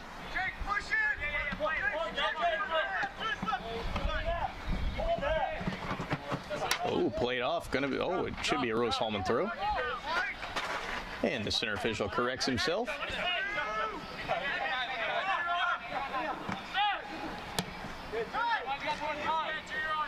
McCullough to Diatta.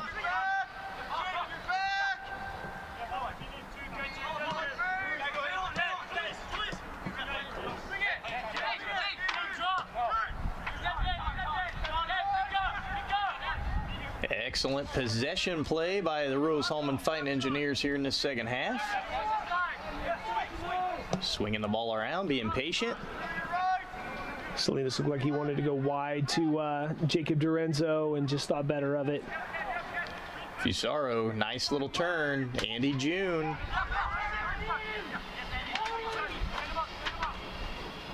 Excellent turn by June. Didn't look like he had anything. Able to find the deflection for a corner kick.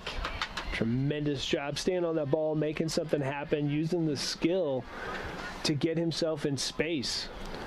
It almost looked like something you do off the ball on a corner kick or set piece. He just peeled himself away.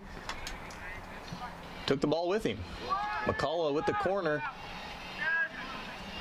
Number 13, Luke Doughty, 6'2", from Fishers, Indiana, trying to get his head on the end of it.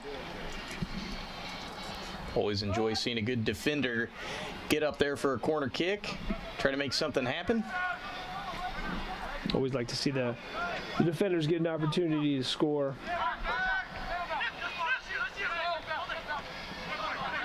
Good pressure there by Diatta.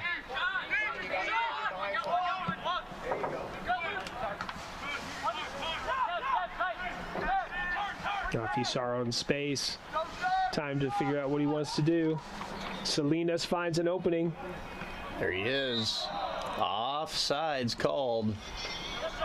Salinas is really, really close here, getting himself a goal. And called offsides a couple of times, but he's just a shoulder leaning over. Yeah, well found by Salinas, well found by Fusaro for the ball over. Just a little bit off in the timing. And he was through on goal. And I think this answers your question, Dustin, of what we were going to see in the second half. More of the same from the Engineers in terms of domination. June. Like that was deflected out. Going to be a corner kick. A great opportunity there for Rose-Hulman and Earlham. Good job on defense. It's a testament to the depth of their bench. You know, the Engineers coming in and, you know, it's not 6-0, but they are seriously dominating possession and play. And just about 13 minutes gone here in the second half. Rose-Hulman with the corner kick all the way over. Fusaro just off balance. Difficult ball to put back in. Alvarez sends it all the way over, trying to find June. Offside on Andy June. Saw number 25, Jacob Dorenzo, trying to settle that ball as well.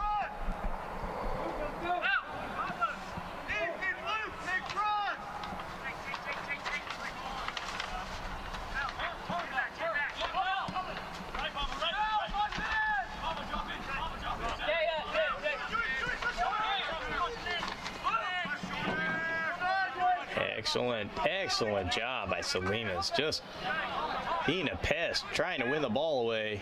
Well, coming back again. Just aggravates the defense enough. Earlham throws it away. And Rose-Hulman is back at it. Yeah, really good effort by Salinas. I thought he was going to come out with that. Had a lot of space towards the goal. McCullough to Fusaro.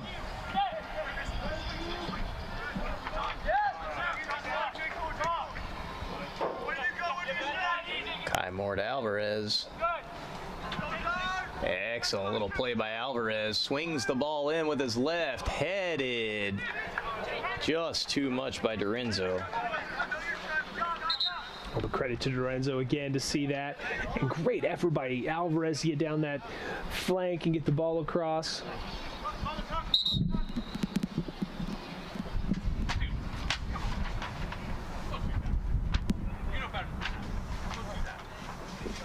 The referee just having a talk with Alvarez, maybe kick the ball away, delay of game. Doesn't want to give him a card for something like that. It's a weak card, but just having a word with him.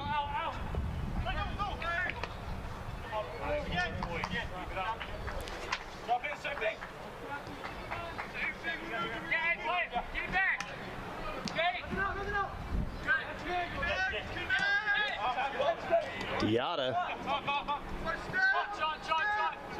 Diata in all kinds of space. Plenty of time to make a decision. Excellently crossed ball. Alvarez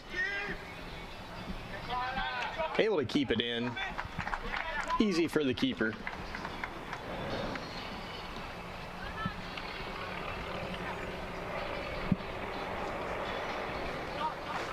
Yeah, just under a half hour to play. You've seen game calm down a little bit. The Engineers continue to dominate possession as well as attack. Just a little push in the back there against Diata. Be an Engineer free kick.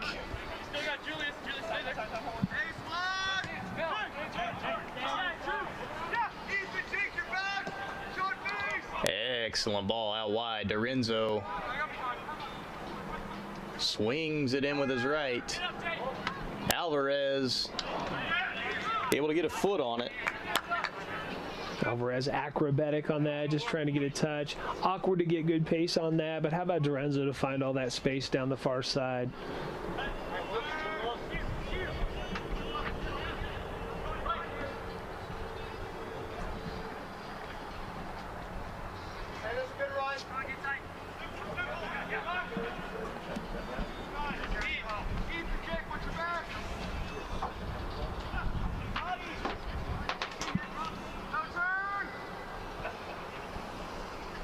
Going to be a throw for Earlham.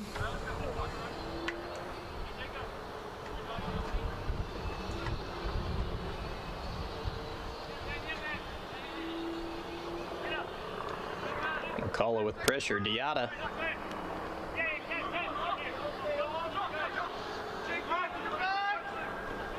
He's back to Doughty. Good step by Doughty. Keep possession.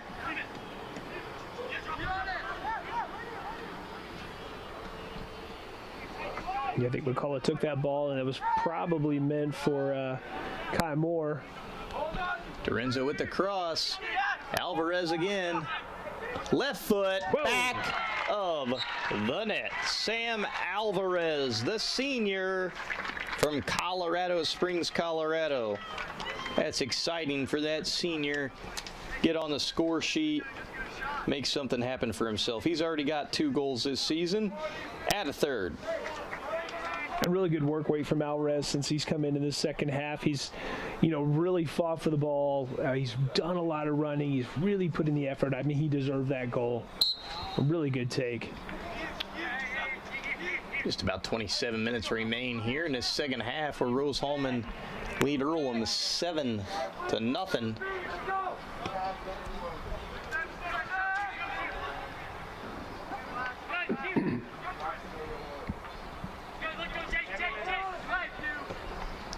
Earlham playing the ball back wide.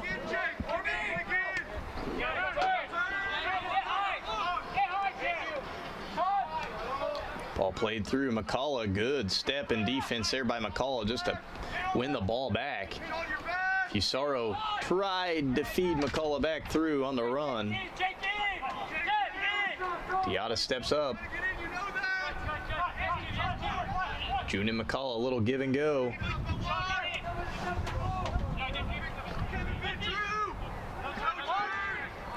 Alvarez tries to find Salinas. Earns himself a corner.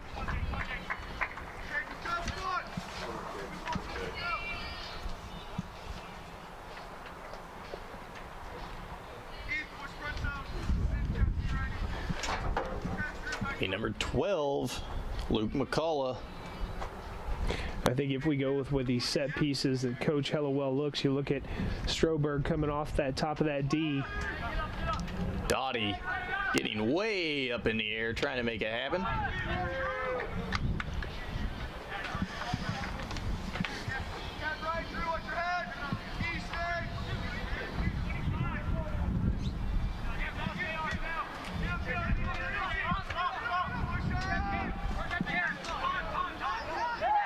Again, all kinds of space in the middle of the pitch for Rose-Hulman.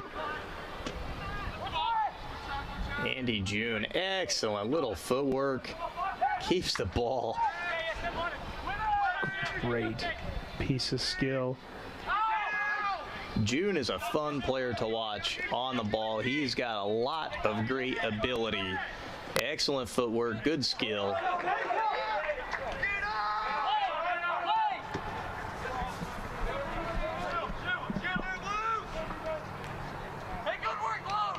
Good hustle there. It's going to be a goal kick.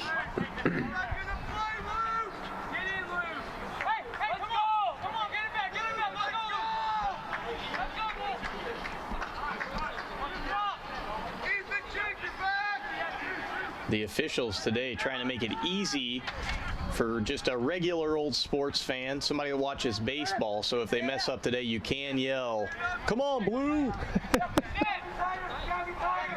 Because you never know what color they're going to wear. We had some nice Hunter Orange out here. One of the first games we did this season.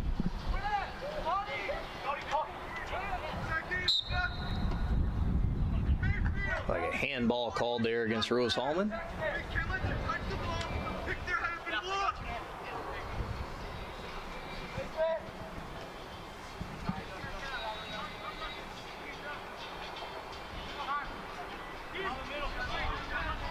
Something we haven't seen in a lot of the Rose-Hulman games, a lot of offsides called.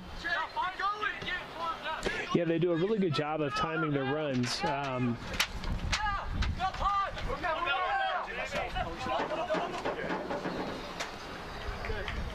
But at the same time, I also see a lot of defenses sit really deep with them, and as opposed to us trying to say run an offside trap and catch them on the through, which is really risky with with the type of speed that Rose-Hulman has up top. And coming on for the Fighting Engineers, number 16, Colin Featherby, the junior from Corpus Christi. Excuse me, let me get my tongue untied for a second. From Corpus Christi, Texas.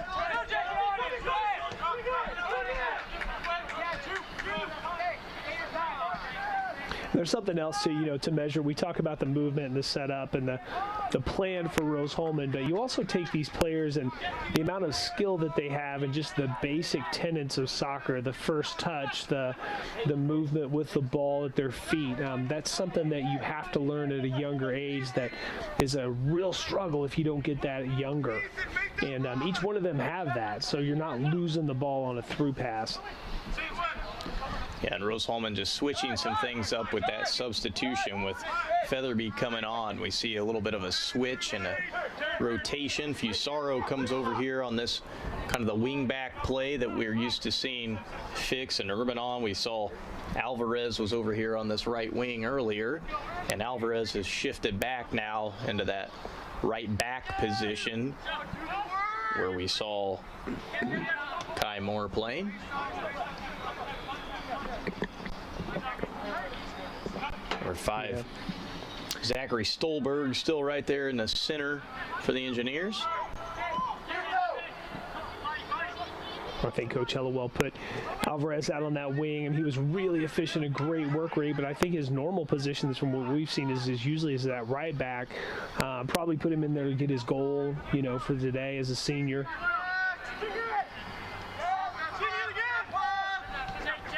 And there's Alvarez now on the ball.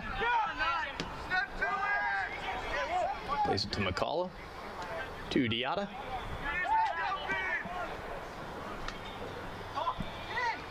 Andy June. And the flag goes up. Just drifted a bit offside there. Probably 2 yards.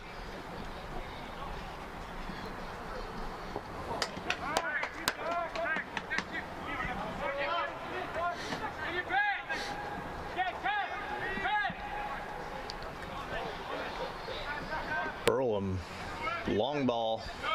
Ooh. Not sure what happened there. Both players coming down. Stolberg just hops right back up. Like he was caught awkwardly. Good strong play by both players.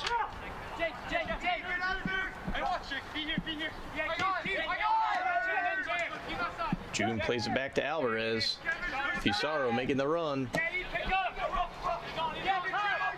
Good hustle by Fusaro, wins the ball. Excellent cut back in. Salinas. A lot of power on that shot. Salinas saw that far upper 90 and tried to put the ball there just a little bit high. Swung his laces through that. Saw a lot of wonky spin on the ball. Started to the left, came back to the right, rising the whole way.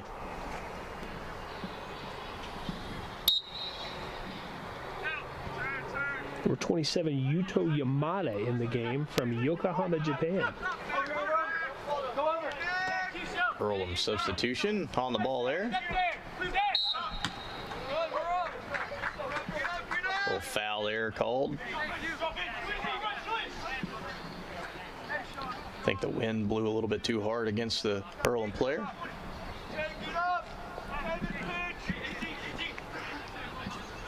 It's an indirect kick, so it would have been obstruction. Ball must be in playing distance if you're going to stand in front of the ball, and that's probably why he called the indirect free kick. The way you tell that is if you're sitting at home, you don't know, the hand is in the air. I just thought he had a question. I was going to call on him. And being a teacher, you have all the answers, right? Not even close.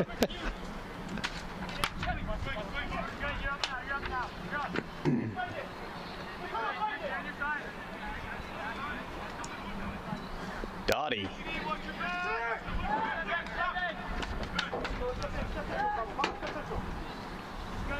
Stolberg. Alvarez over the top. Fusaro and June both running for it. A little mixed up between the two of them. June again with that footwork. Diata unable to make anything happen. Featherby winning the ball. Lorenzo finds Fusaro's head, almost finds the back of the net. Really good spot, really good positioning by Chris Fusaro. Almost put the ball in that side netting.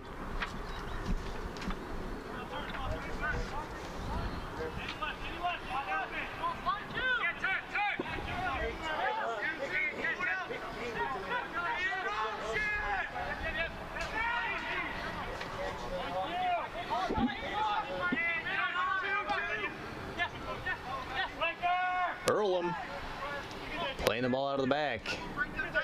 Rose-Hulman leads 7-0, out shooting the Quakers 20-0.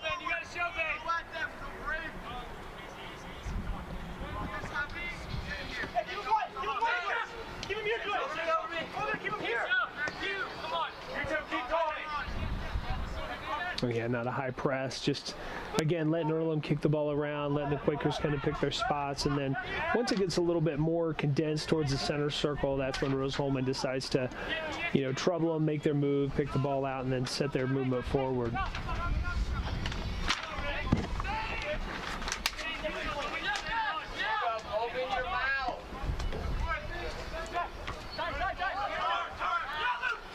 As a reminder of Rose-Hulman Sports here on the Indiana Sports Network, next Saturday, April 3rd, football against Franklin. That game is at 1:30. Saturday, April 10th, football against Manchester, and that game is at 2 o'clock. And on May 1st, the HCAC Outdoor Track and Field Championships at 11. And then again, if Rose-Hulman, if they're able to maintain their lead atop the HCAC men's soccer standings and host the championship game, we'll cover that here on the Indiana Sports Network. It'll be exciting to see all these sports in action. It'll be exciting to be able to cover a conference championship game. Hope that Rose-Hulman are able to continue to stay atop the HCAC. A bit of a late flag there by the assistant referee. Gave time for Chris Fusaro to play that cross, and then put the flag up. I thought Fusaro thought for sure he was in.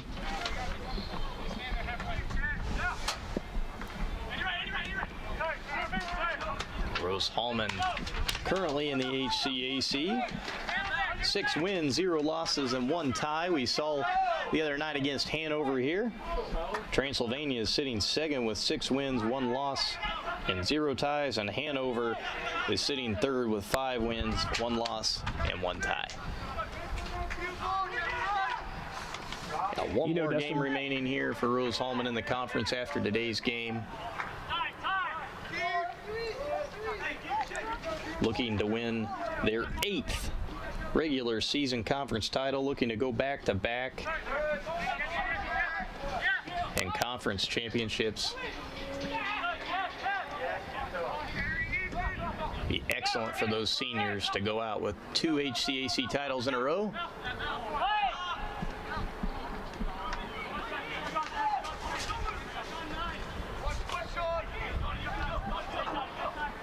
Luke Dottie, Featherby. Oof.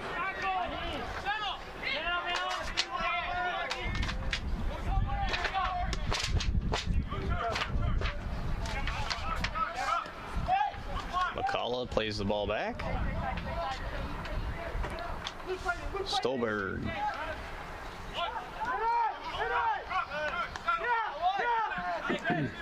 You know, Dustin, so often we talk about these, you know, the 5 clean sheets and the lack of goals from Rose-Hulman opponents. And is it the defense or the offense? Which Fusaro through. June, back of the net. Fusaro, excellent ball. Another assist for him on the day. And Andy June with his 2nd goal. Scintillating ball across the box by Fusaro. June just on the end of it to put it in the back of the net. Tremendous work.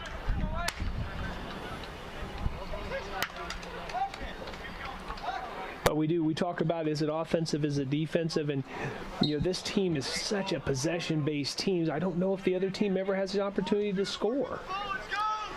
And with that goal, Andy June comes off the field. Number 8, Tyler Foster, the senior from La Mesa, California, coming on for the Engineers. Just under 14 minutes remain. Rose-Hulman leading 8-0.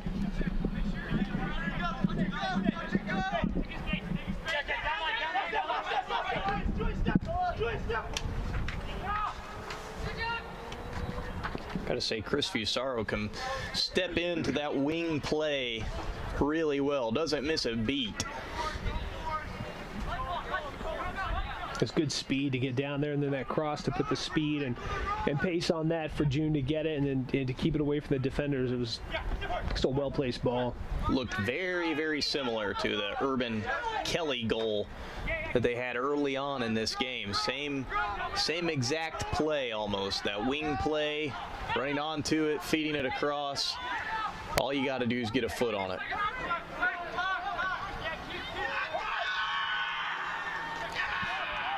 Hear the fans here, Rose-Hulman getting into the game, cheering on their Engineers to this 8-0 lead so far. Fusaro to Salinas. There was Foster, the substitute, plays it out. Alvarez, Sam Alvarez, the senior from Colorado Springs, Colorado, nets his 2nd goal of the game as well. Puts him up to 4 for the season.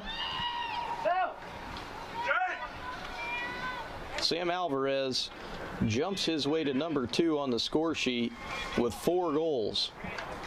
2 in this game today. And I think both of us asked ourselves the question is, you know, what would this substitute team look like? What would this, you know, bench team look like? And what you're seeing is pretty much what you saw with the first team, just quality ball movement, well-drilled team. And, you know, they've added 3 goals to their tally. It's hard to believe how well Rose-Hulman just looks like the same team. I mean, they're really not a whole lot different. You see the players stepping in or filling the spots. They're playing the exact same way. And you do talk about the size of the roster, almost 40 players for the Engineers, which gives you an opportunity to put full-sided teams together and really get a full feel for how the ball should move. McCullough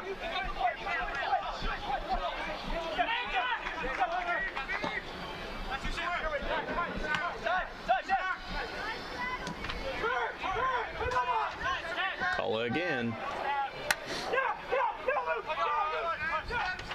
Fusaro, excellent run, called for that early. Plays it back in. Alvarez.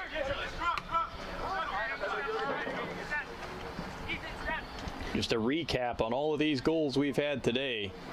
Caleb Urban, Brevin Lacey both have 1 goal. Andy June, Sam Alvarez both have 2 goals. And Takizo Kelly, 3 goals, all in the first half. Excellent game by all players. We talked about the balanced scoring attack for Rose-Hulman. 5 players with goals here today. Help Baba just to settle. And, you know, one of the things that you look at as a coach, as a player, you want to play every single minute. You want to be involved in every single play. But if you're the starter and you're the bench and you're Coach Hellowell, the benefit of having rested players going into the next game, after only playing 50, 60 minutes, is huge. Featherby draws the foul.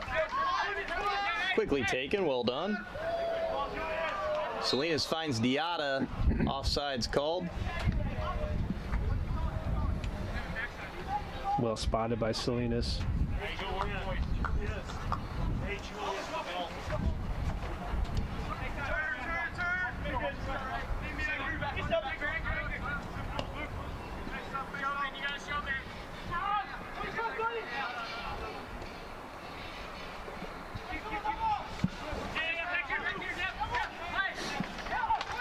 Featherby just wins the ball back again. Diata plays it back to him. Able to keep it in. And just collected there by the goal kick called. Wasn't able to keep it in. Looked like it crossed the goal line, and I saw the AR had a corner, and it looked like the center overruled him to call a goal kick. And a substitution coming in for Earlham. It's like number 8, Andrew Bellick, junior from Oxford, Ohio.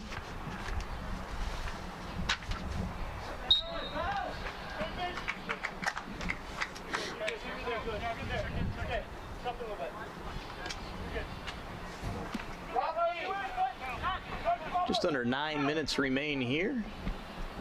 Rose-Hulman looking to finish the game, leading 9-0.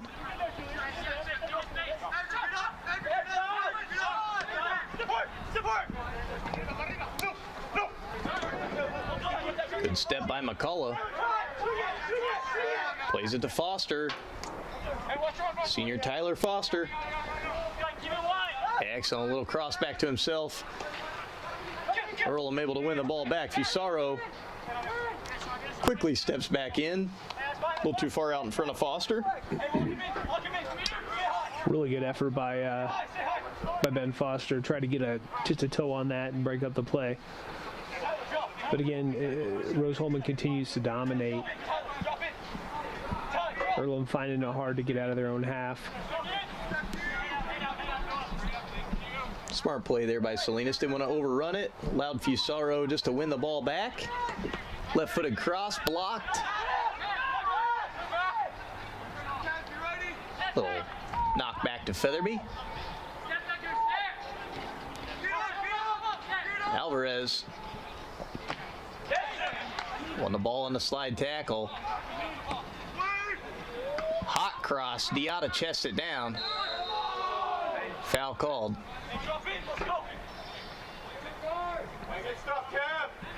Yeah, sometimes when you get a striker in the box or a forward in the box, they get so anxious they don't think about anything except getting that ball in the back of the net.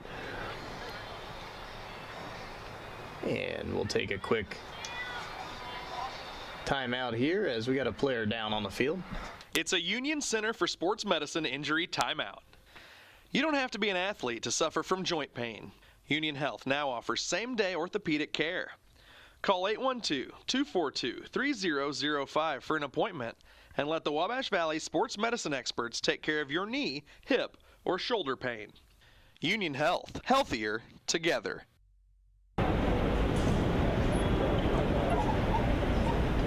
Athletes.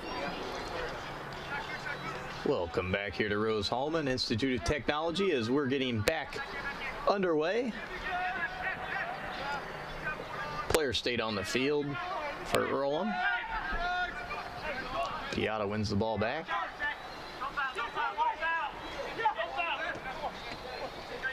A lot of times in a case like that, player just gets the wind knocked out of him. Just needs a little minute to take his breath.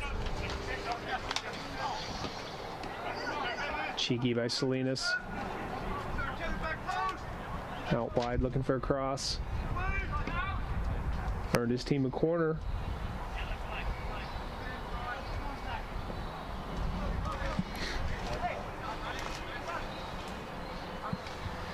McCullough running over to take the corner kick for the Engineers.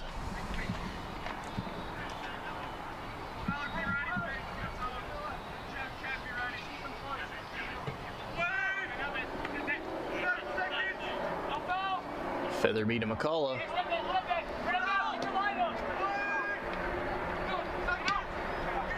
And Earlham able to clear. McCullough finds Featherby. Well drove shot, just goes too far wide on the near post. Substitution for Earlham. Hey, come on. Robbie, you want to go in the game? Go get him. Come on. One thing, credit to Rose-Hulman, you haven't seen a let-off in both effort and energy and desire. Even the guys off the bench are really playing 100%. Yeah, and that was one of those points we made there before the half as well, was, we expected to see a lot of substitutes.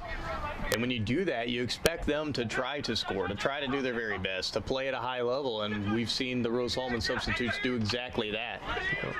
Coach Ella will be pleased as well, because you can't come into this half and be complacent and sit back. But that's not what you've seen, and that's, as a coach, that's what you want to see.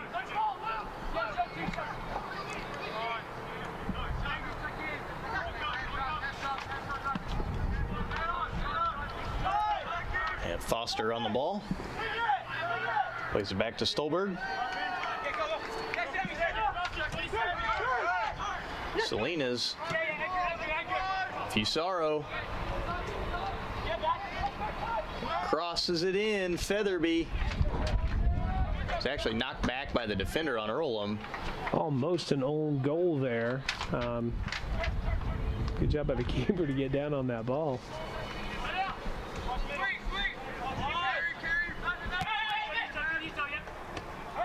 Earlham knocks the ball back.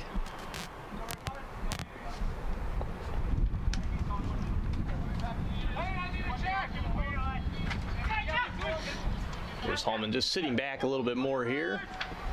Just under 4 minutes remain. Turn by the Quakers. Foster knocks it away. McCullough just sees it go out for a throw. Good pressure by Foster.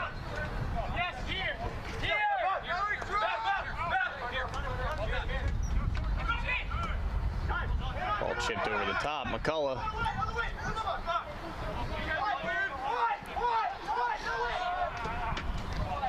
Plays it behind Salinas.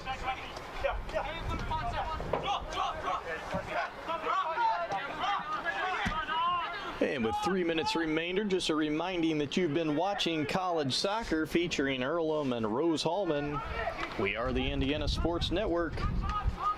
We, of course, want to thank our sponsors of today's game: Farm Bureau Insurance, Micah Bonomo, Goshen H&R Block, Hamilton Center, Lynn's Pharmacy, Riddell National Bank, Serve Pro, Sonic Drive-In, Union Health, and York Automotive.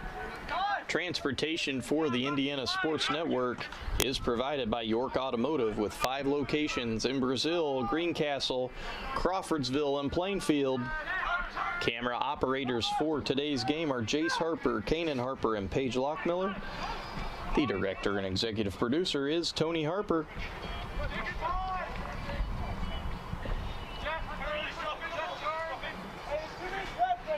Just about 2 minutes left here. It's Rose-Hulman lead Earlham 9-0.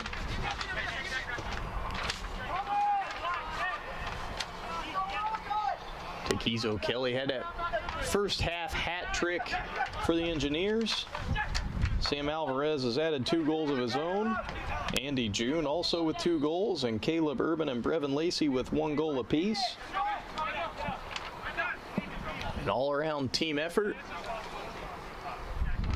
And the new rule on this is if the ball hits the referee, it is a drop kick to the team in last possession, uncontested by 4 yards. Used to be that the referee was considered part of the pitch.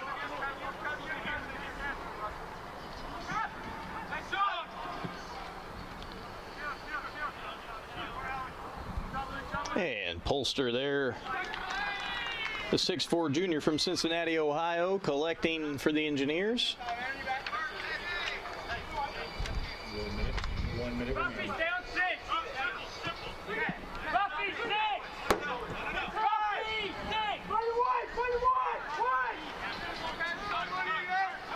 And McCullough with the turn.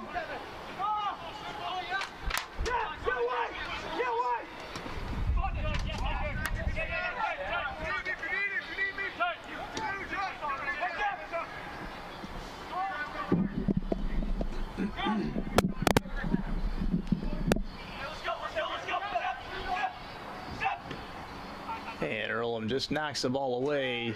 Time running out here in the second half. Just about 20 seconds remain. Rose-Hulman controlled this game from the very beginning.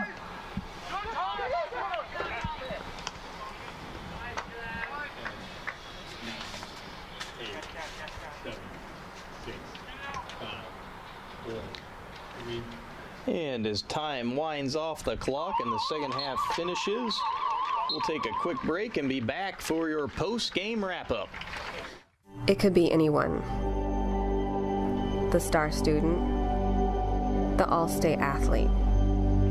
I never thought it could happen to me, that I could lose everything.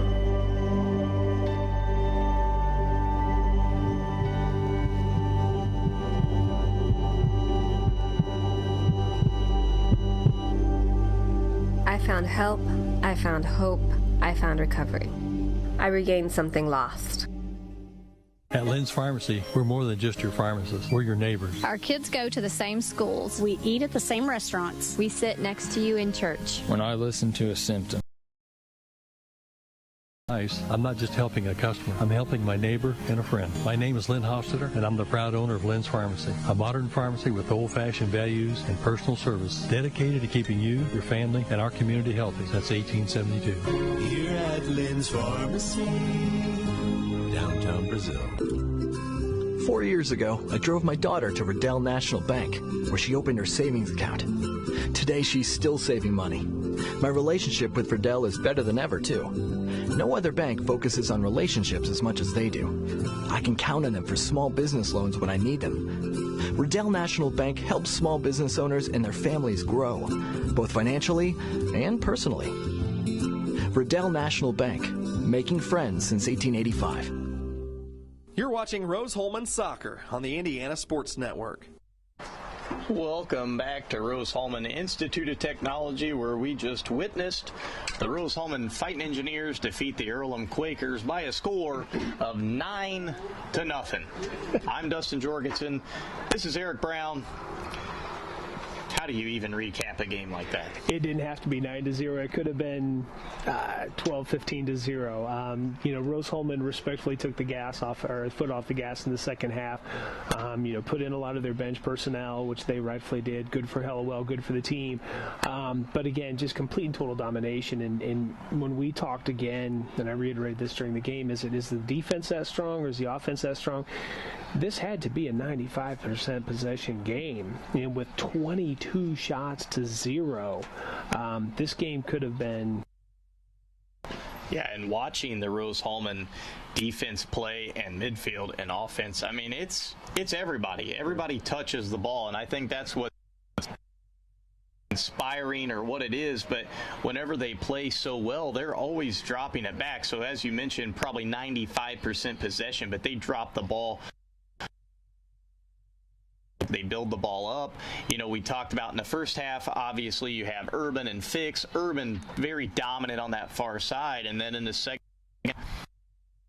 the time you had Alvarez, you had Fusaro filling in, same kind of thing. I mean, they had that role defensively, and Alvarez 2 goals. He's back defense, and he gets 2 for Rose-Hulman. So just a very impressive, overall effort for everyone. Andy June also had 2 goals. Caleb Urban had 1 goal. Brevin Lacey had a goal, and then, of course, the first half hat trick by Takizo Kelly. So just an overall team effort. We talked about that again coming into the game, the balanced score, and then especially just watching the game. 5 guys scored. Yeah. And I was thinking as I was watching and just enjoying it, to pick a man of the match, who would that person be? And I really went back to between Urban and Kelly, because Kelly's on that hat trick and he gets his 3 goals, but assists and the level of hustle and even his 2 goals, it would be really hard to pick because both of them had tremendous games. Yeah, and that's what goals are going to win the game for you, and to be able to see Kelly on a hat trick in the first half, that's impressive. But also when you watch the team play game in, game out, I think that's where you root for the Urbans and the Fixes and the Alvarezes, and the Fusaros. Those are the guys, the Lacey's in the middle. Those are the guys who are always just touching the ball. They're moving the ball, they're making those runs, they're getting those assists, and that's what's exciting to watch. And Kelly, he's got a lot of assists too. He's got 4 assists on the season. So, I mean, he's a player that's unselfish. He's able to do it all.